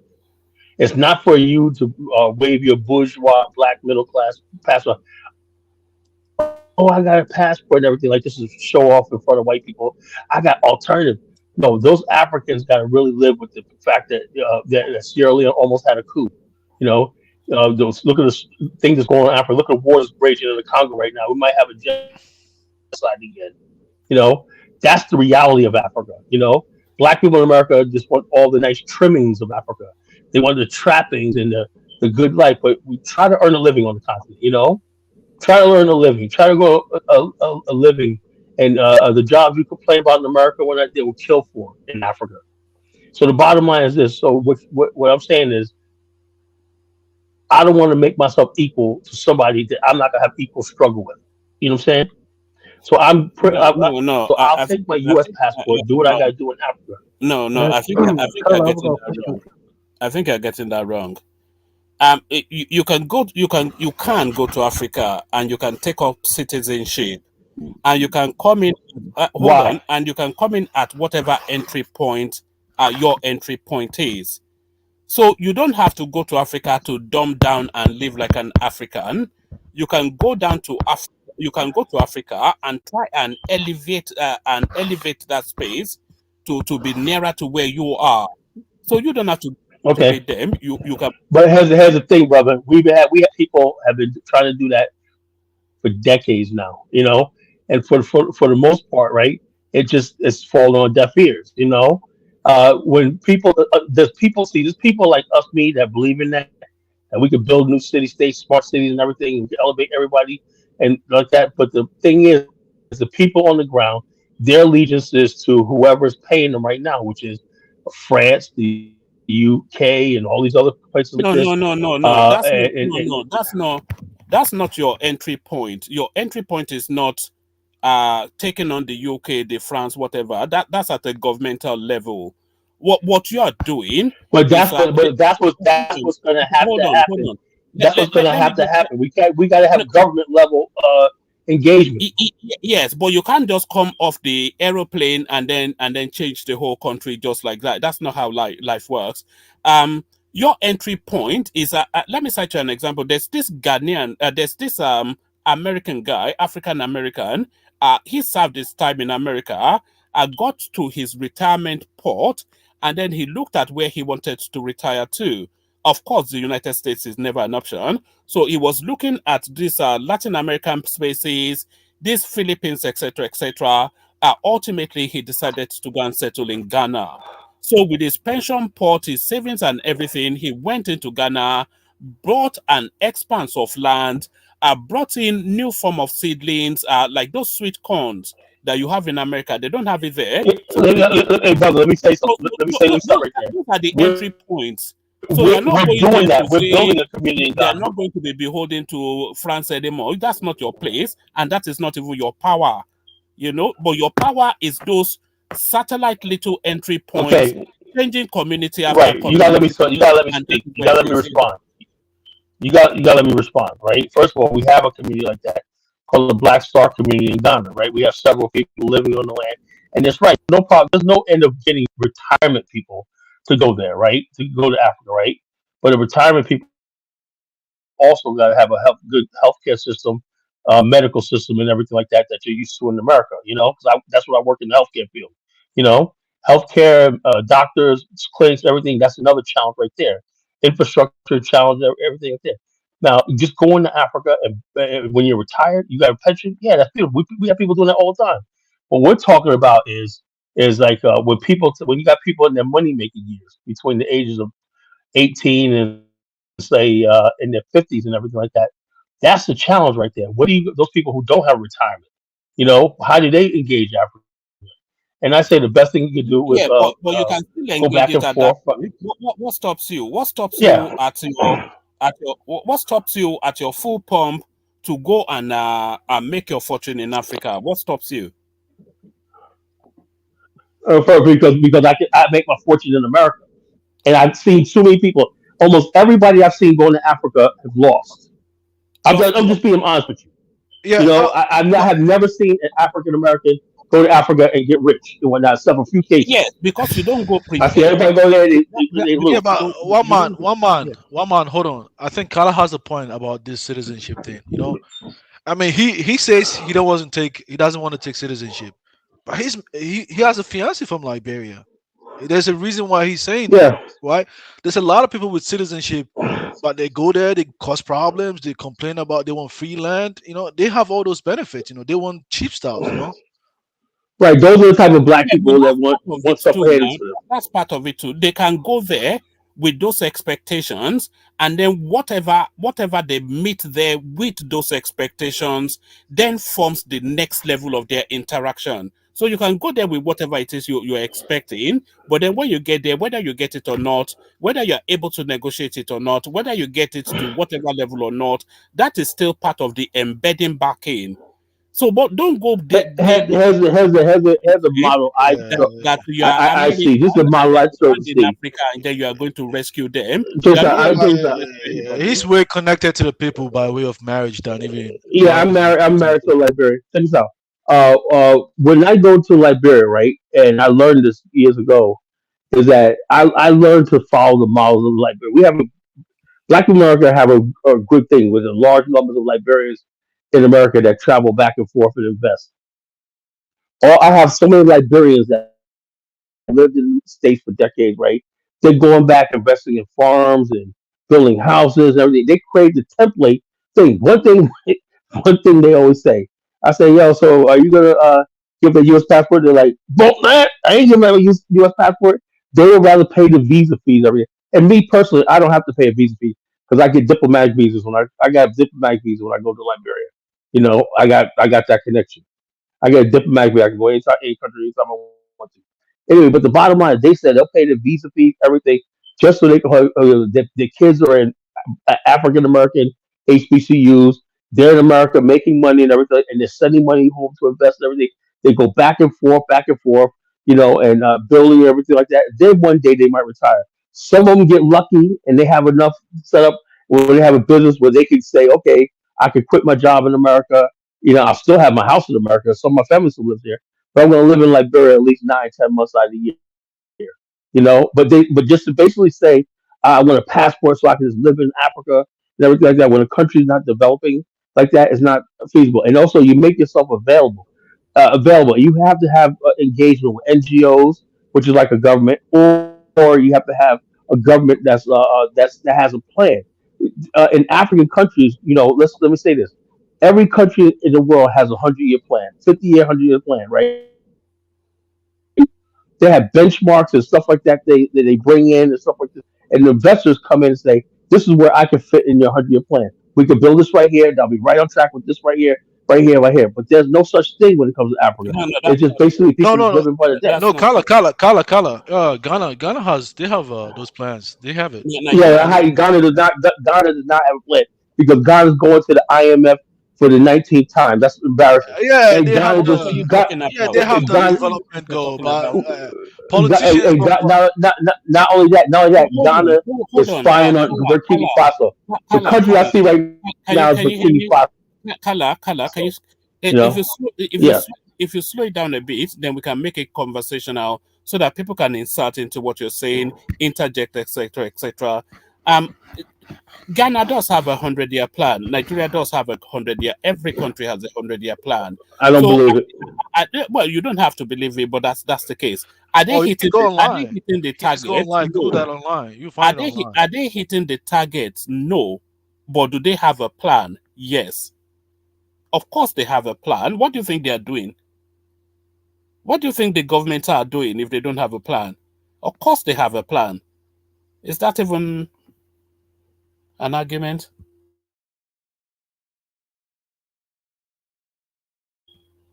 Sorry, back to you.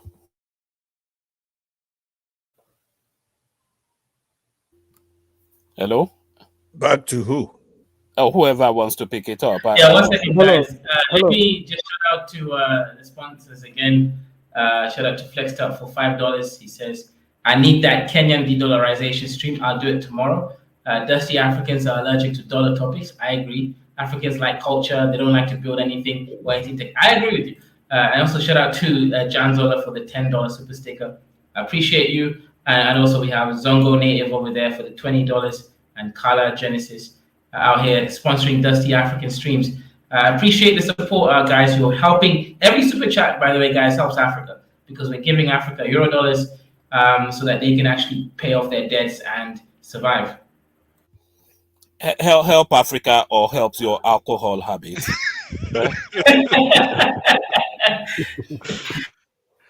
Yeah, can you guys hear me? Can you guys hear me? Hey, Yeah, Carla, I shared even hello, the 40-year developmental plan in Ghana in the back chart. I mean, they have it. I mean, Oh, yeah, look, yeah, look. Let me say something. Let me say every something institutions have it. respectfully, right? Let me say something respectfully. Yeah, look, everybody has a 4 year. Do you follow it out? The benchmarks are they achieved, and then almost in Africa they never achieve. If they had 40-year plan and whatnot, you would not see so many people crossing the desert in the Mediterranean trying to get out of there. Yeah, You would see. I watched Asia develop. Develop whatnot. When they say like the only country I see that has a plan that's actually working is Rwanda. I'm just being honest. Rwanda, when every benchmark that Paul Kagame set, despite all the political stuff like this, he neatly benchmarked. And they said another 10 years, Rwanda is going to be the first African country, sub-Saharan, that has first world status. You know, but everybody in Africa wants to see him fail. They want to blame him for the Congo and everything like that. And that's what it is. When you like this, so everybody has plans, but how can you carry it out? And also, there's a thing called continuity.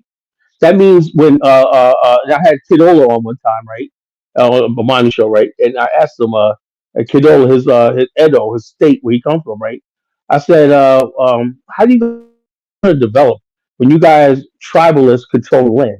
I said, when you have a centralized state and has domain, they can parcel out land to developers, industrial zones, everything like this. But you got these dusty ass people call themselves kingdoms and everything like that, but you have a mockery of a state.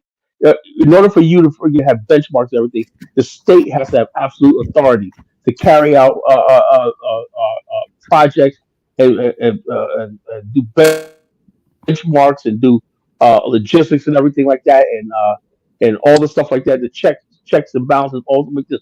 If you don't have that, it's a running joke. Rwanda Yeah, is going to Yeah, be the but first African Carla, country. Kala, yeah, hold on, yeah. hold on, woman, hold on. Man, Carla, I think in Ghana, I mean, most African society have a centralized authority.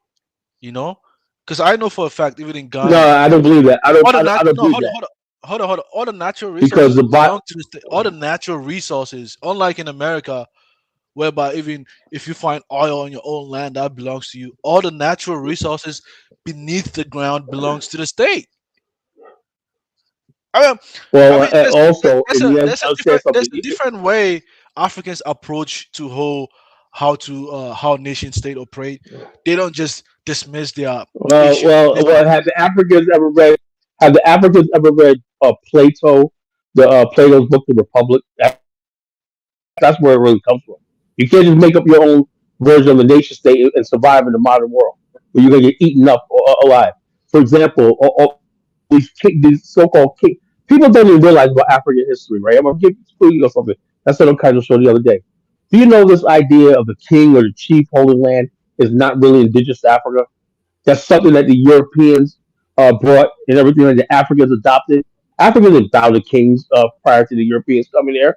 You know, Africans had councils, supreme council of elders and craftsmen and warriors and everything that made the decisions. That the Sorry. king had to. Hold on. How was land owned before the Europeans came?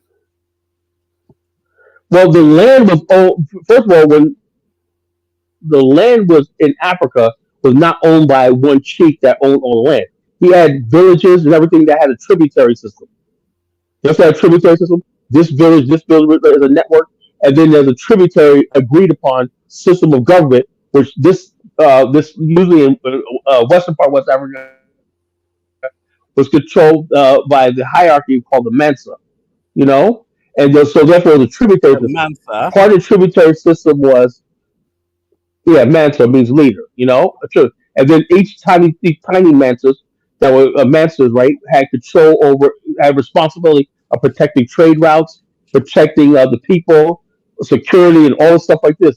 And the tributary system was kicked up like this. This idea that one person controls large numbers of people and they had no say so. And not only that, each tributary I'm not system sure. had a council. No, don't worry about all that. I'm not sure where you're getting all that from. But that's important to know. That hold on. But No, no, no, that's that's important important. to No, know. study West African history. Don't I worry. study West African history. No, no, don't worry I about. study West No, African no, history, no, no. right? Forget what you studied. Let me tell you what I have lived. So forget what you've studied. Let me tell you what I have lived. Um, we've always had a system of kingship, of rulership, all throughout Like Africa. that right there. One people had guns and they could uproot whole villages and have the people in kind of chaos, constant chaos. And much of the slave trade happened because the wars, because of gunpowder, created a refugee crisis where people were intruding on other people's land, started living there, and next thing you know, there was easy targets for people who wanted slaves and everything because they were not considered part of their the tributary system, and so they weren't paying anything. So that's why they were uprooted and sold into slavery. So the bottom line is this idea of a king bowing down and all stuff like that. They own all land. The Europeans kept that in place for their own exploitation. That's why you have the castles. This king owns a castle. What Like, are no, you the even Europeans talking about? actually control the castles and all this stuff like What that. are you talking about? What are you Well, talking I'm talking about what I'm saying is you're trying to build Africa on a facade. on You're a never gonna build facade? anything. A facade, yes. Are you okay? Just Look, hold look, on. hold on, look at Africa. Europe was a friggin' backwater. All these cities, Liverpool, all these cities in Europe were nothing swamp, feces-filled backwaters, right? After African cities had boasted big cities like Benin, Edo, and Kano, and Ibadan. These were big cities. Benin City was bigger than Amsterdam. But look at what happened in relation with Europe, and now those cities, European cities, grew into metropolises, and African cities went down the tubes. West Africa was once strong and powerful, and now look at it and look at compared to Europe right now. And you're telling me who won and who lost. And I'm not telling you who won and who lost. What I was trying to say is that we did have we have a monarchical system in Africa. We've always had it predating the European incursion. We've always had that. So I'm not quite sure where you're getting your history from. No, what I'm talking about is this one man has absolute authority over everything, but he didn't have to defer anything. In fact, if you look at read Basil Davison book Lost African Forget. Cities, No, no, don't and worry about. Can I hold, speak? hold, hold, Can I speak? read him. He'll tell I you that don't want to read African any of cities your. and Let me just. kingdoms were way more advanced than Europe was in lessening the power of the king. This idea of a king having all this power and stuff like that, what didn't have to defer to anybody, is something that they borrowed from the Arabs and the Europeans who came with Islam and came with the No, no, no, European no, no, Christianity. Can no, you no, hold no, on? no. Sorry, Zando. Let me Woman, just. let me chime in one thing, right? I agree when it comes to the Hausa tribe in northern Nigeria, they kind of implemented the Islamic way when it comes to their rulership. But when you go to Ghana, the Ashantis, I mean, they always had a central authority when it comes to their ethnic group. I mean, I just wanted to just chime in that. They always had that. And as did the. Yeah, but the king, Can you hold on? no, Can you Apostle settle down? Wari, Guy, just settle down. It's not a. You don't get to be right if you talk the most. Just let other people speak. Just like the Ashantis, we had also, you're laughing. We have a king who we call an Oba. This predates what 5-6 centuries going back through time. We have a The kingship. Oba was Yoruba. Can you do you mind? Can I speak? We have a kingship called an Oba, and then under that kingship, we have people that they call Oyomesi, and that is the Council of Chiefs. So you don't have an all-powerful one person saying yea or no, nay. He wields the most power, but he never wields absolute power, because there are checks and balances in the structurings of that society, which the council ensures that the greater good of the community is always paramount. So I'm not Yeah, quite sure. but let me get let me get right here. That was good until the Europeans introduced guns and they wanted slaves. And then what took precedence is what was a greater good or what the Europeans wanted. Because if they did not go along, they would be taking on slaves themselves. So that basically altered everything you're talking about. That's the truth. No, no. So slave trading in Africa predates European incursion. But it wasn't the same thing. It wasn't a large commercial area like we was in the transatlantic slave. You're apologizing for the transatlantic slave trade, which is unacceptable. There was the That's trans-Saharan slave trade yeah, for but it was never in the numbers. There was never in the numbers of commercial never in the numbers. chattel like the Europeans How do you know that? because it's The simple reading the book. trans-Saharan slave trade is still going on till date. What are you Yeah, talking but about? they don't talk about Oh, trickles. one The man, one man. trans-Saharan thing are trickles. You didn't Yeah, have people. I'm talking about hundreds of ships packing people yeah, on, one man. throwing them off the board or whatever by the millions All right, Yeah, for one man. 300 years. all right. It's One just man. it's Uh, kumbaya, isn't it? yeah, one man. The practical reality is in the United States, the Caribbean island, Brazil. That's a result of the trade. Yeah, no, come on. You got to realize you're talking to somebody who knows what he's talking about. Study African history probably longer than some of you guys. Right. No, nobody's. Well, I'm saying nobody. I am not saying that. Trans-Arab slave trade is nothing. Had nothing on the transatlantic slave trade. Nothing. All right. So what's the wider point you're making? Because I'm lost in the fog. No, what I'm trying to say is, when you say let's just come back, whatnot, let's say like what was Ghana called? Ghana No, was no, called no. Gold Coast, Hold on. right? I, A I, protectorate I of think we are British, looking right? at it the other way around. People are asking you to come back only really for you to have somewhere that you can call home. They're not begging you to come back. We have a home. We have a home. You're not We live in doing America. anything. I'm trying to tell you. No, I'm trying to tell you, people. Yes, that's how African Americans we feel, right? You know what I'm saying? We Everybody needs an escape, right? The Jews have Israel. Mexicans always say he has Mexico. We're the only group of people in America that don't have an escape. I've had when I was growing up, when I grew up around a lot of white kids in white suburbia. They be white as everything. I'm going to Poland for the summer. I'm going to Germany for the summer. I'm going to, oh yeah, I got relatives and they show you pictures of the distant cousins in Scotland and Italy and Sicily and stuff like that.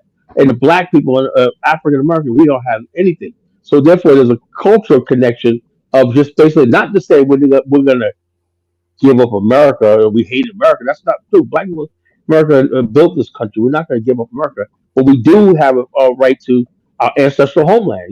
Why can't anybody see that? No, Just let people but settle and people build what they want to build in their ancestral homeland. yeah, but people are asking you to come to that ancestral homeland.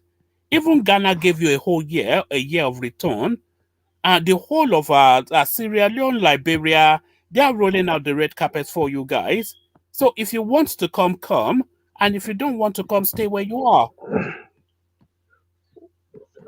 The window. Yeah, my yeah. They whole have thing is no. about They, that. I have no problem. yeah, they have. I have no They problem. have no excuse. I have no problem with that. But these people are not going there they're just going there to flash their passport and come back to America saying I got a Sierra Leone passport. They're not helping the Sierra Leoneans, Yeah, but and they're not helping the Ghanaians it either. doesn't really matter. That's what I'm It saying. doesn't really matter if they come to Sierra Leone. Then they are bringing that dollar into the Sierra Leonean economy, which adds to that economy, and depending on their experience, they will repeat. Oh, that's Yeah. fine. So it doesn't matter if they want to get a Sierra Leone I have friends of mine. We have members of the Beat My organization that bought land. They spend tens of thousands of dollars every time they go to Sierra Leone. Yeah, it works out. We understand that. We always like contribute to Africa when we go. There's nothing wrong with Yeah, that. There's question, nothing wrong with question to basically Carla. going to Sierra Leone, buying property, investing in business, and Question to everything. Carla. Yeah. Afghanistan is the dream of having the Afghanistan state is still feasible. Should we still be hopeful of the Afghanistan Yes. state? Yes. Yes. Yes. Yes. Why? Yeah, yeah, the idea right now, I don't see it any other way. The why? Because first of all, you have a whole continent of what 1.1 billion people, right? And the problem, like I said the other day on Kaiser's show, is you got all these people and all these people trying to govern a whole entire continent, right, all over the place. China has more people in the African continent with like not even 20% of the landmass, but they got one political party making all decisions for that many people. So what I'm saying is that you have an African state, right, that basically can bring the diaspora there and some the intelligentsia from around Africa and around the world to basically be the state of the go-to state.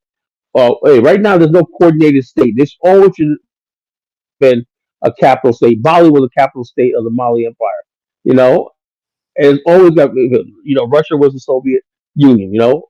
Africa should be united. And the thing that should unite Africa is you have to include the diaspora, and you have to create a separate territory and build settlements and build cities and smart cities for people to come from the diaspora and people come from different parts of Africa to live and whatnot. And they're going to be plugged into their homelands and everything like that. That's how Africa. That's how you're going to change the trajectory. Then what you'll see is Africa, instead of Africa being tethered to Europe and France and the UK and all those other people, they'll have that one particular state to basically be centralized voice of the whole entire black world. And that's what I believe. That's the only way that's gonna we're gonna save this continent. Right now, you got wars brewing in Central African Republic, the Congo. You got all the kind of nefarious people and everything. But And we don't do this yeah, and but everything. Carla, but the People don't Ghanaian, agree that we need that one state.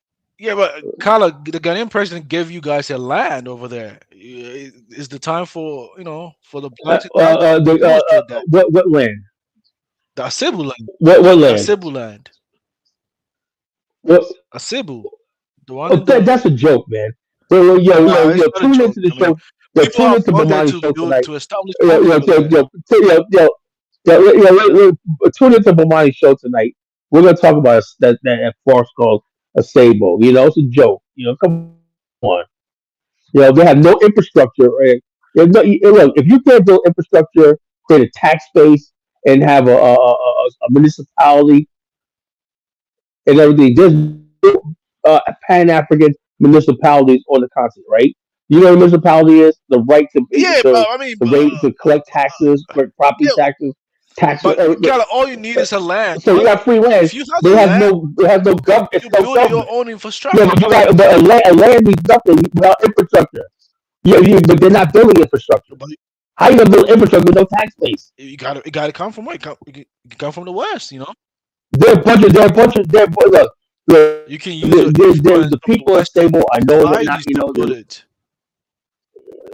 But what we have to have is to be able to build our own industrial parks, our own industrial zones, and stuff like major infrastructure. That should take partnership with a host government and everything like that to build an initial Yeah, infrastructure. but Now, maybe Ghana, if Ghana did not have the money to do that, a country like Angola does have the money, and they say, yeah, if you do build over here, we can provide the infrastructure for you guys to build this Africa. That's what the Angola yeah, government but I mean, Makala, you say if you told me. have the They say, yeah, we can do that. if you say you have the intelligentsia, they come, they have all the human capital. I mean, all you gotta do is use your But leverage your still, power. you still need government Yeah, policy. Everything like that when is you fine. go to any African country, right? What do the people say? Who's in charge? Who's in charge? Who's in charge? Yeah. I mean, That's why in Africa, there's a whole political diaspora office. politicians in There's a Africa policy in place. follow. There's a whole There's a whole diaspora That's a joke, office. man. Come on. Oh So stop playing with me, man. Yo, stop playing with diaspora office. Come on, stop. Just stop it. Kala, Just are stop you it, now man. investing this You now? gotta I stop thought you. playing games, man. A diaspora. These guys are clowns, man. You man, no, don't. That's why I said. Maybe why I said stop associating with these clowns. A diaspora office. That's a joke. A bunch of people sitting around with no money, no nothing. When I talk about we need this, they ain't got 2 times to rub No, together. but No Kala, budget, no if you nothing. had a A land, diaspora if office. those government give you a land, how can you build your own Afghanistan then? You have to have policy. You have to have policy. You have to have government policy. First of all, this is what the diaspora Yeah, brings to the I table: mean, a hold tax on, base. Kala. When And most so if I was Ghana, right, I would have invested. I would have instead of you think the trips Naidu takes to America, I calculated he probably spends like a few $1 million a year on air travel alone, right? He could have gave that money, save money to a stable and say, yo, let's build power systems, water systems, sewer systems, and everything like this. Let's build a micro airport. Let's build a rail line connecting to the ports, whatever like this. And let's get this place popping and whatnot. Why? Because people come, they'll have real estate, they'll have industrial parks, they'll invest in everything. They'll have jobs, and we could tax the motherfucker out of them. And the Ghana will make so much money just on taxing the people yeah, that's productive there. yeah, But but the Kala, African I don't mind think. doesn't think like that. Yeah, but I don't think you need existing infrastructure to build a whole Afghanistan. Because I mean, I'm not gonna lie to you. I mean, coming to what I don't. Kala, You You need know to what, go. Kala? can I make my point? You know what, Kala? I think you're just better off staying where you are, since you detest it so much. Maybe stay where you are. Oh, just because somebody don't Building those. just because somebody don't agree with you. That's what the No, problem is. no. That's what the problem is. And also, when we talk about Pan Africanism, there's gonna be things I say you ain't Yeah, gonna yeah. like. Kala You gotta has get a. used to that. You can't just stay where you are because you don't agree with what I say. No, we don't kiss ass. No, no, It's no. like Africa doesn't belong Saying to if you. you Yeah, find It Africa belongs to so all of us. disagreeable and you find the people so back, No, then no, I'm just saying. No, I'm saying meet us halfway. This is what I want to say. This is what negotiation is all about. Meet us freaking halfway. yeah. One man. You guys don't want to do that. Yeah, Just come over here. Come over. I've seen so many people But go to why do we have to Africa meet and you lose halfway? money and come back to America broke. yeah. Kala. One man. Hold on, let me say this, man. Oh When the no, Chinese, Mike. What Kala. is Let me Mike when make the, my doing here? opinion. Kala. I come What is to Mike? I got a bone to pick with Mike. I got a bone to pick with Mike. I come to discuss your I got a point bone with to the pick with sky Mike today. Go bullshit they ahead, Mike. always preach. When the Chinese man come to Africa, See what I'm talking about? they don't wait. When the Lebanese man, when the The European, Chinese are everybody come backed to up by their Africa. government. Hold on, The can somebody Chinese and all the talk? Europeans are This guy, backed up. man. They got diplomatic channels. Just like one man told you, just because you talk the most doesn't mean you'll be you prove the every point you're right. Allow others to talk too. When the Chinese man come to Africa, he doesn't complain. He just does what he has to do. And you will see, we all see it. The Lebanese man come, he does what he has to do. Everybody else go, they do what. When you go there, you criticize, oh, you let the Chinese in, but you're the only one complaining. Before they invited you, you say, oh, the Africans, they invite us. They need to roll red carpet for us. The Ghanaians roll the red carpet for you. You came, you complain. Oh, they didn't give us land. Oh, now they gave you land. You're still complaining. Bros, just stay where you are, man. Just stay where you are. All right, can I? Yeah, What Mike, do you Mike, want? They have to Mike, build Mike, this, Mike, Mike, everything for Mike, you before. Mike, Mike, Bros, Mike, Mike, bros, Mike, Mike. That like was I very told you Mike, before, I'd Mike, rather Mike. have That the was a good Chinese man. filibuster. Bros, I'd rather do a year return for the Chinese if I do it for I'm you. sure you Allah, would. for you, I'm to be sure you would. honest. I'm sure you would. Because we know when the Mike, Chinese Mike, come, Mike, they're gonna do Mike, Mike, listen, Mike. they're gonna be more productive than you. They're gonna be more productive. They're not gonna complain.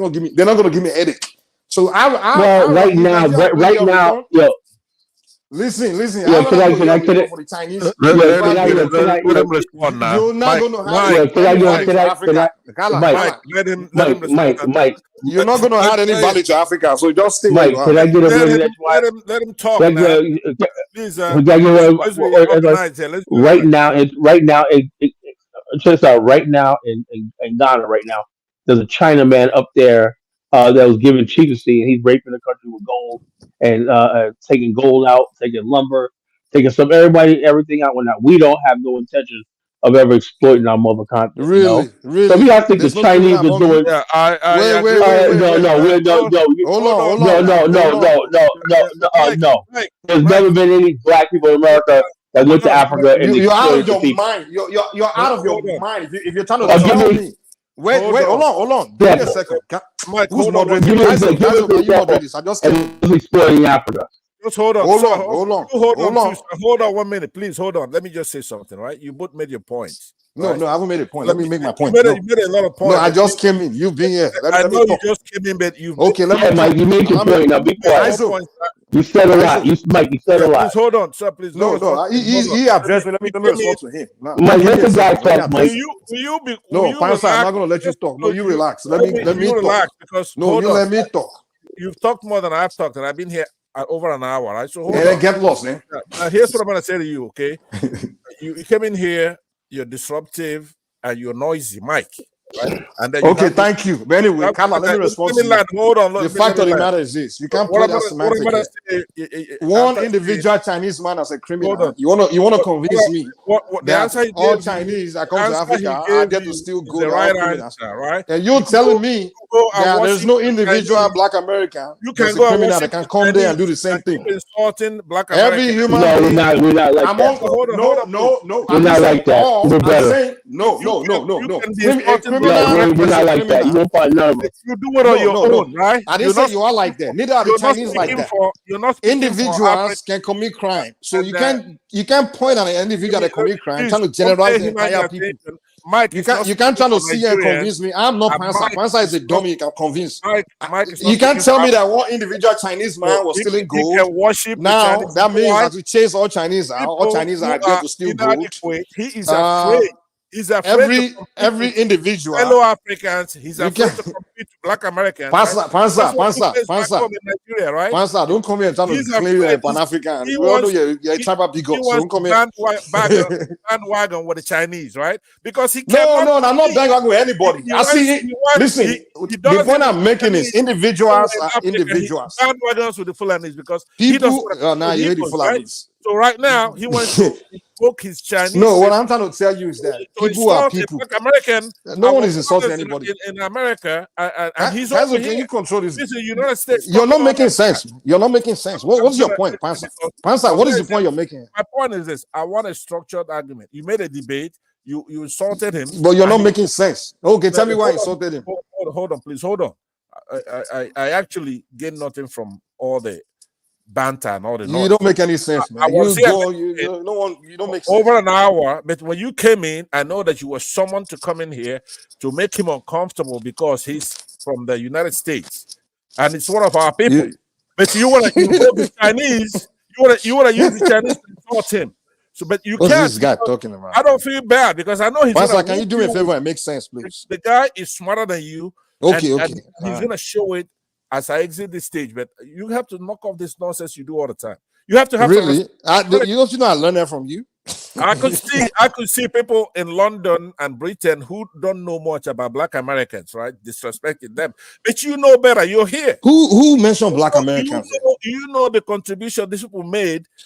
Even for what you are saying is not relevant to what we're talking about. What you're doing is you are having peer pressure from British people. No, you're one of those dummies that like to kiss ass. You're kissing ass. British people have no respect for Black Americans and Mexicans. You go when I go to London, you see who cares? Who cares? The way they talk about Mexicans because they don't know. Who cares? Who cares about what British man thinks? Black Americans. These are our people who we're actually going to need to have that continent emancipated. You come on here with ignorance and big mouth, right? And I've seen you it's a small Pansa, we all know you, man. Come on, you don't even have the moral right to be talking here, man. The part of an make him keep okay, can we Kaizo, are you moderating this? Can we get into real can me and Kala get into conversation and get this Pansa out of here? I can't stand this son of a Kaizo or one man, can you get Pansa so me and Kala can get into our discussion, so I can address my thank you very much. All right. No, Kala, don't run now, because I know you always run when it's time for me and you to talk, You are coming here. No. You trying to play the usual. Mike, if you I'll let you go. Go ahead. Go ahead. The Talk, bush. talk, talk. First of all, get the bush meat out your mouth. Now we are going to Get the bush meat bushmeat, out, man. okay? That's what I'm saying. All Just right. like and I'm gonna apologize to you, Mike, for all the black people that did you wrong in America, right? When you came here and everything like that. But Bro, what are you talking about? Let's stick to things the like point we are making here. hold on, Let's you stick have to the point. you got a lot of things. So hold on, let me. No, I don't Let have me issue. I the never. preamble we're What is talking this about, right? based on? Think, you always do, man. So like I said, things like body odor, deodorant, style. If you wear black clothes back in the days, your haircut's jacked up. People gonna find you. Let's make Things sense. like that. Let's kind We of all talk go to through it, the man. topic. Yeah. All right, so Kala, about the topic today. okay. Today. About black people going to the thing. You made a point about the Chinese. Everybody else. The Chinese, basically, and all these other people are organized to the point. Nobody in America. Show me any government in America that says we got billions of dollars for you black people in America to invest in Africa. Yeah, we can make mistakes like the Chinese do. But everything we do is out of our own pocket, no government funds, anything like that. So it has to be done a certain way. We can't just go to Africa and say, Actually, "Oh yeah, let me we don't respond to have that that real quick sort of before you. thing." Because America, Most of the Chinese men. let me Hold say on this. now. Listen, America does not give a rat's ass about Africa. Until you guys understand that, Well, right? no one gives a right about anybody, America is man. giving Let's get that straight. $100 billion. You America is don't give giving a right $100 about billion Africans to either, man. So Ukraine don't try to make it right look now, like right? it's something that's just. America doesn't give Don't it try to back. play that, man. So No why? one gives a right about anybody. And The so other people. America has not been educated. America does not see Africa as the future. Does see the problem. So they're not going to invest in us going to Africa like the Chinese. Chinese see something in Africa. Russia see something in Africa. And other people see America, the United States, Kala, what is your don't point? give a damn Tell about me what your Africa. They point was, care because I about don't know. You're Ukraine. just talking all over the place, man. My point is that we can't be compete with the Chinese. We need the African You can't government what? to I can't hear you. recognize Can you that get closer? and say Because you're we can. not clear. Get closer to your phone, or you're not very clear. It's hard to hear you. Look, what I'm trying to say is you can't compare us to the Chinese, the Lebanese, all the other people because they got governments backing them. We don't have a government backing us in Africa. That's Well, how do you know that? How do you know the that? difference. How do you know that? Are you saying? Hold Because on. we Let me ask. Are know. you saying? Wait. Hold on. We know. Are you Nobody. saying? Wait now. Can I ask you the question so I can be sure what you're talking about, man? So that way we can make trying to have a constructive conversation. Are you saying every Chinese person, every Chinese individual, is backed financially by his government?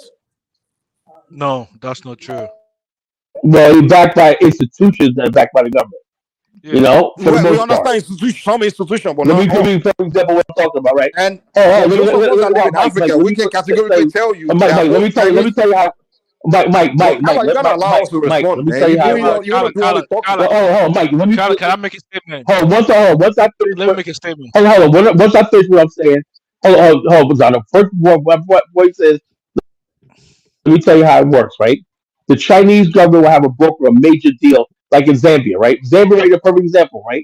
Zambia's looking around. How do all these Chinese getting all these side contracts with construction and everything like this? First of all, they strike a major deal with a major Chinese firm, right? A Chinese company with the government, right? Yeah, And we then understand that just like the exists. We Japanese did when they understand that brought the part. auto industry Yeah. here, they brought people people follow in. People follow in. They have major companies that the high level everything they come in. It's when you see Zambia. Why a Chinaman in Zambia growing chicken? People are like why the China?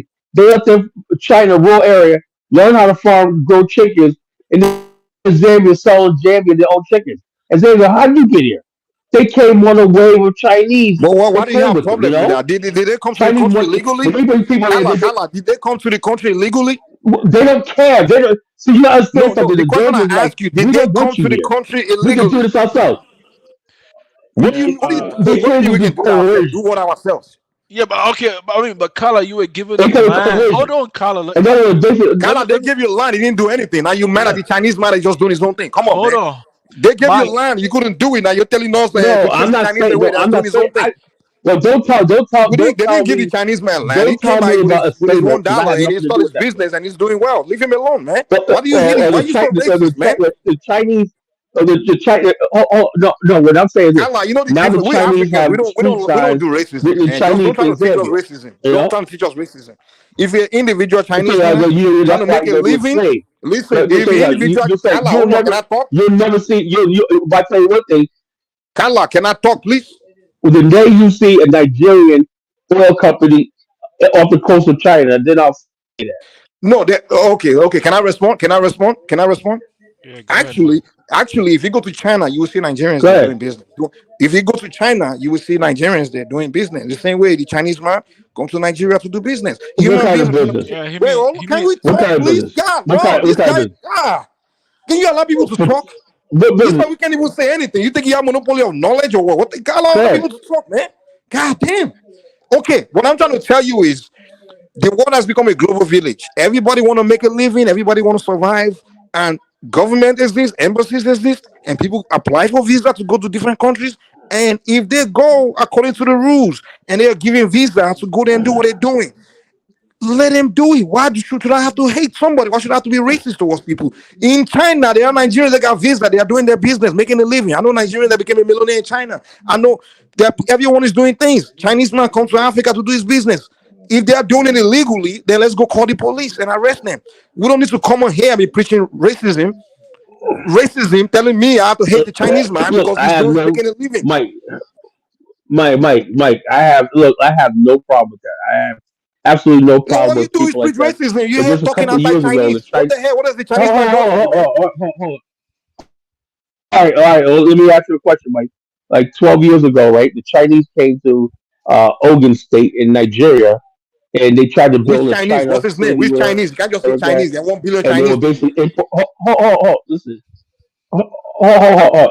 Look, mainland Chinese, and they built like a Yeah. China thing like that. Then they were basically doing fabricating Nigerian fabrics and everything, like duplicating like, fabrics and damaging Nigerian textile industry. And Nigeria said, "Hell, freaking no," and kicked them the fuck out. You know, all those Chinese businesses Okay, they shut did down something because illegal, they right? came there. So you should So are you say, saying they did something illegal? no, well, no, it wasn't illegal.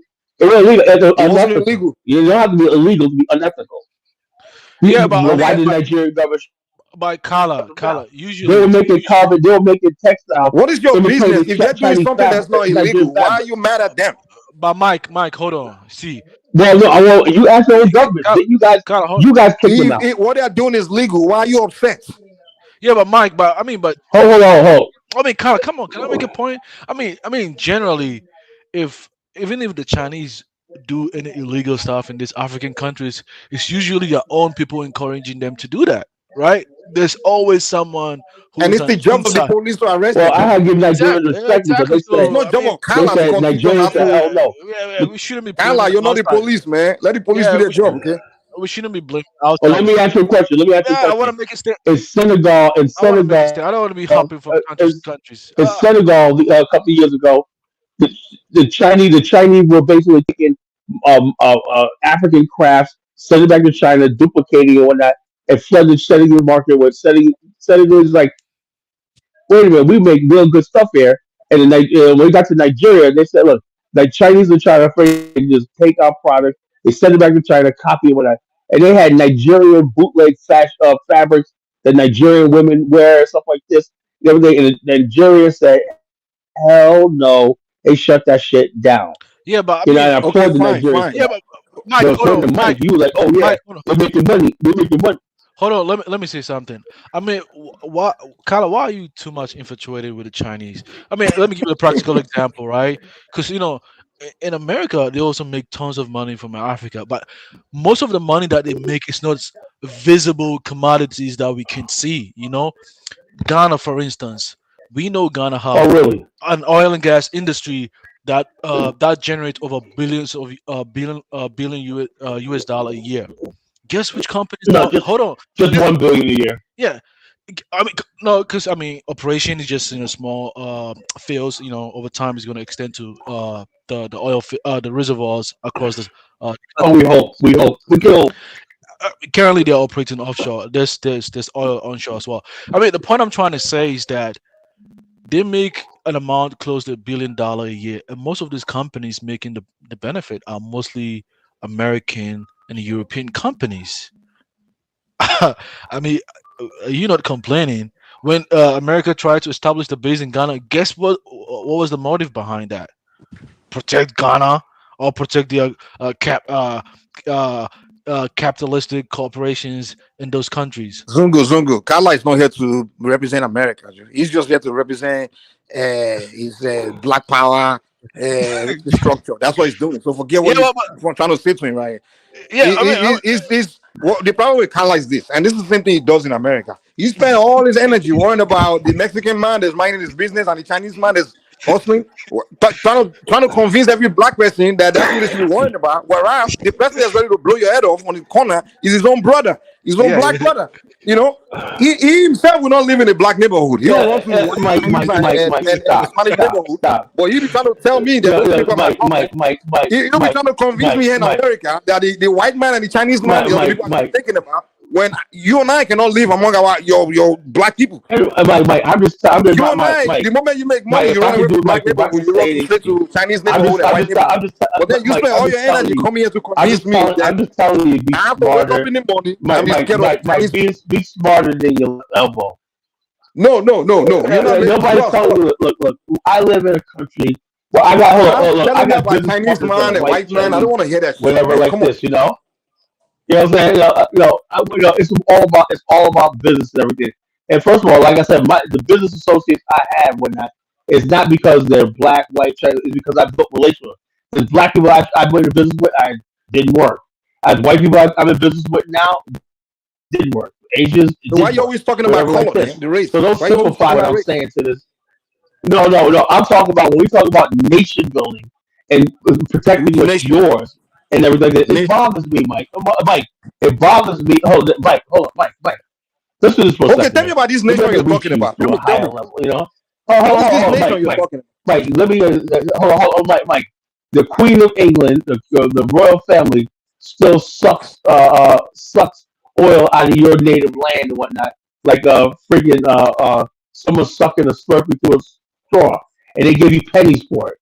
You know, why is really? it? How do you know that? How do you know that? Do you have the documents to prove that? Hold on. Okay, let's admit that that's the case. The most coward black people on the planet. The Nigerians, right? Burkina Faso, this young guy just took all the friggin' shit away from the France and whatnot. And so we're gonna friggin' grow our own shit. We're gonna do this stuff like that, and I dare you to do anything about it. It was so cool. Can I respond to that? Can I respond to that? And too scared, man.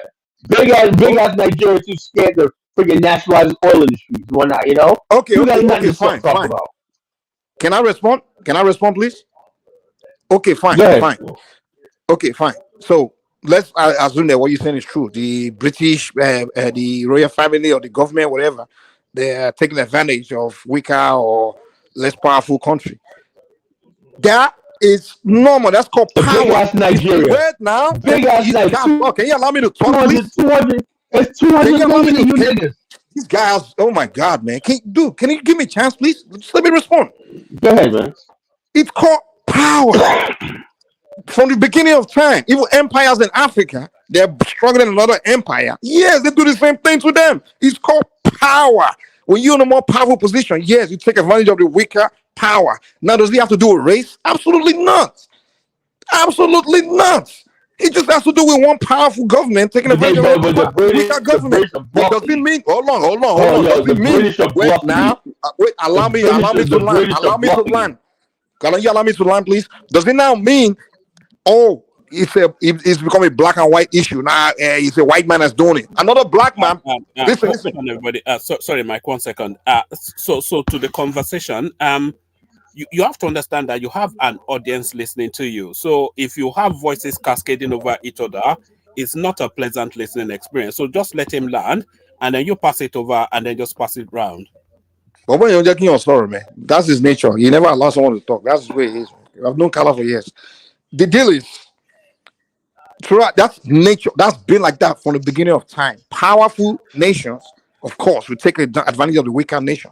That's just natural. Just powerful empires in Africa took advantage of weaker empires. Powerful country in Europe take advantage of the weaker power. You can see the example playing out right now. Russia is bullying Ukraine. We see that going on. Does it have to do with race? No. It just have to do with power. That's what power is about. Yeah. Even in the jungle, the powerful animals they bully the younger. It's not so. Don't come here trying to convince us that now because of that. Yo, let me ask you a question. Can you let me land, please? Don't try to tell me because of that I have to see. Oh, it's a black and white. I have to. Hey, white man. Every white man see. Oh, it's my problem. I have to come and build come unite with you. I have to trust you because you're black. No, I don't trust you because you're black. Yo, Mike, I have to get to know you as an individual before I can trust you. There's no such thing as I'm uniting with you because you're black. You can be worse than even a white person. So I don't believe that other race story that you come here trying to convince us about Chinese man, white man. I don't believe that shit. Mike, I've been listening to Carla for a while now. Even when I was in a different country before coming to the U.S. Right? I mean, we've heard it countless times. Carla wanted to bring an African stand. The Ghanaian president came. He invited you guys. He gave you a free land. A free land. Even Malcolm X was preaching they wanted to have their own land, independence. You have it now. Build the infrastructure to your own desires. That's not independence. Oh, That's not. Come on, Carl. Come on. Come on. It's not going to be enough. You man. can. Not gonna stop it. That's You can leverage. That's a joke.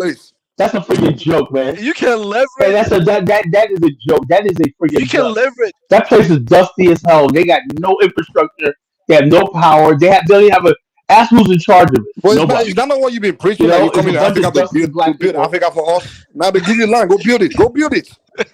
Well, like I said, we're doing something better. We got. Hold on, we got acres over there. We got acres over there in Ghana. Bomani and I, our group, called the Black Star. Bomani is a scammer, man. We all know Bomani is a scammer. That guy is a scammer. I don't want to hear that guy, man. We're actually building infrastructure.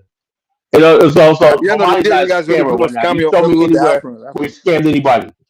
Yeah. Well, no, we don't scam anybody. Yeah, but mine is scam. Everybody that has done business with him, he just brought his group back from Tanzania when they been doing business for 20 years, and no one's ever said scam. So you can't just put all African American scammers. Bomani, the man that works 7 days a week around the clock. That's the hardest working man I've known in my life. I mean, but he's Bomani been accused of scamming people before, so I know that for a fact. Yeah, I mean, but Carla, I mean, you people can accuse anything online. I mean, but let these people come forward with proof. I mean, Carla, are you saying Bomani is building Ghana for Ghana? Mike, see. No, we don't. We're building we're building a black community for the. They're doing business. That's what we're doing. Business. Just do business. I mean, that's what the first phase done. Yeah. Well, that's you, Mike. So they don't already have black. They don't have black communities in Ghana already. Ghana, let me ask you this: so they don't already have black communities in Ghana? Is that what you're saying? They have it. You're going to Ghana to build we're talking about a Pan-African minded. You know what Pan-African minded people? A Pan-African minded. You're going to Ghana to build a black community, just like you have people that different culture. Don't you guys have different cultures and everything, a different way of doing things, organization and stuff like that? This is how we. That's why you were given the land. We build our clinics, land. Like this. Just only the stop the black land. Talking just about black American land. Talking about those people in Sable. And hold on. A Sable is not the freaking anything to do with Black America. Whatever that was. We're not part of a Sable. Yeah, but it's a Black America. It's meant for Black America. I mean, the Hebrew Israelites. No. Not only that. Not only that. You got people coming from Cameroon. That's in the Sable. Oh, you got people coming from Jamaica. You got people coming from mostly all over and whatnot. Yeah. And most of the people in the Sable are not Black American. No. The Hebrew Israelites from the U.S. are the ones establishing their houses over there. In Ghanaians in diaspora. Hebrew Israelites. How many black people in America? How many black people in America are Hebrew Israelites? Quite a number. 91 million %. Kala wants to build a black country to build a black community. Nobody in America knows. Mike. It seems like the blacks, you can't even satisfy their wants. Forget it, man. You can never satisfy them. Trust me. They're going to complain. You've been given a land, and now you need a tax base. The people got to come in. You create a tax. Well, like I said, trust me, I've been around you like Ghana for years. If you're not going to build it right, yeah, but you're not going to build it right, yeah, but Kala, don't do it at all. hold on, Kala. You need a So no, settlement. so no, how you gonna You need. build? How you gonna build something if it's not a municipality? Hold on, Kala. You Let me need a ask you a question. settlement. Who controls the? Oh, Is there the police departments? What? what you mean? I'm sorry. Say it again. Are you guys being seriously trolling?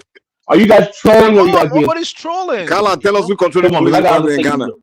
Kala, tell us who controls the police If I department in tell, Ghana. okay, The Chinese, Zarko, the Chinese. Don't let please me ask you a don't tell question. me Let me the ask you a Chinese. question, Mike. Don't for see You're asking too you many guys are questions. You're just trolling. jumping I from don't one have time point for to one trolling, place to right? another, A man. Can serious you stick to one point? if you guys have a serious conversation, hold on. If you have a serious conversation, I have a serious conversation. You ask a question about you have land, but if it's not a municipality where you basically can actually develop it like a county or city or a town or something like that, where you have a council where you make laws, rules, and stuff like that, You regulations, can, you raise can, you taxes, can. have public Hold partnership. on, Kala. No, it's not set up Hold on, like that. Kala. You can Don't they already eventually. have those things in Hold on, Ghana? I hold You mean, on. what are know you all the talking people about? in Oh, can I explain that to you first, stable. Kala? They're raggedy. It's But raggedy. hold on, Kala. But They're eventually, raggedy. those land is gonna develop into a county or municipality in that local area. Oh yeah. Really, really. How you gonna develop a county when you have a chief, a dusty ass chief, still collecting money from people and that? No, the The chief. chief, or the chief, whatnot. No, Now you're calling No, their we're chiefs talking about dusty. You government. see? no. They want development. They give you the Now you're land. insulting their chiefs. They don't want to give it to no Chinese, so They they give welcome it you to to their you. So country. They how you wrote a gonna red develop? carpet for you. Now How you you're gonna calling their develop? chiefs How you dusty. gonna Now now? you're Here's the insulting their thing. chiefs. Now, if you had now, I'll tell you something. If it was a Hey, Zongo, man. municipality, right, then it would qualify. It would qualify. If it could qualify for international loans and stuff like that, plug into the Ghanaian Kala, you complaining other too much, man. international because Man, it's recognized as a you municipality. don't need international. Oh, Even in but America, you know then that America, you have access to credit line in well, America to hold on, do wait, that. hold on. You have Hold on. plans in I'm gonna leave government. you guys with this, right? Hold on. I'm gonna leave you guys with this. College justice believed in was a acronym called LARP, was logical, achievable, reasonable, and practical. That stable situation is not LARP. It's not logical. It's not achievable. It's not reasonable and practical. So what So is Kala, don't you're insult my speaking drama here, intelligence. man. Just You because you know. don't have money and you don't have the You means know. to build shit, you're not gonna build anything, dude. Even if they give you the whole Ghana for yourself, you won't build shit. Just Yeah. we know you, man. All you guys do is talk. We're gonna he's build. he want a credit line. He want Kala, he he wants want a tax. everything. Okay. He Even Right. want if a you give it tax base. You Zongo, need give him the whole settlements Ghana, he's to not have gonna your own build shit, tax man. base over there. Kala, don't you have everything in America? You still can't build your Well, neighborhood. And you talking about you want to go? You already have everything. You can't build your neighborhood. I'm talking And about you for the come here people that talking want about everything you're asking like this, Ghanaians to like this. give you. You I already live in, have it in America. I got Hey You Mike, can Mike, see, hey Mike, bottom line, it'll be nice. That's what people want to move there. You know, if people want to move there, they want to live in a community, they want to live in Africa. Hey, it's fine hey for them. Kala, hey Kala. See, Fine for them. You know, I'm let me just tell saying you one that's what thing, you want to right? do. Kala, just stay where you are, man. Just stay where Hey you are. Kala, I haven't been in the US that long, but I used to work for a utility company for a whole city in the state of Missouri, right? And I've seen how they kind of develop their cities and small towns. I mean, it starts by small settlements in the local in the farthest place from the main city. Yeah, and then the And government comes and puts down the infrastructure. exactly. The government meets it with the infrastructure and everything. The Guinean But government does not have to yeah, meet but to you gotta Hey, start develop Zongo, a you know yeah, certain. about They okay, those don't but let you me do gotta it. white start South from Africans? somewhere. You know about those white South Africans? They want to build a new community called, I think, Osarian or something like that. Kaizo did a show about it, I believe. Those white South Orania. African group, yeah, already something like that. Why can't you do the same thing? You know, I mean, we know you can do it, man. Just Well, yeah, like I said, hold on. Now let me ask you a question. Those white South Africans built their own power stuff like this. They didn't. They did it without any permission from the black government and everything. They said, okay, you do what you want to do. They created their own monetary money system, right? Can you imagine black people in America saying, we're gonna start printing our own money in Ghana? See what the fuck Yeah, happens. hey You Kala, let know, me tell you one thing, right? you See, guys be Kala, coming down there with your abuga. well, You Carla, I guess abuga boogers be out there with your Africa spears and is not good for you, yo, trying to man. burn Just stay that in shit Mike, America, down. man. You don't need Mike, to be crying. Mike, Mike, let me tell Kala one Okay. thing, right? See, I work in Washington State, and I've been privileged to visit a lot of industries and factories. Man, you always tell me about where you worked at, Hold on, man. hold How many jobs have you on. had, Hold man? on. Can you keep one job? Hey, Yeah, Ja, you been Ja, here. Ja is asking me a question. He said, "Who complain more, God damn, NBA or the man. What, you pay people jobs? You can't. This guy Zonzo, you must have told me you had like 50 jobs. You was in the oil sector here. You was here. You was getting all this Kala, hot black chicks in I've been America. following you for years, God man. damn, you're a character, bro. Oh no. God, I only told you I was an intern in the oil and gas sector. That's all I said. You know, I don't work in the oil and Man, gas. you would say, yeah, I know all about the oil sector. You can't tell me about the oil sector. Yeah, Now you're an intern. When I tried to ask you some Yeah, questions, you didn't yeah, but know. I don't Now have you're an knowledge of intern. that. When I work in a utility company, I was an intern in the state of You got Missouri. knowledge of everything. You're a jack of all Yeah. Of trades. course, of course. I'm being honest with you. I mean, you can check my Well, LinkedIn profile. It's not. It's not. Yeah, you can check my LinkedIn profile. You anyway, don't have to. check this out. We will be on Bomani's show tonight. Tonight, 11 Yeah, but p.m. I've been Eastern. struggling. Don't You go guys there, man. welcome to come, They're gonna man. bully you and kick you off the show. You tell them to Oh come And there. yeah, Zongo's too I scared to know. come I back here. know. I've been good Mike over is there. That Bomani has no and emotional Mike is intelligence. scared. Mike is terrified. He's gonna kick Mike you is off a the show, coward. man. Mike is a coward. Mike is a coward. Mike is a coward. Mike is a Once you coward. start Mike is a exposing their coward. bull crap, He won't they'll show kick you up. off the show. No, but I mean, Oh yeah, well, come on, Mike. Let's my go. Mike. Okay, Nah, I'm bring it not coming on on. your stupid show, Yeah, man. Mike. But I gotta go, brother. Hey, Kala. In all honesty, though, Mike. In all honesty, I mean, Kala has, some ideas, but he just has to admit. He just has to admit that he By the doesn't know scout. it. Yeah, he doesn't know it all. You can't just build a nation state on just ideology. You need intelligentsia. You need people with skills to come and help you build that up. It's I mean, it's something that Bro, he doesn't it's get it. easy to talk, man. It's easy to say we're gonna do this, we're gonna do that. Yeah, It's easy yeah, to you're right. talk. And Yeah. Kala spent many years, even before the year of return, talking about, man, if Black America, if Ghana, Africa, just let us come. Just give us passports. Just let us come. We'll build Africa. We'll build them up. He was talking all that crap for years. Then Yo, the hey, year of return, Mike. now he's coming back. He's moving, he's Hey, just gonna Mike. talk. He's not gonna build shit, man. Mike, you know what's surprising though? I've been listening to Kana even when I was in Africa.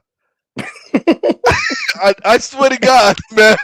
And I come to the US, living a comfortable life, and still listening to him making the same kind of. Even if you give him everything, he's still gonna give you an excuse. I'm Oh, like, nah, damn, it's man. because of this, it's because of that. I'm like, damn. He's not going. I'm like, damn. It's almost a decade, and he's still preaching Afghanistan. Man, when are you gonna get a land? Come on, you need a land by now. It's almost like Omar Johnson every day speaking about a school, and we never see the school. All these guys do is talk, man. Talk, and Yeah, blame somebody else. yeah, man. Even Mike, I remember you, on Dinah show, even back in the days, man. Even before I came to the state, I remember you used to like use Dinah's platform to tell them about the Yoruba spirituality. I remember it was the same platform that I met, Kala. I like his idea about infrastructure. Having Afghanistan. It was beautiful idea. I even joined his BOA platform. At that time, I was studying petroleum engineering. I'm being honest with you, right? Kala has been around for years, man. For years, seeing the same crap. Yeah, he had a website for the BOA, Black Infrastructure something, right? And the engineering social circles, there was no one over there. There was no one over there. No one over there, It just wasn't active, And that's how I knew that it was a pipe dream. What I started growing up, I was, I wanted like new ideas. I was still developing myself, moving on to different things.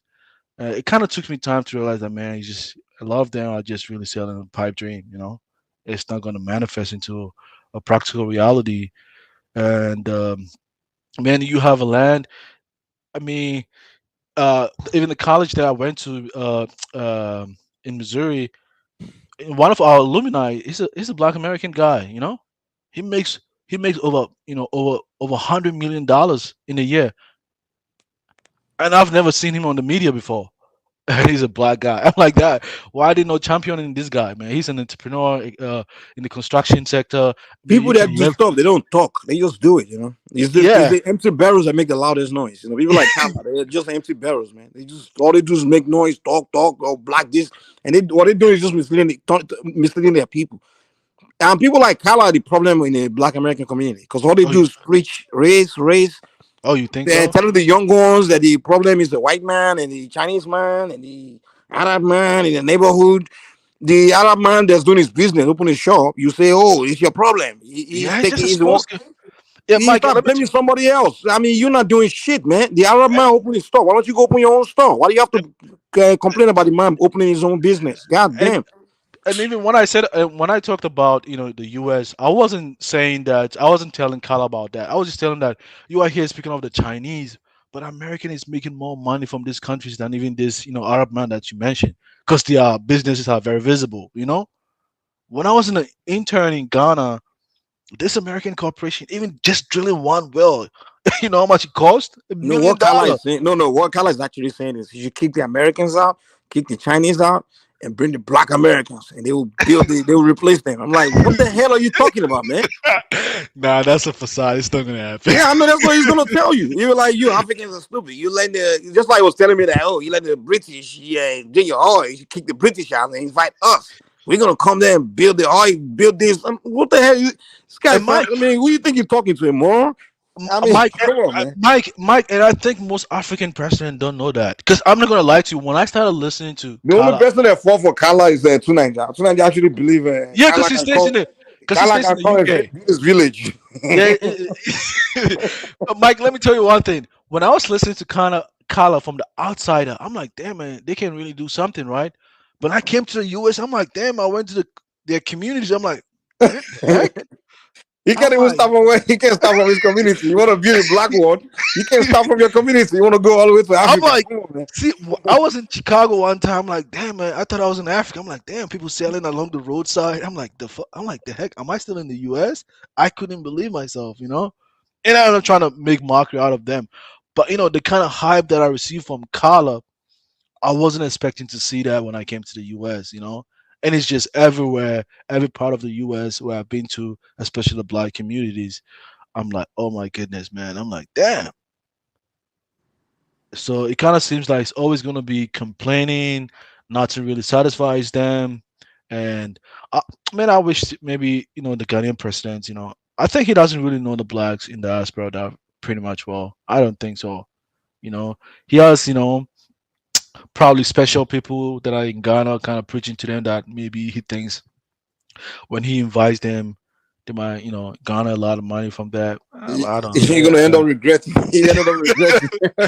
Man, but after coming over here and being here for almost 4 years now, Mike, are you still in Nigeria? Are you back now? No, yeah, Yeah, you don't have to respond. That's okay. I'm just, I know you kind of go back and forth. I get it. I'm like, damn, like, yeah, Colin, man, Colin just talking, man, and he doesn't realize that people are growing. I've been watching him when I was in the university back in Cyprus, and I'm in the US now. I'm working now, and I'm like, he's still preaching the same dream. I'm like, what? God, man. That was a great show, Kaiser, though. That was a great show. Oh, my goodness. But yeah, guys, Mike, I'm gonna have to end it down. The stream. So shout out to people coming through. Do you guys have any final words? Hey, Kaiser. That stuff you mentioned by linking the channel. I think there's some topics I probably want to start doing with you, man. If you want us to link that channel and do like you suggested, yeah, I think we can start doing that. And I don't know how you. Which one? The one suggested by Felipe? No. I'm talking. That's something that Kaiser discussed before. Something he suggested to me before. Yeah, but Kaiser, how do you deal with that? Yeah. 'Cause a Kaiser, lot I'm of gonna give you. I'm gonna type my email in the private chat so that way you can yeah, we can yeah, figure out. Kaiser, a lot of people give you suggestions, telling you open this platform. How do you manage that? Yeah, there's a lot of different personalities. Definitely, that's a good Part of point. being a leader Yeah, is. it's I'm saying I want to say Kaiser, like what do you think about? I say you and one man link the channel and stuff. What do you think about the Nigerian topics that they do on one man show and stuff? Do you follow it? I mean, what is your I mean, the politics that they discuss there all the time. You know, I kind of thought like you guys linking up, like he was gonna be like there gonna be more Africans coming on that session that he does. Like I mean, not African, I mean more other mix. Like your audience kind of like non Nigerians, you know. But I think he should kind of mix his topic up instead of making it strictly about Nigerian politics. You know. You know what I'm saying? Yeah, but okay, here's it. No, I know what you're saying, but the issue is his main audience, they're all politics, so he has to slowly change it to this, like, let's say, more diaspora and stuff.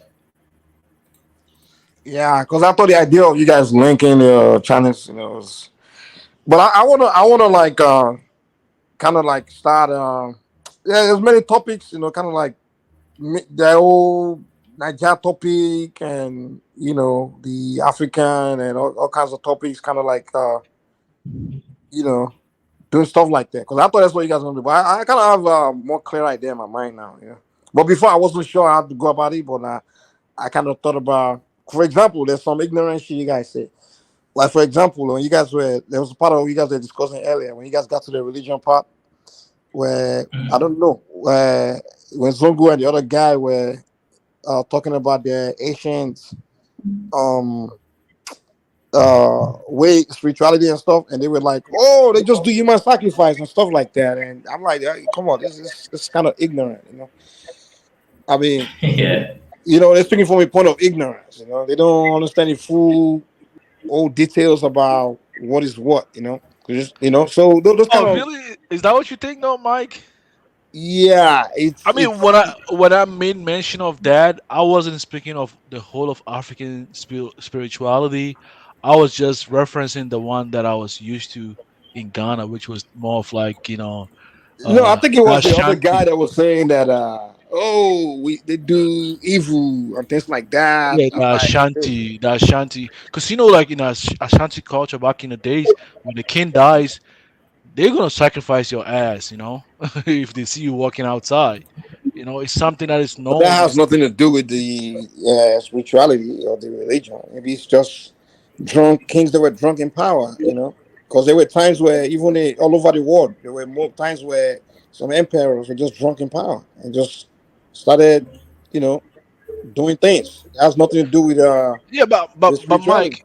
Mike, sometimes, I mean, sometimes when you study, you know what? Even there was last time trying to learn my roots, trying to study about, how the House of people came together, and I'm like, a man from Arabia, they call it Bayjida. They believe he comes from Iraq. He was the one who came to establish the kingdom for them. I'm like, man, I Yeah, don't it's a lot of really, brainwashing, man, and it's still yeah, going on to no, today. Very but sad, very very but the sad. leadership in the House of Land believe that. The kings believe that. I'm like, hell no, I'm not gonna subscribe to this culture. I'm like, nah, man, it ain't African to me, because The last African empire standing is the Yorubas right now. They about to, yeah. they're in us right now, man. Propaganda. These are the kill our Asian. Because they said they were saying Bayajid, the one who established the whole House of Kingdom, he came from Iraq.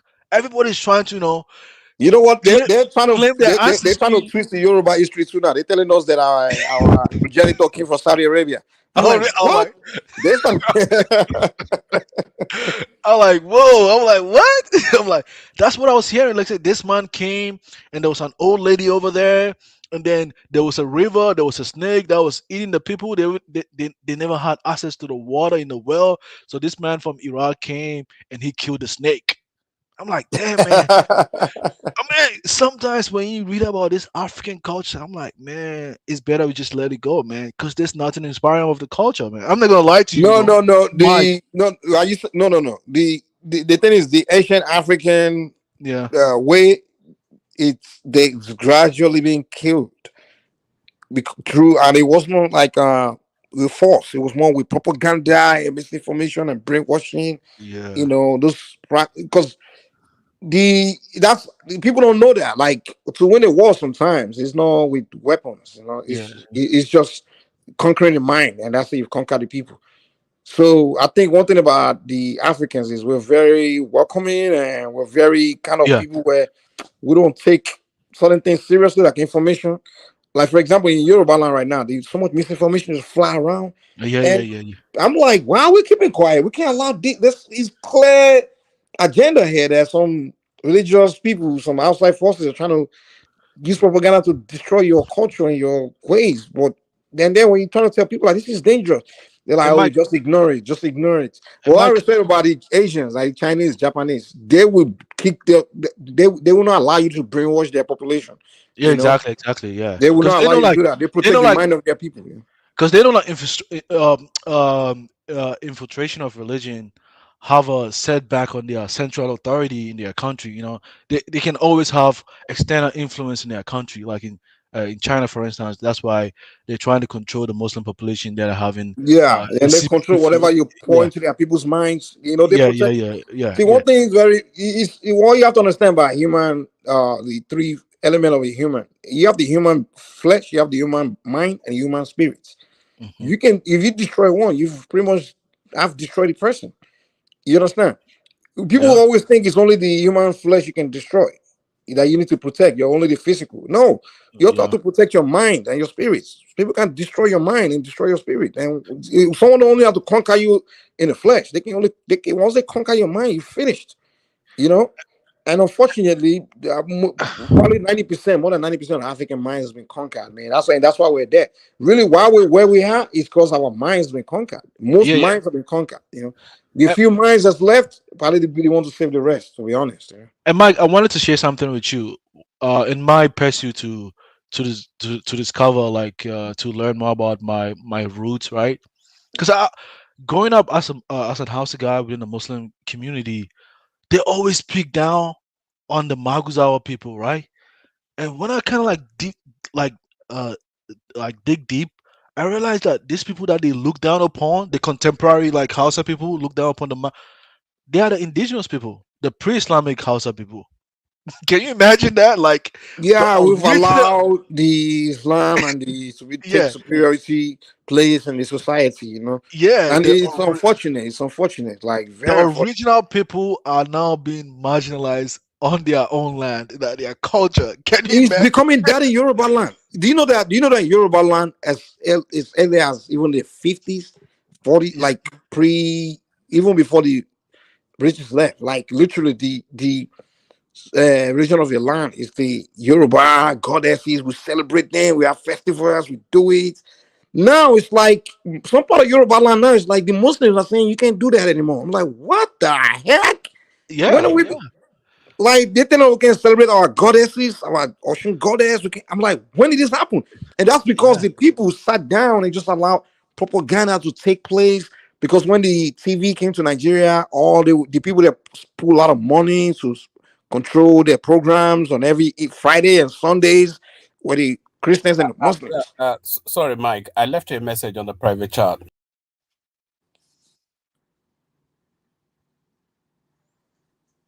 Oh, okay.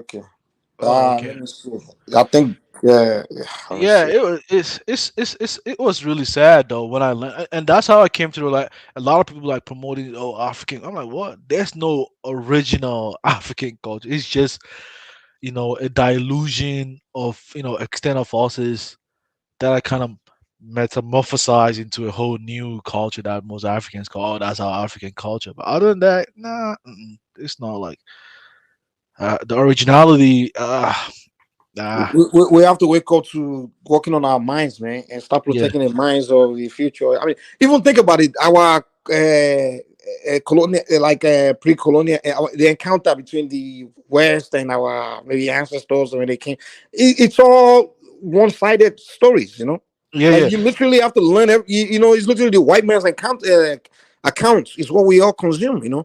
Like we came, we just, like I'm like, what the heck, Yeah, So. but on a serious note, I don't know why when I discovered the indigenous house of culture, damn, like I was like I wasn't receptive to it though. I'm like, damn, like it was different from what I was raised from. I'm like, damn, so these are the Uh, indigenous people. I don't know, like I don't know why I felt that way, but I don't know. Is it a human behavior? But I wasn't just. I'm like, damn, man, like these people. So these are the original people that That's You how they have to used to practice. understand it's probably not going to look appealing at this point because these are things that's been neglected for so long. You understand? You have to Yeah. understand that one thing you need to understand is this: like cultures and ways of life evolve with time. Yeah. You understand, right? So think about like um we as society. Okay, for example, like Christianity, for example, Christians, for example, like 20 years ago or 30 years ago, homosexuals were like forbidden, kind of like that, right? Or any even not that's kind of extreme. Let's say sudden dressing or sudden dating or things like that, right? Were strictly forbidden. But as time goes, it begins to evolve with time, right? Begin to shape like reshape the beliefs and things like that. You know, they're moving with time, right? Yeah, you're right. So if we want to talk about the Hausa probably way of life, they probably put an O to it, like maybe probably 100 years ago. It was neglected 500 years ago. So if you're gonna revisit it, it's gonna be where it was 100 years ago, which society have moved. Yeah, you're Like you right. understand, but if it was something that wasn't neglected, if it was something that was put together with an entire system of society, like accepted Yeah, as a, like you understand? it was developed with time, you With know? that, exactly what it developed with. So when you go back, be like, wow, this is so ancient, you know. You understand? Like, wow, this is, Exactly, exactly. yeah, yeah. So that's what That's why, it yeah. didn't evolve with time, you know. So that's what I think it is, you know. Yeah, So that's why yeah. because like I watched, and where I learned that from was a British professor that, find, one man from Nigeria who went all the way to the village to do an interview of the culture, they practice, animism, and he was an, how's it called? What's the Because he was, definition of animism? they kind of like practice, believe in animal like the Hinduism, they believe in everything, worship, animals and everything. Worshiping animals. I don't think anyone worship animals. I don't know. I don't know. I'm not outside, so I don't know. But I doubt if they worship animals. No, no, they practice animism. You can check that though. I mean, it's something that is documented. I don't Listen, listen. Let me explain something to you, man. Africans don't worship. We work with energies. You No, understand? no, I would say they didn't have something that they were worshiping, but like they like chanting, like you were saying. They were kind of like chanting, and they can sleep down. Yeah. See. What you people need to understand is this. They call See, that the Africans, everything about us is more like science. It very, it correlates with everything in science. Science is all about energy, right? Right? It's all about energy. They work with energy. Where Okay, let me yeah. say like the attribution of souls to plants, in inanimate objects and natural phenomenon. That's what animism means. They believe like it's in everything, so they kind of like connect with those, whether plants or anything within the immediate environment. I mean, Yeah, everything in the universe is parts and parcels of one another. You understand? It's parts and parcels of one another. Even if you look at the ecosystem, the cycle of life, everything connects. If the plants, the livestock don't hit the plants, we won't be able to eat. So everything, the food chain and all that. So it's all science. It's all science. People know work with working with different energies of different forces of nature, whether it's the elements, whether it's the stones, whether it's the rocks, whether it's the uh animals, whether it's people, it's a science, it's metaphysics. But if someone that's abstract can look at it and like, what the hell are they doing? For yeah, yeah, yeah, example, yeah. That's how I saw it. When I saw, I'm like, what yeah, the you heck are can they you doing? just look at it as people are foolish. But And I'm like, if this you is like if you if you actually get with that, they teach you, they lecture you, be like, wow, so it's deeper than that. And there's one thing that you said that even the man, the researcher who was an also guy, who said that he said most of the like the indigenous people, the indigenous like tribes, including I'm sure like maybe the Yoruba and other, they are very receptive to other people, but once they receive Do people, you know that? Do you know that the others principle? become Do you know that the hostile to them. principle? Hold on, let me say this. Do you know that the principle of how we relate with nature and energies? Those are the principles of scientists. Actually, the scientists actually came to learn this principle from the Africans. Yeah, you're right too, and that's what the man said. Even the man, the researcher, the researcher, by the way, he's an outside guy. He was born. They He's come still yeah. He said that most of them they respect nature and the environment. They don't destroy the environment. because there's You not know, scientists work with nature. It's through nature that they do their scientific discoveries. It's nature. yeah, They come to study nature. They study the birds. They study the animals. They study and they come to create things. Use their knowledge to go into the lab and trying to use their principles to create something. So it's science. So Africans, we're actually scientists in our nature, but we don't think in that manner anymore, the creative manner, because we're always trying to figure nature out, trying to figure things out. That's where we are, and that's exactly what scientists do. So you're they right. learn how to think that way, the scientific way from the Africans. But we don't invest in how we normally are, where we are as a people, where we are people that want to connect with nature. You're right. And Even so, some. yeah, exactly. So we no longer think that way anymore. Now we think in a new way, a colonial way, some way that Yeah, just even brainwash us you to think. notice. You know that even sometimes our proverbs we kind of connected with nature, how like animals behave or how the plants. You notice We that were even some. far more intelligent people. We were Yeah, the only different now today. We think we're more intelligent than back then. Actually, today you just exposed to what the white man has created, and you think, oh, you're more intelligent now. Actually, you're you're more right. foolish now Um, because um, today we all say because, for example, when I go to the rural part of Nigeria, right, mhm. those people that are still connected with the old things. When I sit down with them, they begin to tell me about plants and what that plant can do. What they begin to go deep, deep, deep, deep into the theories and the things about that plants, right? And they begin to tell you if you mix this, and they know so much about the environment, right? Yeah, They you're know right. a lot. Now, if I go to the a normal Nigerian, the westernized person, really he doesn't know anything. The only Oh thing no, he can tell you is oh, I know how to use an iPhone. I know how to put on Versace. I know how to dress yeah, you're nice. right. You're I know right. how to. I know this. But if you tell him like, hey, can you all these things that you're just exposed to, you don't know how to make any of it. It's just something You made by white man, and you just consume it, and because you consume it, you make it look nice. Now you think you're far more intelligent than that person in the rural side. I'm like, no, yeah, that person in the rural side, when I sit down with them, they're spilling nature, they're spilling knowledge. They more, they have natural intelligence. But you just have this artificial, like I won't say artificial intelligence. You really don't have any intelligence. You just learn how to operate something that you purchase from somebody. You really don't even know how to make it. yeah, yeah. I remember like this one time I was reading like the proverbs, like some proverbs, the Ashanti proverbs. And I'm like, damn, it teaches more about life. I wish I was taught this proverbs when I was growing up. A lot of the challenges that I experienced while growing up, I wouldn't have faced that because it taught me everything was inside, Mike. I'm like, damn, Mike.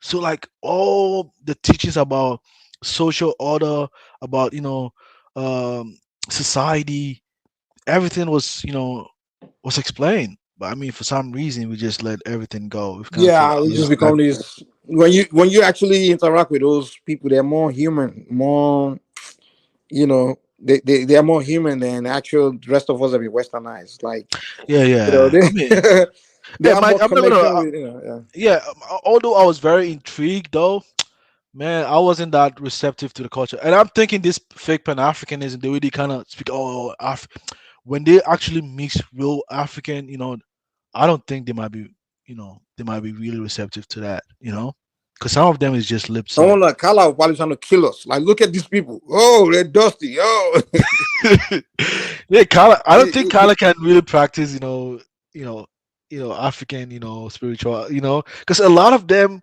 Kala is they, empty himself. Okay, think about it. Let's put this. Let's put this. Like, if this happened, let's say a white man cut ties with Kala.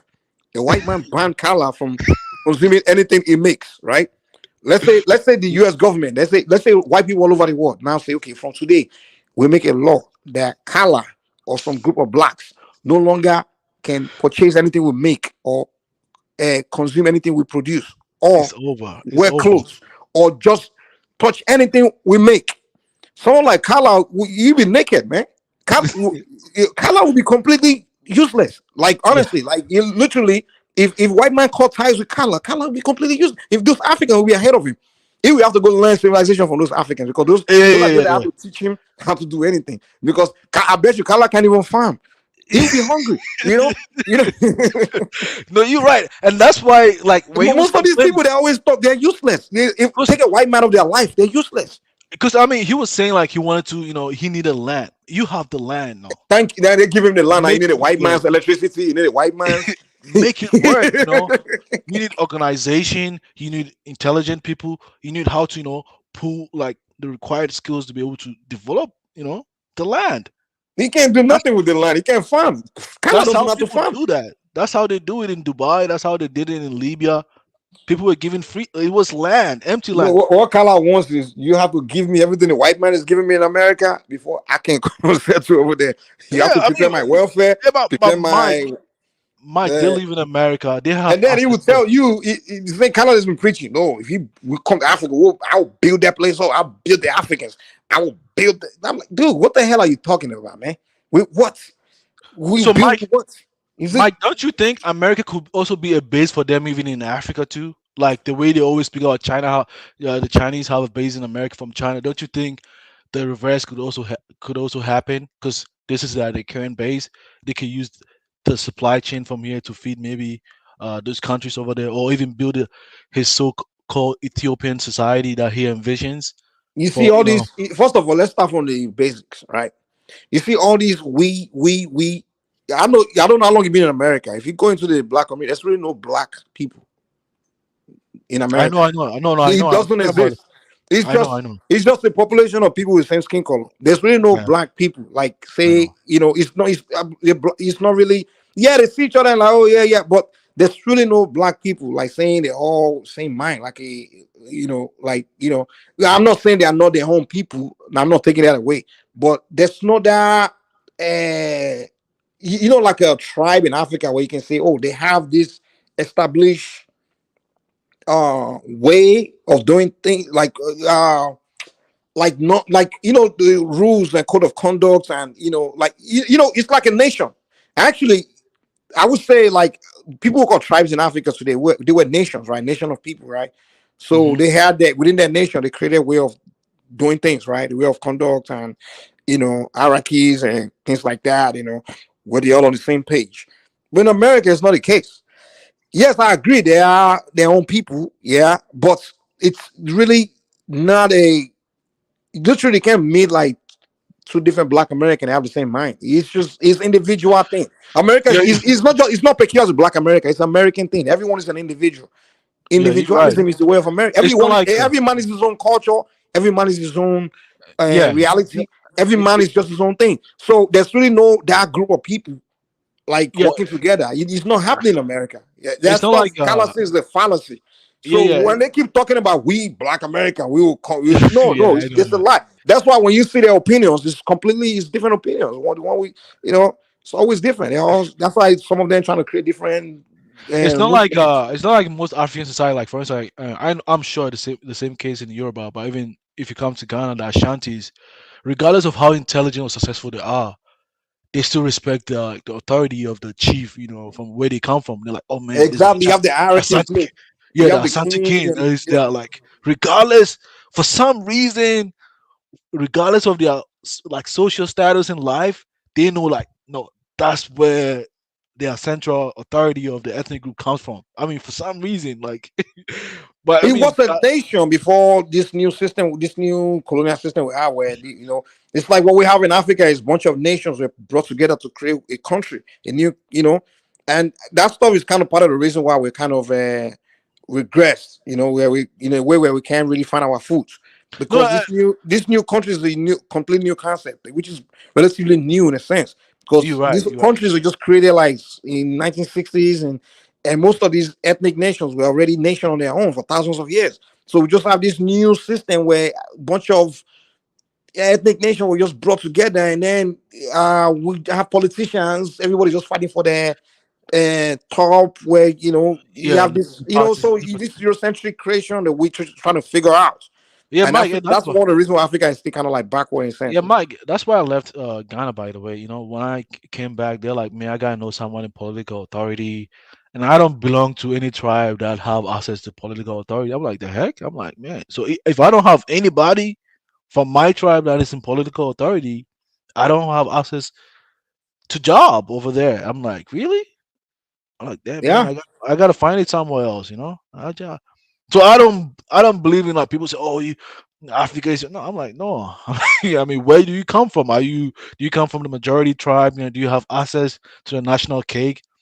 If you Yeah, don't have that access to national that, cake is not going. You know what it is, right? The way the whole thing started is what the problem is, because what happened was when those British were there, right, and the French, all those people when they were there, so they were industrialized countries and they were producing a lot of industrial goods where the enticement the Africans like, those good manufactured goods, pretty things, nice things, and beautiful mansions. So when they were there, they were that group that the Africans are looking like, wow, these people are advanced, right?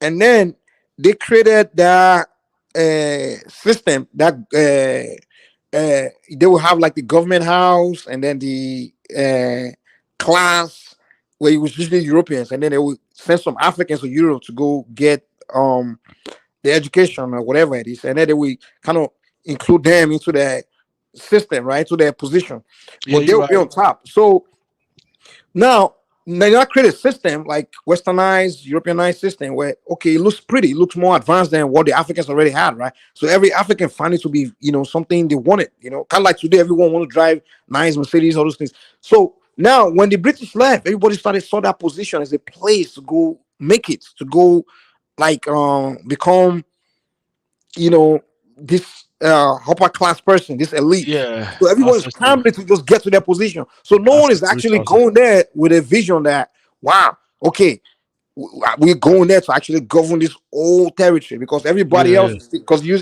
really don't understand the whole nation by in the first place. So how can you have an idea how to govern the entire nation? Because you have nations of different nations put together. You only understand your nation. If you're from Ashanti, you only understand Ashanti culture, yeah, Ashanti yeah. way of life. And Mike, I'll tell you one thing. Even in Ghana, I'm sure it's the same thing in Nigeria. Even when in Kurma, in Kurma, it comes from the Fanti, and Fantis, they are literally nobody in Ghana. And the reason why the British were or the Western powers were able to overthrow him is that the current government, the MP, like this government who's preaching Pan African joke, his people, his ancestors, they believe Nkrumah was not the right person that belongs to rule. The rulership belongs to the majority tribe over there, which is the Ashantis, and even You though know, Nkrumah was far more like was more visionary than them, because a lot of the Ashantis they learned under the British. They were pretty much keeping the status quo in place. Nkrumah was more like he has a different thought. He wanted to compete. I always say like, you see politics. It's not the politics. Is a very dirty game, man. Like that's why the Africans just had a monarch system. We had where you don't play politics to trying to get to a position, and that's why the Chinese they don't do that. They don't do that politics shit, man. Because at the end of the day, it's gonna be who can deceive people. It's about who can do propaganda the most. That's Yeah, yeah, gonna yeah, end up on top. So with Africa, it's even more dangerous because now all you have to do is just play the ethnic card. You know, yeah, just play the ethnic card. You want power? Just play the ethnic card. Nah, it's the turn of this tribe. Oh no, look, that guy is, that your tribe is being marginalized. You just gotta play yeah, that game. You have to play that kind of game. Is yeah. I don't see like you have myself. to. I don't see myself. If you say you don't want to play it, all it takes is one guy playing it, and you know that this guy's gonna defeat you. You gotta play it. Yeah, Mike. But that's what happened in Nigeria the last election. The moment one of the guys started playing the ethnic card, the other one realized that, oh wow, this guy's gonna Oh, defeat me. I have no choice but to play the same card. oh, yeah, you're right. So Politics is yeah. a dirty game, and that's why I kind of feel like even in Ghana as a minority, I'm like, damn man, I have no access. There's no way even myself and my kids can can assume a political authority in the country because at But the if end you're of the day, smart, you can do it though. no, but at the end of the day, they're gonna ask you where are you from, and they're gonna politicize the situation, when they ask you where are you Yeah, they're always from, gonna do where it. are your But to me, where are if your you come from people a minority from. tribe, I think you Yeah, probably but have more advantage. but our people they came to Ghana prior to the whole nation state was created. You get what I'm saying? Mm-hmm. We settled in Ghana Oh, like the Hausa people. we come from the Zongo community. No, the Zongo community. A lot of people they mistakenly think it's just only the Hausa. The language they speak is Hausa, but the tribes are not just Hausa. There are even Yoruba people who are Zongo people in Ghana. Yoruba people, yeah. That's why anytime, like even the first time I met the Hausa people, They were like they didn't like the Euro people. I didn't agree with them because I'm like, no, where I come from, we accept everybody. You understand? Even though like I knew, but we were kind of like mixed people, like with different tribes.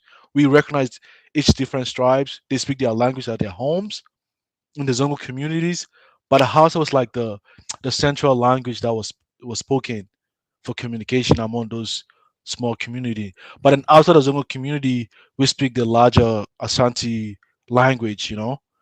That's how it kind of works. In Ghana, I grew up with a lot of Yoruba guys. They spoke Yoruba in their household. I didn't understand that, but they are Yoruba people. They can trace their families also, but they are really, and they have Yoruba Bello or something like that. And they are from the Zongo community today. You get what I'm saying? Yeah, yeah, they are. There's a lot of them over here in the U.S. right now, but they say they are Ghanaians because they've lost track from their own people for a long time. You know, but they are really from there. So I think the policies of Nigeria and Ghana is kind of a little different. But yeah, that's just by the way. That's policies by the way. Great conversation, Mike. You should hop on this show sometimes. And I think my last statement. I think it was a great show, Kaizo. We enjoyed the conversation. I actually met you. I think I saw you chime in on Afridama's platform. But then Afridamos has been away for a while. I'm like, no, let me check on Yo, Kaizo's what show. happened to Afridamus, man? I I was think doing stuff. he's going to Gambia. He's in Gambia trying to build a fam. He's trying to- Afridamus, I think he's a good presenter. That's something I can give him. I'm not saying I agree with his presentation or anything. His messages or whatever, but I think he's a gifted. Yeah, one thing. He will be a good show, like a TV host, those kind of guy, like Yeah. don't let But sorry, what's those people that do late night show kind of people, like those comedians that do late night shows. Well, some of them don't necessarily have to be comedians, but people like David Letterman, what's his name? This guy, I forgot that guy with a funny jaw. Jay Leno, those kind of people. I think Alfred Diamond is gifted for that kind of stuff. And one thing, the reason why I kind of like, knew Afrodamas knew that black people was, he said he used to be a prison guard, and he met a lot of blacks, and they called himself Indian. And then surprisingly enough, when I came in contact with a lot of black people in the US, a lot of them say they were Indian. I'm like, damn, how did Afrodamas really knew that, right? And that's how like, oh my goodness, this guy kind of knows. Then he knows like he's an expert in negrology. This brainwashing of blacks, man. It's like a global thing, dude. Like in America here, they do a lot of brainwashing on the minds of the blacks, man. Like through the school system. Like if you go to the school in America, like they literally just be doing brainwashing. Like they would just be brainwashing the kids in the classroom. Like Hey, for Mike, example, like if you go to in high school, right? In middle school, high school, when they're doing like sociology, social studies, whatever they do, they want to talk about the world to the kids, right? And they will start talking, they will talk about Europe, talk about everything beautiful. They talk about Asia, everything beautiful. And they go to Africa, they just find the most dustiest thing. And they go to like the Mossy tribe. And I'm like, this is propaganda, man. I mean, but did you it's go to like you high present a negative side But of one people hold and you on, only present the Mike. positive side of the other people. I'm like, Hold this on, is Mike. propaganda. But Mike, did you go to high school in America though? Now finished high school in America. The last like year or so. I was Oh, like 16, oh, 17 when I came in. so you went to junior high and then high school or what? No. I almost finished my high school in Nigeria, but I finished it like the final year, Okay, kind of the like that. final year. Okay, so you Yeah, knew yeah. you learned something.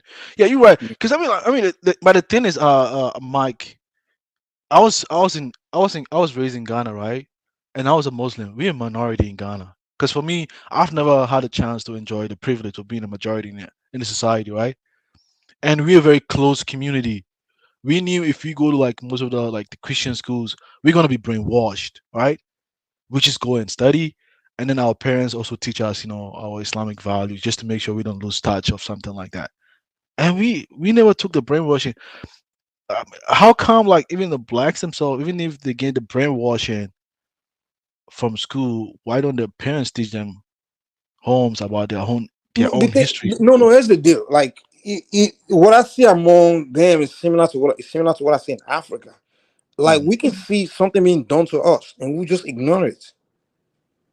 Oh, You know okay. what I'm saying? We ignore it. We can see like they're doing this, they're brainwashing us, but we just ignore it. Yeah, you're right. You're right. So I see it. I see like the propaganda, the brainwashing is being done, and then when I see these callers, like very educated, I'm like, yo, you know they're brainwashing your people. Why don't you do something like maybe trying to, challenge it or just trying to? But they're just like, nah, I don't have the energy to be doing that. It's the same in Africa. Like I'm saying, like a lot of things that's going on. It's a lot of propaganda, brainwashing is going on. But we Yeah, just ignore, but even the Mike, leadership, we ignore it. but But the Mike, Chinese are white. They will. If you start trying to push propaganda about the Jews or white people, or they will challenge you. They will fight you back with propaganda. They're not going to allow that. but To Mike, I was really shocked though. Even I think I met some, the FBAs, they didn't know where I come from, and they asked me where I come. I told them, "Oh yeah, I'm from." They're like, "What?"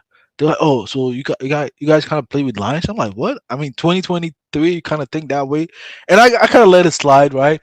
And I met another guy from New York City, an FBA guy too. He was like, "Yo, so you guys, how's like living in this thing like?" And it wasn't like he was just trying to be funny. He was just genuinely curious. I'll be shocked if they still do that in 2023, man. Because honestly, Yeah, I was I haven't. shocked.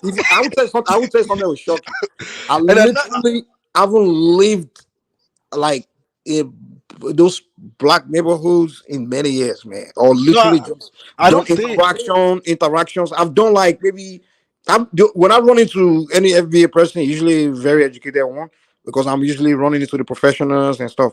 But literally, that those class of people, those low level ones, I haven't interacted with them in years. I even don't even Yeah. have that time. Even like when I find myself in the same space with them, I usually don't have reason to engage them. So if they are, so I have no idea how to think now. But what I Mm. know by years ago, yeah, they were definitely thinking like that. But I'll be shocked if in 2023 if they're thinking like that. Yeah, I That don't would stay. be a Yeah, goddamn like shock to me, yeah, I don't But stay in the right now, communities. I kind of met them. Met a couple of them at a bars. There's one time, out of curiosity in Washington, I'm like, you know what?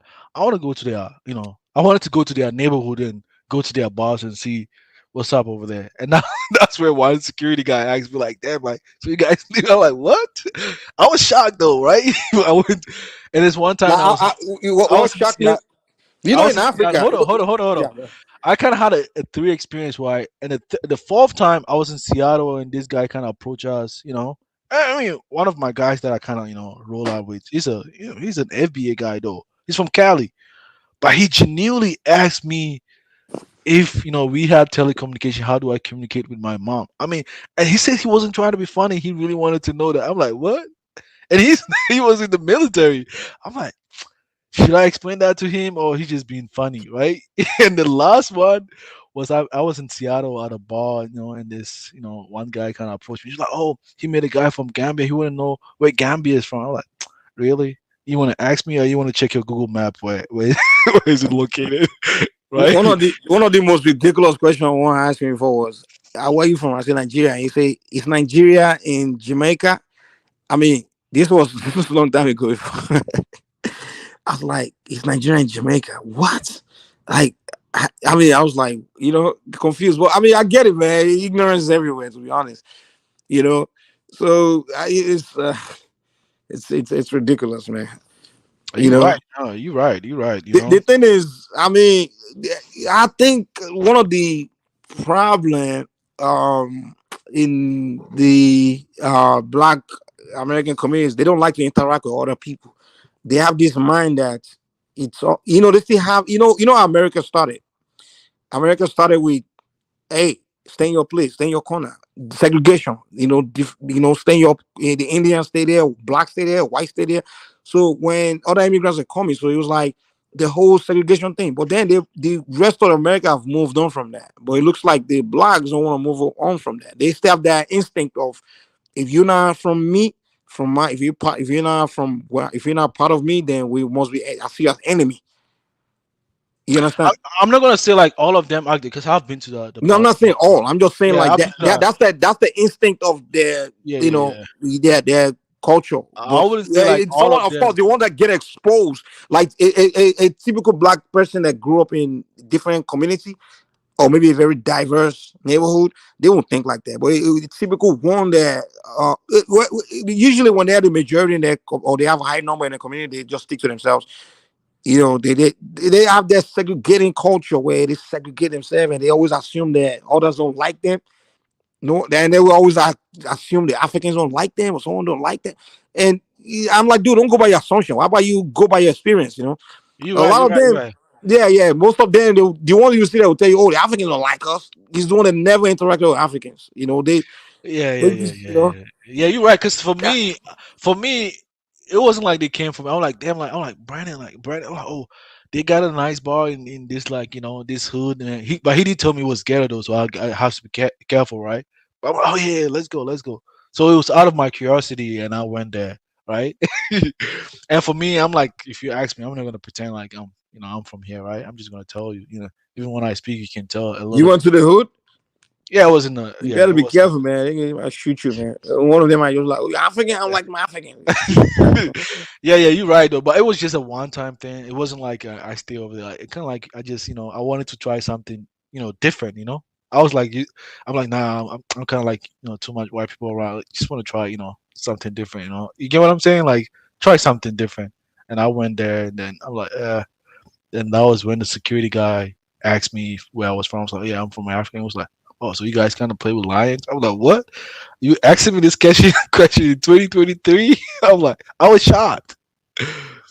That's Yeah, yeah. Washington State. You And then know, another guy in New York who was, he worked, for Amazon. I met him at a bar too. And then yeah. And then another one from Cali too. So that's how I kind of think like, man, but you know what's really it's funny not by though. You chance. know It's what's not by funny, chance, Django? You know what's funny? Like those of us outside of all of us black from Africa, UK, Caribbean, we've never been to America. We see them as people that are the most intelligent or really far advanced people. Yeah, yeah, yeah. That's You're what right. we think of them. We think those black America, they gotta be very advanced. America being an advanced country. We assume that the citizens will be very advanced in knowledge and exposure and everything. But then when you come to America, you begin to realize like, what the heck? This is not what I thought. No, It's I had like the same shock too. I had the same shock too. yeah, we thought like they'll be very advanced people, and that's why we trying to want to emulate what they do.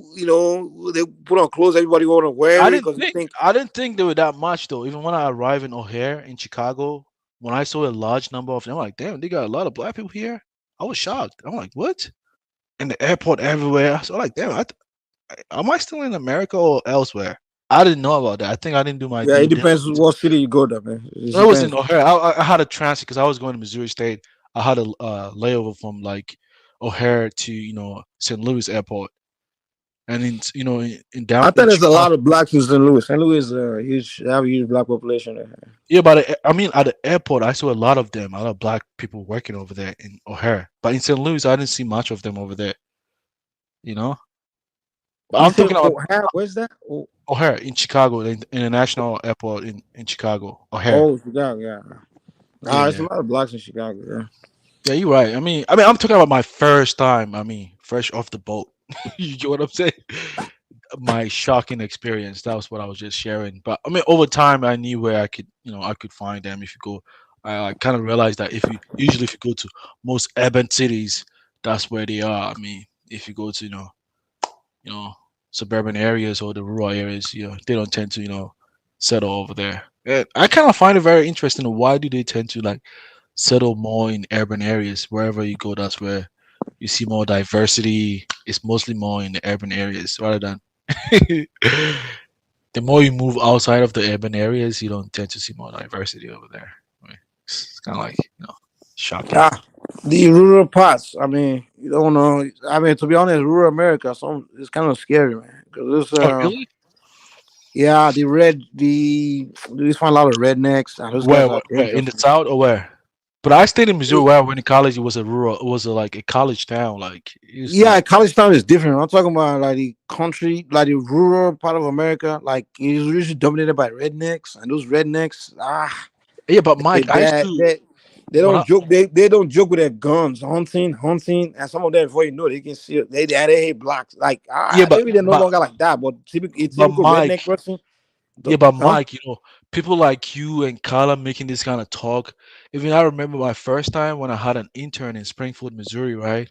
And they told me I got like I was working for a utility company. I was doing some, gas pipeline inspection, right?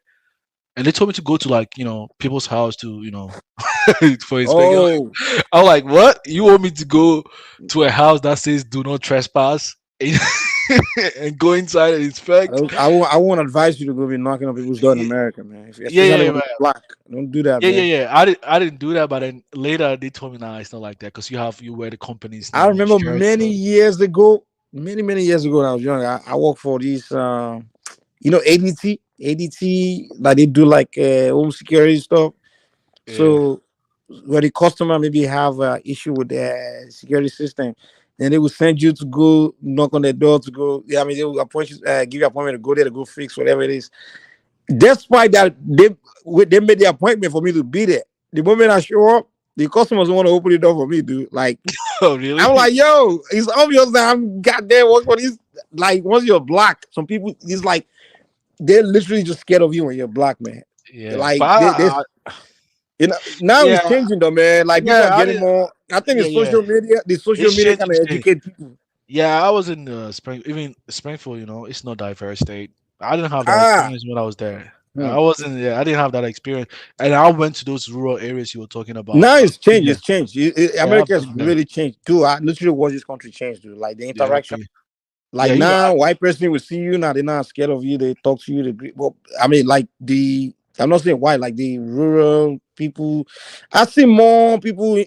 I'll be honest with you. I think people that came to really kind of make change in terms of the race relation in America. I think it's we the immigrant, the Africans, especially the Africans in many places. Like for example, you go to certain state cities, like if you go to city like Houston, hmm even Boston, all this, Baltimore, you see white people like literally knowing difference between the African person and the Caribbean and Black Americans. They and the Africans. When we come here, we just interact with people. We don't do that segregation thing.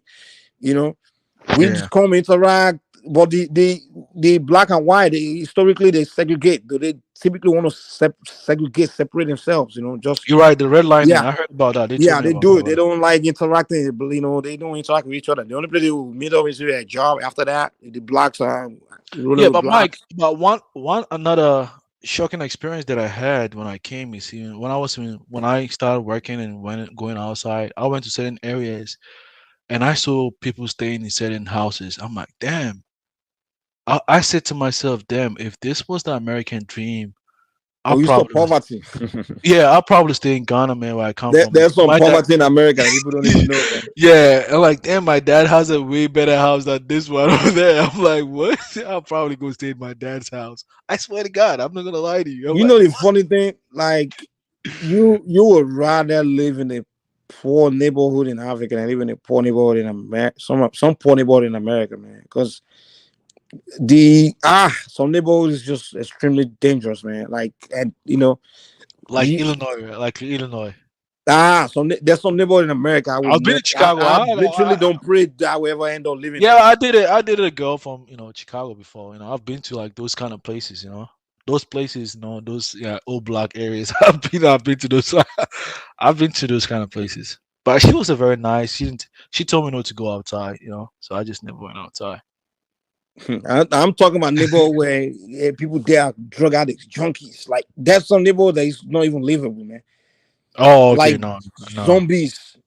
I'm talking about zombies everywhere. You can't even go there. Don't even go there, man. Like don't even go there. Like I'm talking about drug addicts everywhere. Oh Lord. Yeah, but now it's everywhere now. If you go to see, if you go to most like urban cities, you see it everywhere now. Drug addicts everywhere. It's everywhere. It's not even restricted to just a specific race. It's just everybody. Most big cities. There's one time I went to Portland. I was shocked. Like You see like zombies over there, like a lot of them in downtown Portland. You know, oh my goodness. America has a drug problem, man. It needs to. I sometimes always think like America has a lot of problems, man. Like kind of unique kind of problems too. And I always think, is it that the chicken is coming home to roost, or what? Is it like the because of the kind of America has done a lot of crazy things around the world.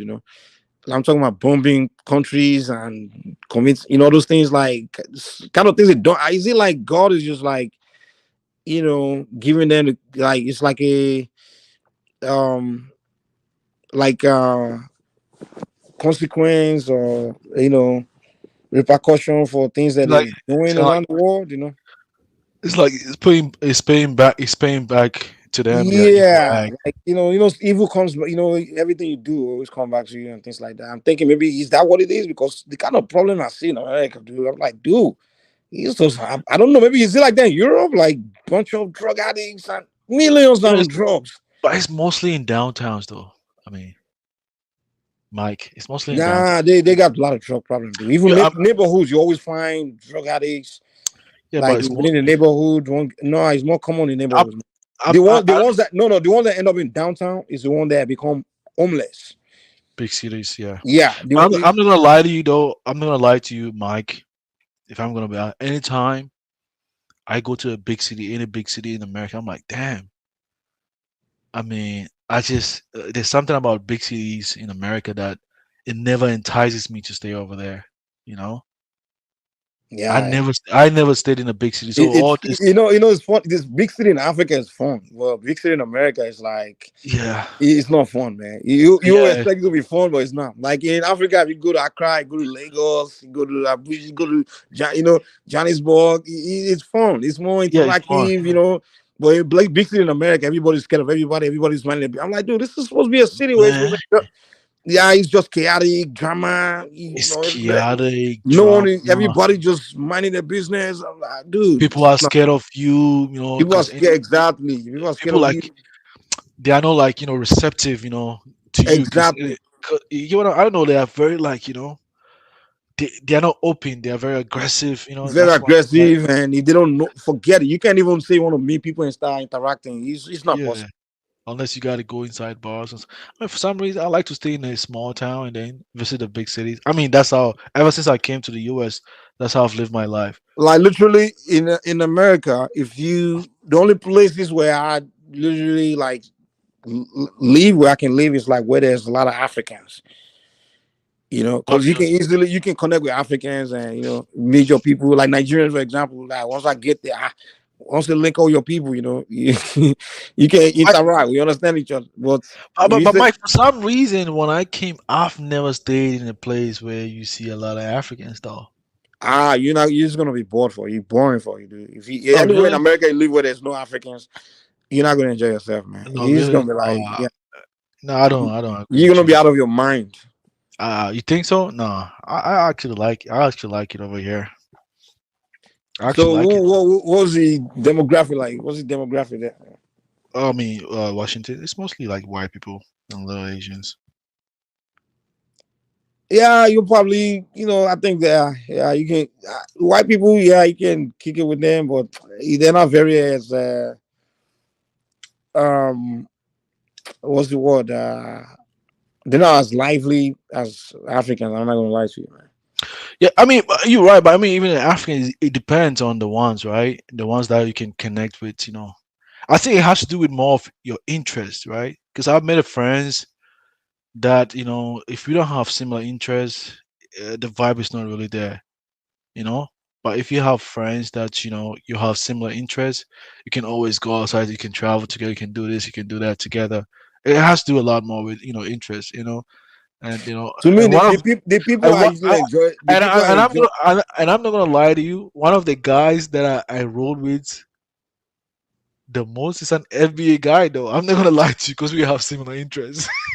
Yeah, you find some. To be honest, if Yeah, you run into like FBA, if you run into like the positive ones, you can enjoy like hanging out with them. like No, doing no, certain things. no. He's Like this is what you enjoy. You enjoy like engaging them in maybe you guys go party or go do some stuff. But as far as like exactly. Yeah. visiting or get the closeness of you know like African friendship get very close and almost like family kind of thing. Yeah, FBs are not very good with that, man. They just good with like if you're gonna hang out with them, smoke some weed, and just whatever other which I don't do. I would say maybe when I was younger, yeah, or just get drunk and just kick it, do some wild stuff. You enjoy FBA, you know. But if you want to say want to get close and be these intimate friendship like we do in Africa, nah, FBA's on they're not very good with that, man. They Yeah, still but I got mean, that. They still got that white mentality, man. no, about Mike, about Mike. I don't think even all Africans are like that, though. You know, Well, because I would say African, but I can say Nigerians. Like, I mean, no, I'm but more. not all of them. Because I met even a Nigerian. There was one time, even when I remember Nah, that. Hold on, okay. hold on. The first time, because I moved from Missouri State to come. The first time I came over here, I wanted to meet people outside of my coworkers. You know, I just wanted to find, I don't want to be going to my boss, going outside with my supervisor. I didn't like that. I wanted to have my own life outside. So one time I was in the bar and I met this Nigerian dude. he was like, man, this guy, man, he doesn't want to connect with me. You understand? Yeah, you're probably talking about a guy that grew up in America or grew up in. No, man, he didn't grow up no freaking way in America, man. He didn't grow up way no freaking Nah, way. well, you're right. It depends on the person, but it's typical. Well, it depends where you probably won't got to grow up in a No, village. Probably one people got to he grow up told in. me he didn't tell me though. He said I don't smoke, I don't drink, I don't do a lot of things that he likes. And we met at a bar, right? And I'm like, okay, I mean, I just don't smoke. I don't smoke. I don't drink. I don't smoke weed. So I mean, so what? But he just have. But he had a friend who was from Ghana, but I think he's just like that guy. He doesn't like my mentality. I'm just, I just think a little different though. I don't know. But I'm just trying to just tell you that if you limit yourself to that, it's hard to find a genuine friends. There was one time I went to the bar. I met this guy. He's a black guy though, but he said his granddad was from Nigeria. He's in the military guy. He's from Atlanta. I mean, but they're stationed over here. I mean, he met me. I mean, he just wanted to chop it up with me because he knew his dad was from Nigeria, right? And he was raised over here, right? His granddad. I mean, he just wanted to hang out. He gave me his number. He's like, oh, let's chop it up, right? You meet genuine people. You just don't want to relegate yourself to because they come from your the continent as you. And sometimes even the people from your continent as you, a lot of the stuff that you like to do, they don't like it too. So Now, honestly, people I really enjoy like living around are like Hispanics, man. Oh, for real? Yeah. For some reason, I just like Hispanics, man. I don't know. It's because I'm so into. If you're into football, soccer, like if you're into the soccer thing, Yeah, I like soccer, man. Yeah. If you play with the Hispanics and you kick with them, man, I like it. Hispanics, man. If you want to find your way in life in America, they're very social. They are very African-like, to be honest. They have, especially Mexicans. They have this culture and they get together. They will invite you. Man, you will enjoy them. But they maybe you're don't right. have their swag and all that, but they're they're lively, man. They're very No, I lively. agree with you. I agree with you. And even Yeah, and if you're a nice person, if you're even like nice, if you're a decent black person, they will like you. But if you just even arrogant black person, they won't like you. even the Polynesians too. Have you been to West Coast before? The Polynesians, like the Samoans and stuff like that. Yeah. There's some more of those people too. Yeah. I like those people too. They're very free. Yeah, Man. they're very nice. Like some Yeah, like I always like it. They listen to Afrobeat. There was one time I was in the bar. They're like, "Oh man, they thought like I look like the video." I'm like, "What?" I'm like, "What?" You can tell like they're very even the Filipinos, yeah, those people they're very cool, man. And Hispanics, they're cool. They're very cool.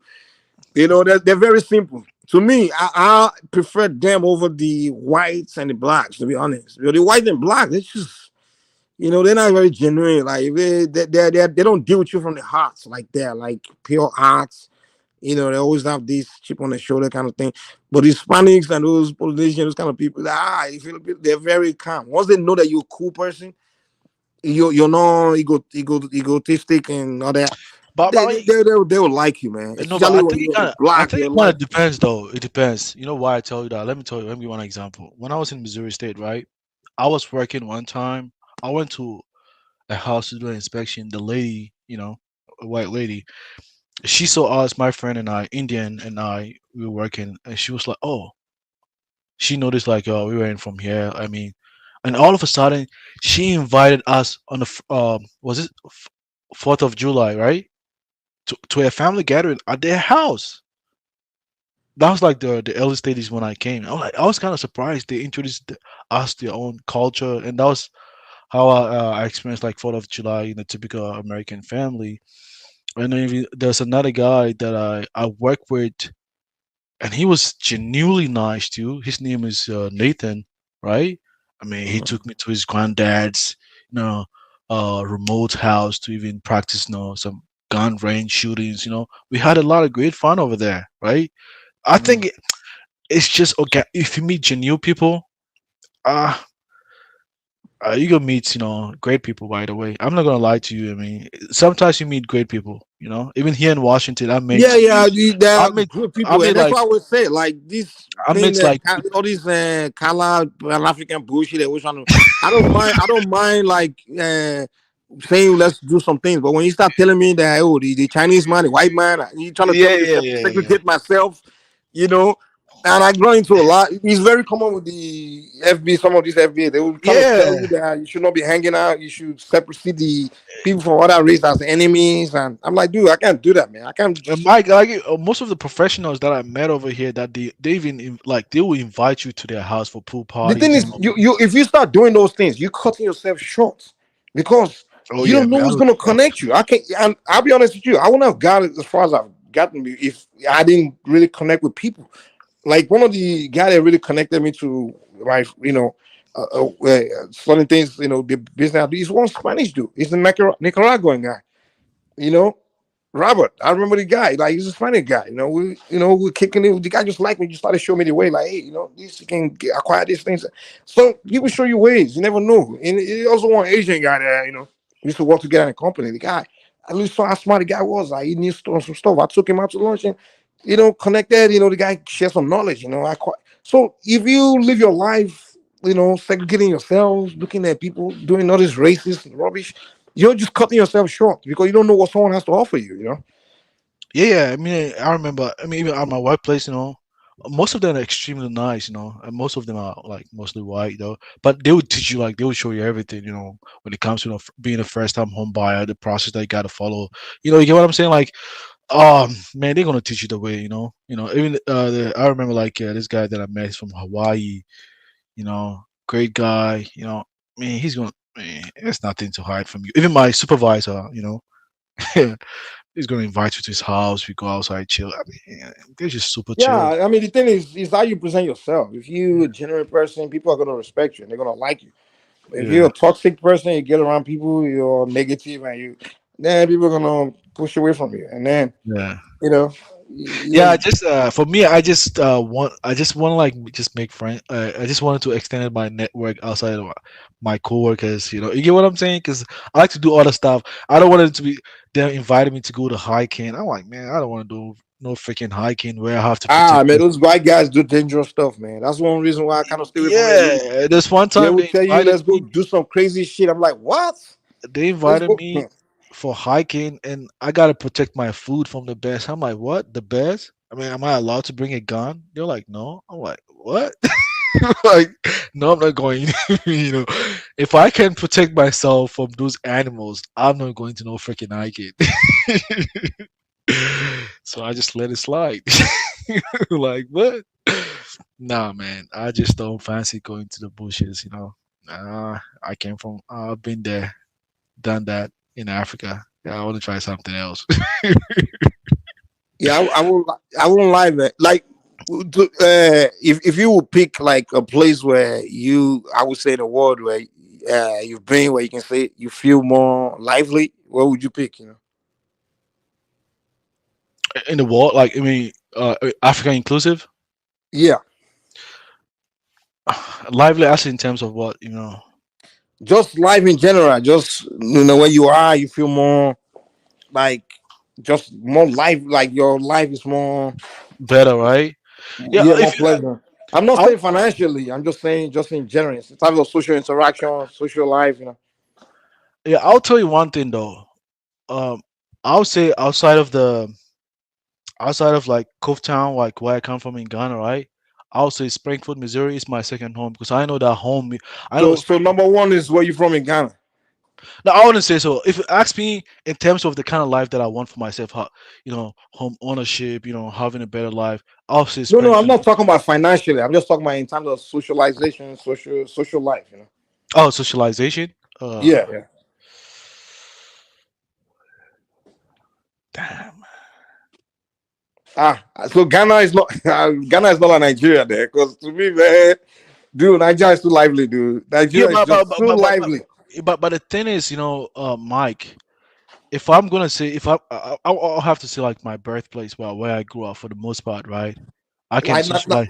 Nigeria is just so lively, man. No, I've been around the world, and I still haven't found a place like Nigeria. I'm sorry, like, but the reason why I'm dude. saying that is that even no, because I traveled for college in Cyprus and went back though. When I came back where I grew up, most of the guys that I grew up with, they are no longer over there. Even though like it's just your birthplace, but the people that you can socialize with on your same level, they are no longer there. You get what I'm saying? And I've been to other places in Accra or something. But I mean, Like, yeah, yeah. so you can socialize with people. I mean, well, I don't get it. Like, what is it? What is like? I mean, you can really social, but I mean, but my Well, they don't have a high level of intelligence, or what? Is that what you're saying? I, I think that's what I think. Like when you kind of travel, like, the kind of things you like, I think your taste and preferences kind of changes. I mean, Well, the when thing you about start, Nigerians, though, man, like one thing you never find is unintelligent human being. Like you will struggle to find that in Nigeria. Like like like literally, there's a Nigerian today. Everyone is sharp. Everyone is really on point. So you're not gonna see like a dull person. Like you struggle with that. You can't be. So everyone is on point. Everyone like so informative. And when you get around, they interact. They start telling you stories. Like it's just the Nigerians are just very fun. Like yeah, yeah, very, yeah, very yeah, fun, dude. yeah. Yeah, I mean, Like sometimes I like to, for me, I like politics, like kind of this kind of discussion that we have sometimes, like when I go to Nigeria, right? I Mhm. don't have to have plans on what I would do. Once I get there, the people will start showing me things to do. They will start, oh, this is going on, that's going on, But, this Mi- is but this. I but don't even Mike, have to have plans to make friends or meet new people. They just happen. It just yeah, happen but to me. Mike, do you think because you grew up from that environment, especially where you grew up from? Because I would say Even if like, you're even foreigners, even foreign. Look at Daniels, for example. Like yeah, you go to Nigeria, literally the person that you went there to, actually the tour guy, right? Even the guy's passed away, but he's made so many friends just for being there. yeah, Like but I mean, he literally made like but Mike, everybody, even a lot of Black Americans when they get even foreigners, even and everyone. Like you don't once you get to Nigeria, Nigerians are so freaking no, but Mike, social. Like we're very Mike, there's a difference twist to that though. If you move from the U.S., you have some kind of little finance. no. If you It's not go even there, you're that. gonna. Oh, you think so? It's Yeah. not that. It's not because listen. In Nigeria, literally, when I lived around Nigeria growing up, dude, or particularly, I won't say around the whole Nigeria, but different places, different neighborhoods. The moment you get to a different place, just leave your community, move to another community. Right there, you don't. It's not because you have something. You just automatically interact with people. They'll just you just make friends right there on the same day. Boom. You move to another city, boom. In fact, we Nigerians like the new face. Like literally, everybody when you're new in an environment, people come to you, want to interact with you. Usually, and next thing you've made friends. They'll show you things. They'll show you that. It's just where we are. It's just our culture. Yeah, Like it kind of depends on the individual personality. It depends though. I mean, for me, I'm the kind of person that I don't just go outside or every day outside to interact. Usually, I go outside in the evening in my neighborhood. Coming from a different culture, no, it's right? not even like they're not like. Yeah, I'm not talking about just partying and things. I'm just talking about they're very interactive. That's what I'm saying. Very Well, interactive I people. mean, there is. There's. And then you enjoy having conversation. I'm not gonna lie to you. When I went back to Ghana, I had no freaking money. I mean, I'm not gonna lie to you. I mean, I didn't enjoy Yeah, my life you like don't have to. I that. literally don't have Yeah. to. It's not even about like. I just noticed that like even yeah, I noticed that difference between Nigerians and many other Africans. I'm not saying I know all Africans, but that level of confidence and just being so open, free, and interactive. That's one thing I enjoy about my people, and that's why even in America, I always want to live around Nigerians, dude, because easily. It doesn't make you confidence though, because if you Uh, want to, if you, it doesn't make. nah, we there's certain Hold on, hold on, level of. hold on, Mike. If you had the confidence in meeting other people, right? It means that you should be able to. It's that easy for you to interact with other groups. For me, being in America, I've never depended on any person from my own group to kind of thrive over here. Everywhere I go, I have to rely on the people from here. I don't need like nobody's help to do that. Oh, You it's know? not. I'm not saying in terms of needing help or anything like that. I'm just saying in terms of like socialization. Yeah, I mean that is part of Or it too. The, it's. s- so I think my. the, I'm sorry. I haven't met people like my people. I'm sorry, man. it also helps in the socialization process too, Mike. It kind of helps too though, because if you kind of like just restrict yourself to your own group, I mean, how are you gonna I think elevate? you're missing my points. I'm not Okay. saying that I restrict myself to my people. What I'm saying is, in terms of socialization, like they are just like very good at it, like very, very fun. But it doesn't mean I don't interact with others or I segregate myself or separate myself. That's not what I'm saying. I'm just saying I like to be around them because they're more fun, you know. Oh, okay. I mean, after That's the point after I'm what making. after reaching what point in life though? I mean, I don't get what because maybe I mean, do you think like even before you came No, no, to no. For me too. US, What I'm trying, I think you missed. regardless? What I'm saying is environment where I enjoy the people I enjoy the most being around are just Nigerians. That's what I'm saying. I'm not saying that I don't interact with other people or I Uh, don't. Do Yeah, you but think what I'm like it's saying is I because enjoy like them more. do you Like think when like I get it, when Nigerians get together and start gisting, like it's just do you like think do literally. you think do you think it's because you come from the same culture, environment, history, you know that also kind of helps as well? Because I think that's one that also kind of make it quite easy for you too. Then, because if you come over here, like what in Washington State, for instance, right? If you go to the bigger cities, right, and Africans organize, programs or birthday parties, you don't just see only Nigerians coming over there. Even Ghanaians organize parties. You see Nigerians and everybody coming. So for us, you're African, it's that easy to interact, right? You're just gonna boom, boom, boom, boom. You interact. But You know? I will also give it to another place where I know that the people there are very uh interactive and very fun to interact. But the only thing about them is you have to it takes time when they get comfortable with you before they you get to that level. Like the FBAs from like New Jersey, New York. Yeah, they're very fun to interact with. New Jersey, New York, Massachusetts, that East Coast area. They kind of yeah, they're very fun people to interact with. To be honest, Yeah, I've they're, never they're been to the very similar to my Niger people, man. They're yeah, similar to Nigerians. I've never been to the East Coast before though. I've Yeah, it never. can be crazy. You just gotta find your circle, but when you finally find those people you can relate with, you enjoy kicking it with them, man. They're I've sharp. They're never. sharp. Yeah, They're I've very never been sharp to like people. the. If, I've if you never if been you to. come from a place like Nigeria, like Lagos, I think you can relate with them because they got their hustler mind. Their hustler Yeah, mind. but Mike, for me, for instance, someone like me, for instance, right? The way I kind of operate, I don't need my own group to kind of socialize. I can socialize within every cycle, right? Even here in the US, I just go to the bar. I can just easily socialize even people from here. It's that easy for me, you know. That's If why what? I can just go like even people from here who are raised over here to just socialize with them. It's just that easy for me. I don't find like challenges doing that. I mean, going out to have fun, do things, have crazy conversation, doing that is that easy. And I like it out because for me, I'm the kind of person that I like trying something new. I like something different. You get what I'm saying? If I wanted to learn Ghanaian culture, I'll probably stay in Ghana.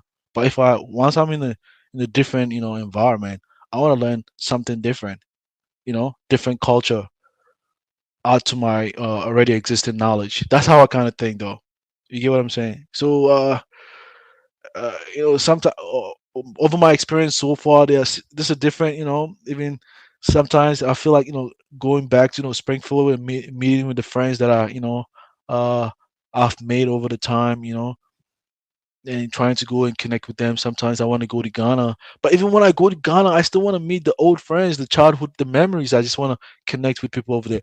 But it doesn't mean I cannot make like new friends. I can have. I think sometimes when you grow, things kind of change. Your thinking, or what you used to do in the past, you no longer want to do. And you just want to meet people from your level to kind of have that kind of conversation. You know. And I don't stay in a big city in Ghana. I think maybe that might be part of the problem too. Anyway.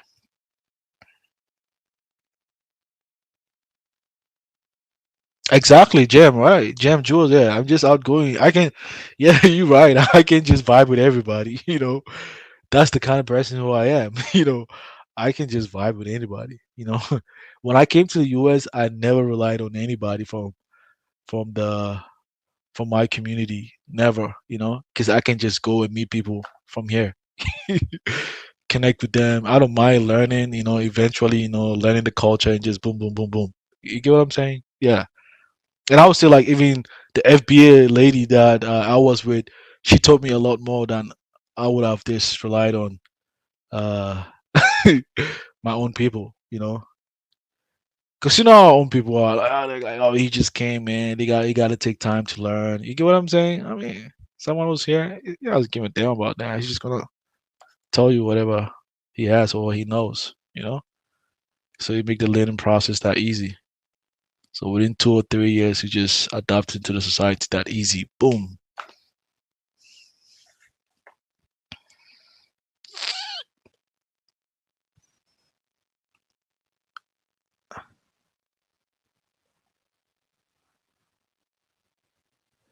Yeah, you can. I mean, you can vibe with. Yeah. You're right. I mean, yeah. I mean, even where I stay here, like in Washington, I don't want to. I mean, most people stay. Most of the Africans stay in urban cities, and I don't like where they stay. And why not? I like something better. I like different. My taste and change. My taste and preference has changed. I'm like, I like staying in a nice area. I like something better. You get what I'm saying? So I'm not gonna like sacrifice that for something else. Nah, I'll stay where I like and probably visit them occasionally just to have like good time. All right, man. That was a great show. I mean, we've been on the stream for some time now. I guess we just say to Kaizo, it was a great show. We really liked it. We really liked it. Although the initial topic of the show kind of like digressed to different level of conversation, but overall it was great. You know. So peace and bye.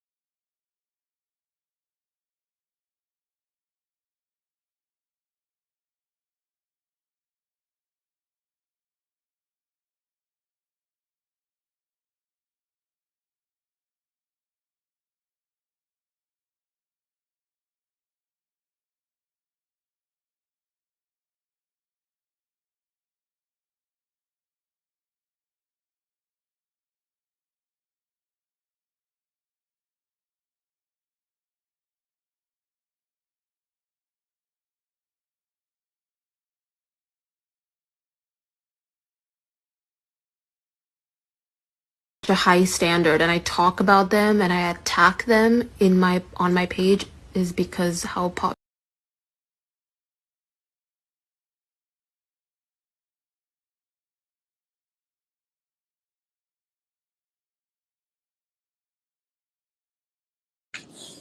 Mr. Trump, what you doing here, man?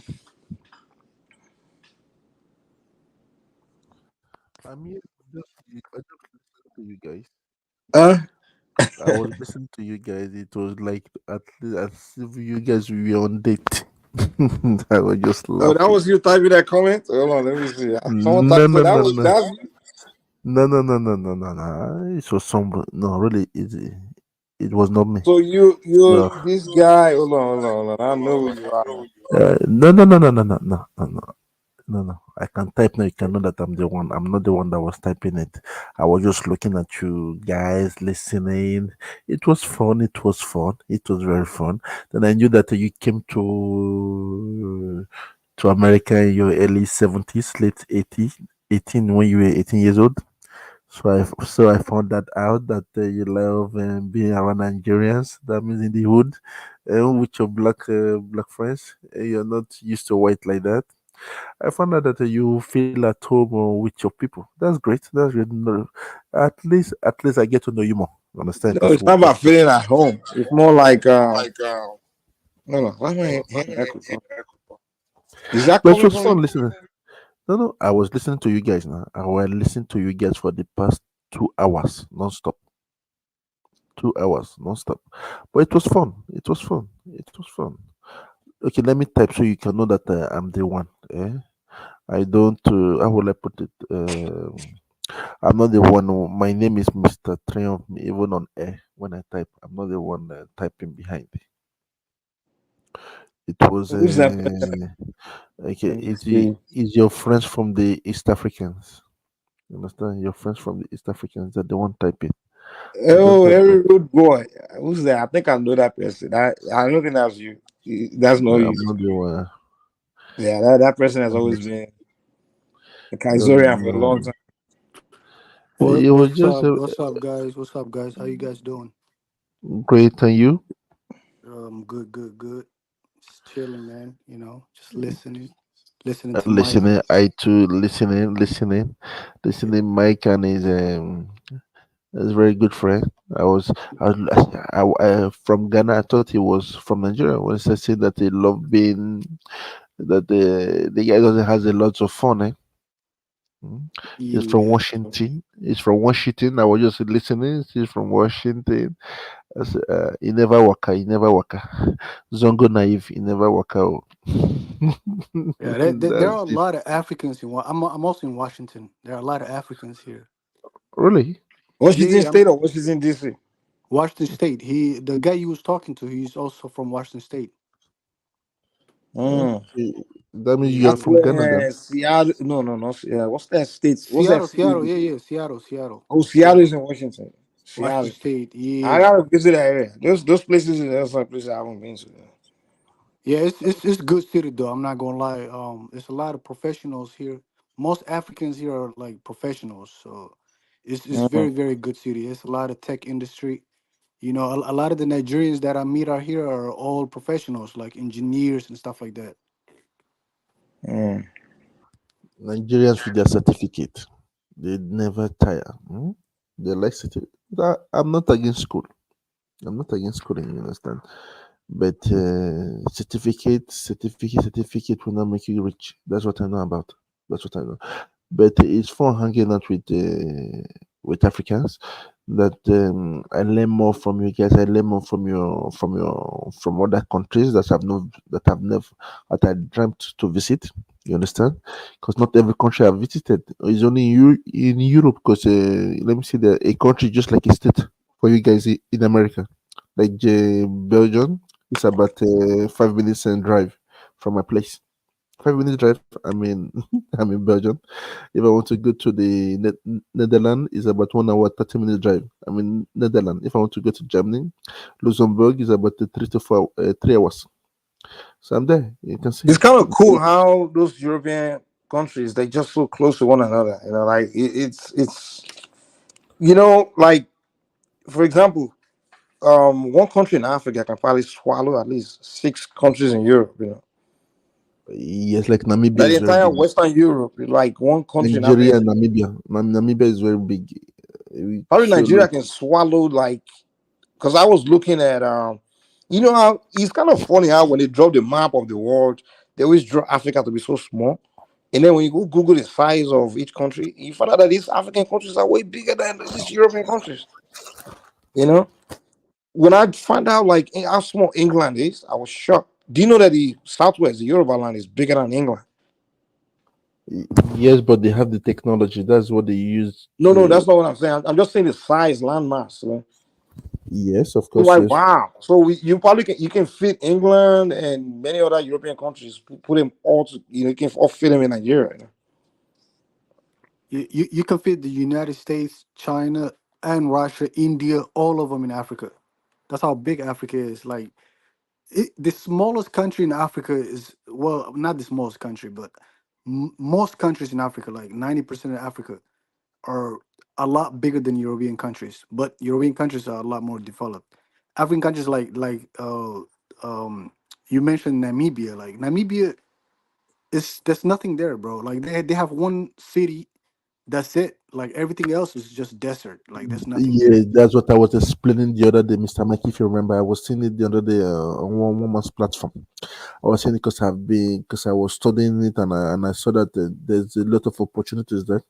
But the problem they lack that the China just came and are dominating them, and I don't like seeing my fellow brothers beneath them because of they lack Well, let me exposure. ask you: do you think it's a bad idea that Chinese population come to those countries to establish and do business, whether dominating or not? No, not a bad idea. I call it an opportunity for the African guys. But the problem that our mentality back home, we went to theoretical schools and they told us to be a slave to the foreigners. That's just the problem.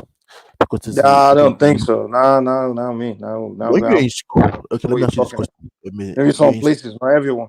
no, But I do when you're in believe it's a school, good idea. Yeah, go ahead. when I you're in would say school in I Nigeria, wouldn't say it's a good idea though because they're not playing fair. Like It the doesn't matter. Chinese. It's a good idea. Listen, It's good listen. idea in terms of like cultural exchange and stuff like that because the Chinese they have better work ethic than Africans. You see what I'm Exactly. saying? So it's a good But but idea. You learn from. they're there to take advantage. They're not there to be fair. It doesn't That's matter, man. Someone's gonna you take know advantage of someone regardless. Your fellow Africans gonna take advantage of you anyway. I don't know why you guys yeah. have problem with that. Yes, but the thing is though the African leaders are garbage. If we had a good leaders, then it would why be do you better say that? ideas. So what exactly is the complaint now? Like a Chinese man is doing, is performing more better than an African on his own soil. What's the problem with that? Okay, Mike, how many times have you seen videos online that some Chinese people are that are in some African countries and they dare to like whether they're building infrastructure or whatever, and then they get caught stealing a lot of minerals. There's like containers and containers, and how many videos of those have you seen? That's what I'm saying. Like Okay, nobody's regulating what they're well, doing. You see what I'm saying? So okay. they Wait. taking advantage of the Africans. Cool. Human being will take advantage of any opportunity, anything that fly in front of them. And human beings will you find people that will commit crimes. So you telling me like when African immigrant go to another country, maybe let's say you come to America and they commit crime. So what the hell? What are you talking about? It's just crime. Then deal with it. Use the police to deal with it. But you can't say because someone come and you find it good and take it. So what? I mean, what you need to do preach is okay. The police need to step up and police whoever come there to. We can't say all of them come there to do it. People go around looking for looking Opportunities. for ways. Everyone is going around the world looking for ways to make it. You understand? So if a guy is smart enough to figure out how to go somewhere, he takes it. Fine. So what? Learn from it. Step up your game. Not sit around crying and be like, "Oh, Louis taking what the heck." If we can successfully, in fact, I'll be glad if the Chinese guy can come where I'm from and begin to and learn how to extract gold. What I would do is just team up with him, like, "Oh, how are you able to do that?" And learn how to do it, take the knowledge from him, and kick him out and begin to do it for myself. That's what I That's why always people do, supposed to Mr. be Mike. thinking instead That's of what I crying do about always, no, Mr. you need Mike. to get out because you're making it. It's like you're not happy someone is making it in your country or in your continent. Come on We now. learn from them. We learn from them. They You have have to what learn exactly. Shit. If like me if I become the leader of any country in Africa, the first thing I would do, I would start an immigration program where I'll be going to some of the most productive countries in the world and be trying to extract their citizens into my country because I What do know you that they guys will bring. think about Ibrahim Traore, Burkina Faso, and what he's doing right now? I don't know what he's doing, man. You don't know what he's doing? Like you haven't been watching the news lately? What's going on in Burkina Faso? Yeah, I don't. I mean, I don't. I won't spend my time studying Burkina Oh, okay. Faso. I'm gonna give you a recap of what he's done. Okay, he took over the country right as a coup. He was a military leader, so now he's the president of Burkina Faso. So the first thing he did was he suspended licenses of all the foreigner miners in his country that are mining in his country, and he kicked out all the French people, and he made because Burkina Faso before the French language was one of the official, so it's no longer official language there. He's kicking everyone out, and he's he's even changing the street names that are named after French cities and stuff like that. So do you think we need more leaders like him in Africa? no, no, no, no. He's doing the wrong thing. Honestly, Huh? I will tell you that You he's think he's doing the wrong dangerous? thing. It's ignoring diplomacy and he's just doing things Yes. out of emotion. So Let me tell you one thing you don't understand. One thing is that I work with the French. Mm. Mr. Trump They- love French. and they are still in Africa, but you guys don't know. They are still in Africa. They use somebody else just to represent them. And you people think you're working with Africans. No, no, no, no, no, no. You're still working with them indirectly. That's the way they do things that they will not say anything. Everybody has a price. Everybody has a price. Just think about it.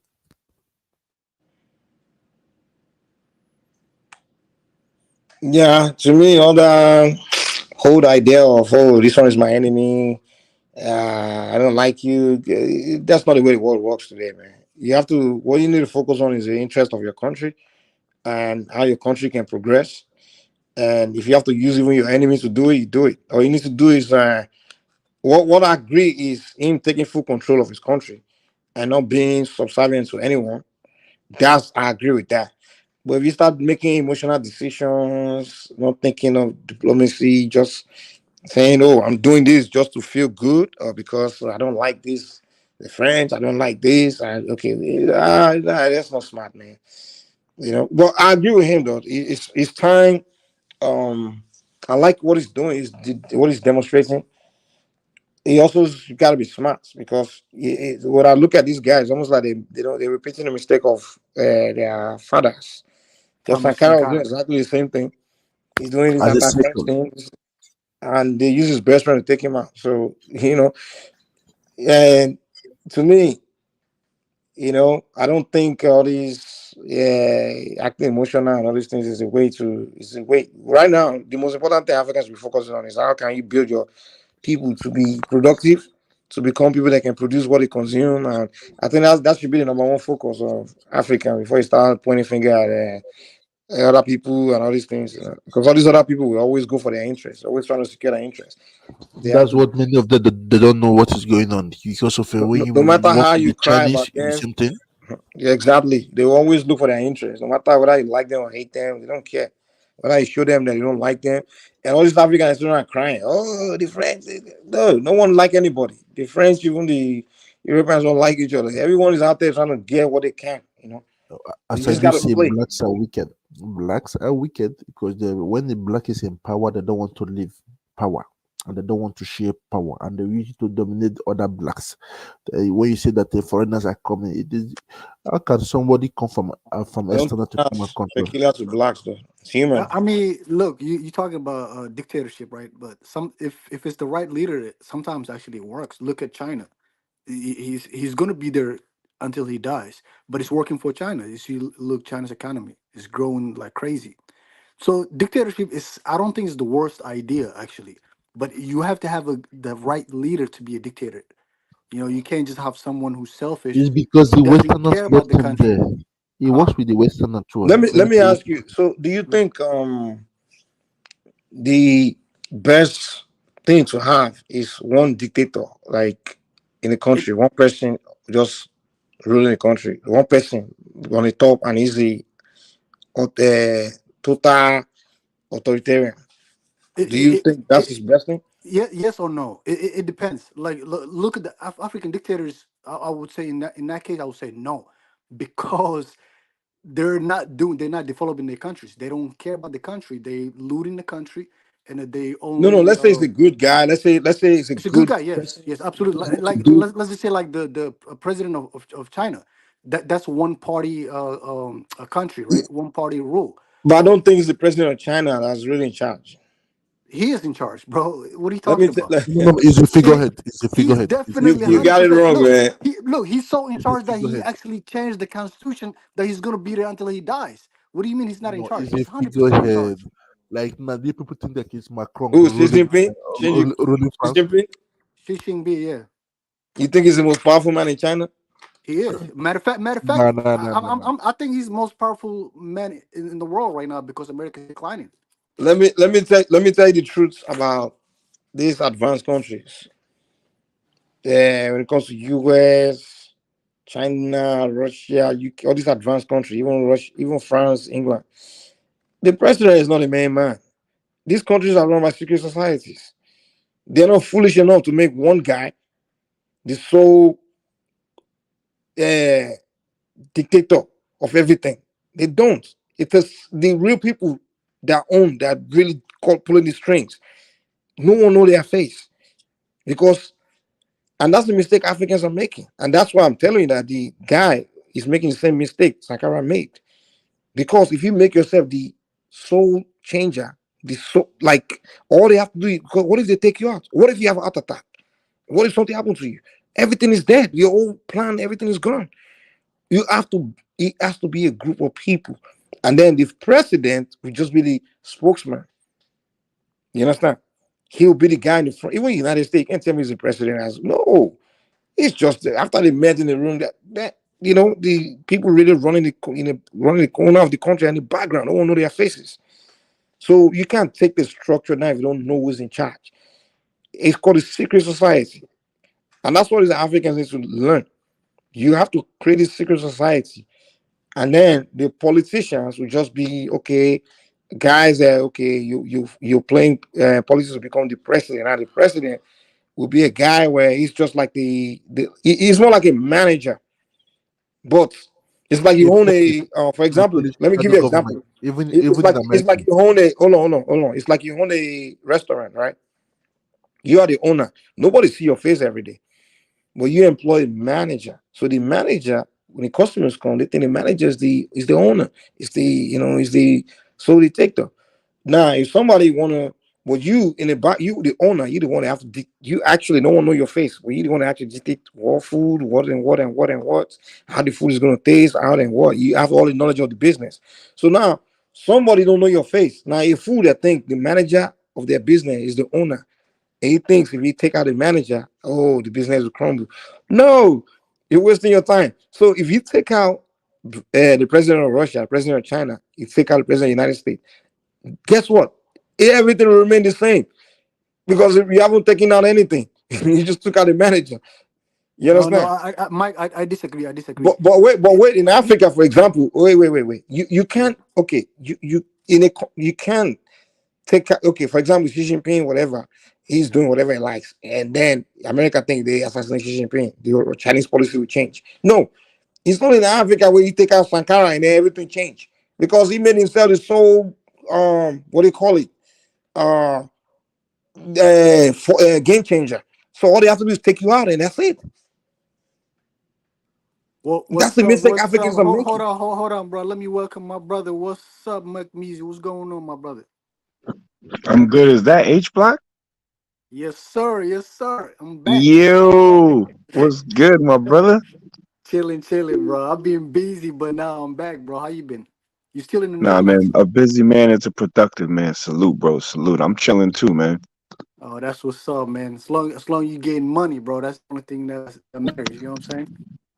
Early. Yo, did College Genesis pull up or no? He did. I was listening to him earlier. He was on the panel earlier. I don't know. He left. Oh, Yeah, I was okay. bounced. What up, Mike? He went to Bomani. He said he was going to Bomani show. He's like, everybody should come to Bomani. I'm like, hell no. Bomani, Nah. Bomani's gonna be muting you.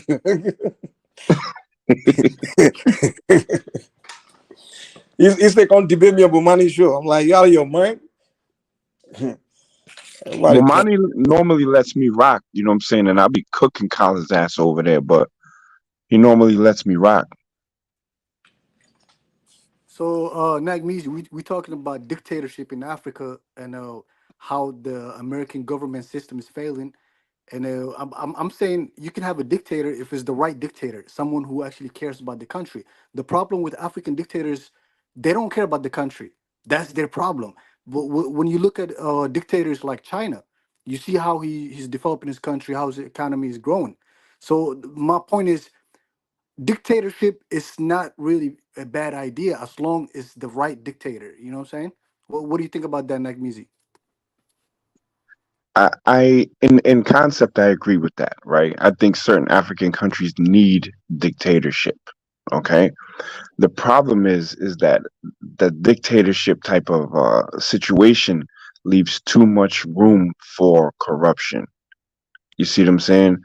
I think the Chinese model is like the best, but I think Xi Jinping, he's very hard on pause on corruption. Like they killing people that get caught in government stealing money and shit. You know what I'm saying? So I think it will work if you could get the right person. So I agree.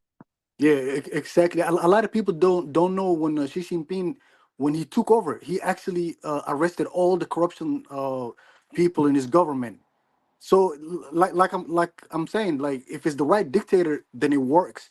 And I think the whole system, democracy in the West, and people are finding out it's not really working. Like when you see in America right now, they're not getting anything done because they're always fighting Republican and Democrats, so nothing's getting done. And they send in all the taxpayers' money, and they send into countries like Israel, and you know what I'm saying. Like when America needs that money to build infrastructure in America to keep up with countries like China. You see what I'm saying? So in the case of Africa, we don't have the right dictator yet. I was talking about the guy from Burkina Faso. So far, he's a young guy. He's only 35. He's doing all the right things, but no one knows if he's going to be a good dictator or a bad dictator. First thing he did was kick all of the French people out of his country, which I 100% agree because French is garbage. French, really they're not doing anything in Africa. The only thing they're doing in Africa is stealing from Africans. That's why France is like that and How Africa is do you poor. know? How do you know? Don't say that now. Don't say that. I do know, bro. Look, I work with in their the country government. of Niger, in the I work countries, with their government. I huh? work with their government. Don't say that, please. I work What with their government? government. What The government The you French thing talking about? government. about Triumph is a Frenchman. He lives in France, he's a French citizen, and I guess he's doing well in France. So he just loves the French. I don't know why. And it's okay, but you can't just sit here and deny the fact that the French, that come on, man, they don't wish you well, man. Which, of No. course, it's okay. That you have to expect that. They have to look at. You can't say the French are not putting their interest way above the someone else. So you can't say the French. The French have been terrible. Triumph. Come on, man. Don't they've been terrible. Which Bro, I France understand. is Not someone to sit around and terrible. complain. Even if you look at the colonial, bro, the countries that were colonized by British have much better system than countries that have been colonized by the French. French is garbage, bro. They're even better. Well, I would say the Africans themselves are more garbage people because they. I mean, if anyone is in the position of the French, you take advantage too. So I really all this blame on someone else thing. These people taking advantage of you. Honestly, that's what they're supposed to do. Who's gonna find gold mine and not take the gold? Come on, man. If you can, so these people say Africa is supposed. They say wait to rob you, they rob you. So what the heck? You sitting around complaining about them is just a waste of time. So to your point about the dictatorship thing, I'm not saying dictatorship is wrong, but I think it's sole individual being a dictator or being the one in charge completely. That's where the mistake is. Because once they take you out, guess what? All your plans, all your so-called vision is gone. It's gone with you. It goes to the grave with you. But what I'm saying is, what you need is a secret society. It's a cult, a secret society actually running the country. That's what Africans need. And the Asian African, the Oyo Empire where I come from, reason why the empire is still alive today is because the people that actually in charge are secret societies. Even to today, no one knows. People think the emperor is the one in charge. No, it's a secret society. You know. So to me, what African country, if you want to get things done or do, you have to create a secret society. Because once you Yeah, I start doing agree. something great, Yeah, you, I agree your point, yeah, Mike. I agree your point because you're saying that if you don't have the right people behind you, once you're gone, all your everything that you have done is gone, and that's the case in Africa because African dictatorships they isolate themselves.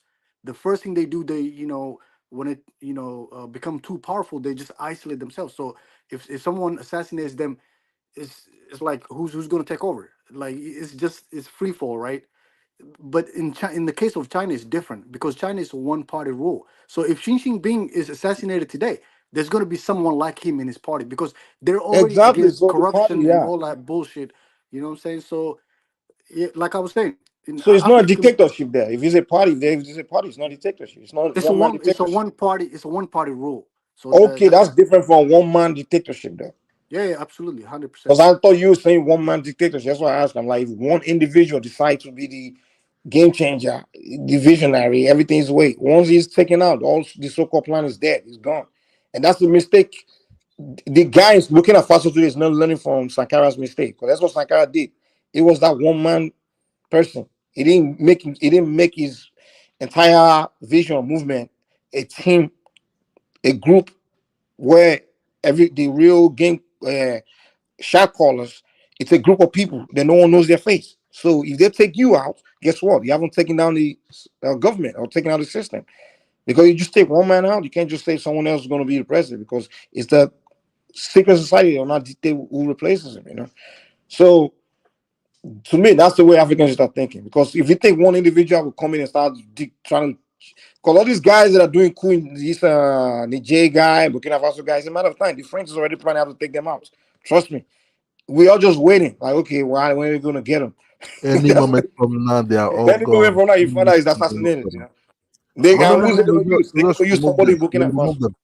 They remove them alive.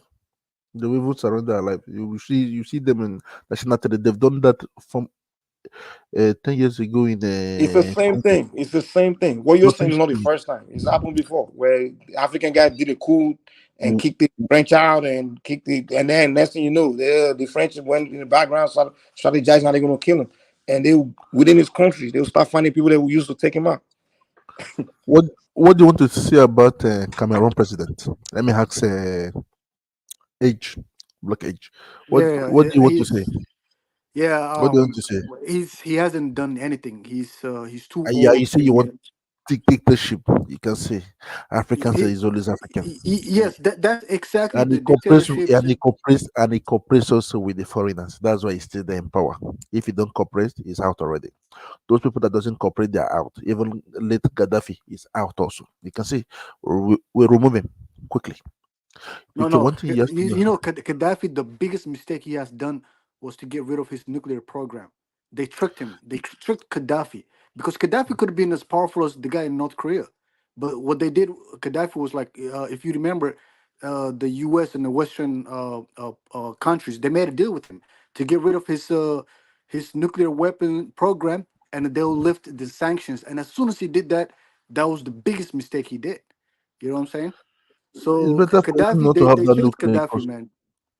maybe better that we thank better that he did not have it.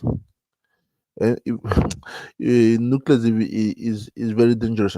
The whole city will be contaminated, and they want to give people that doesn't know how to use it.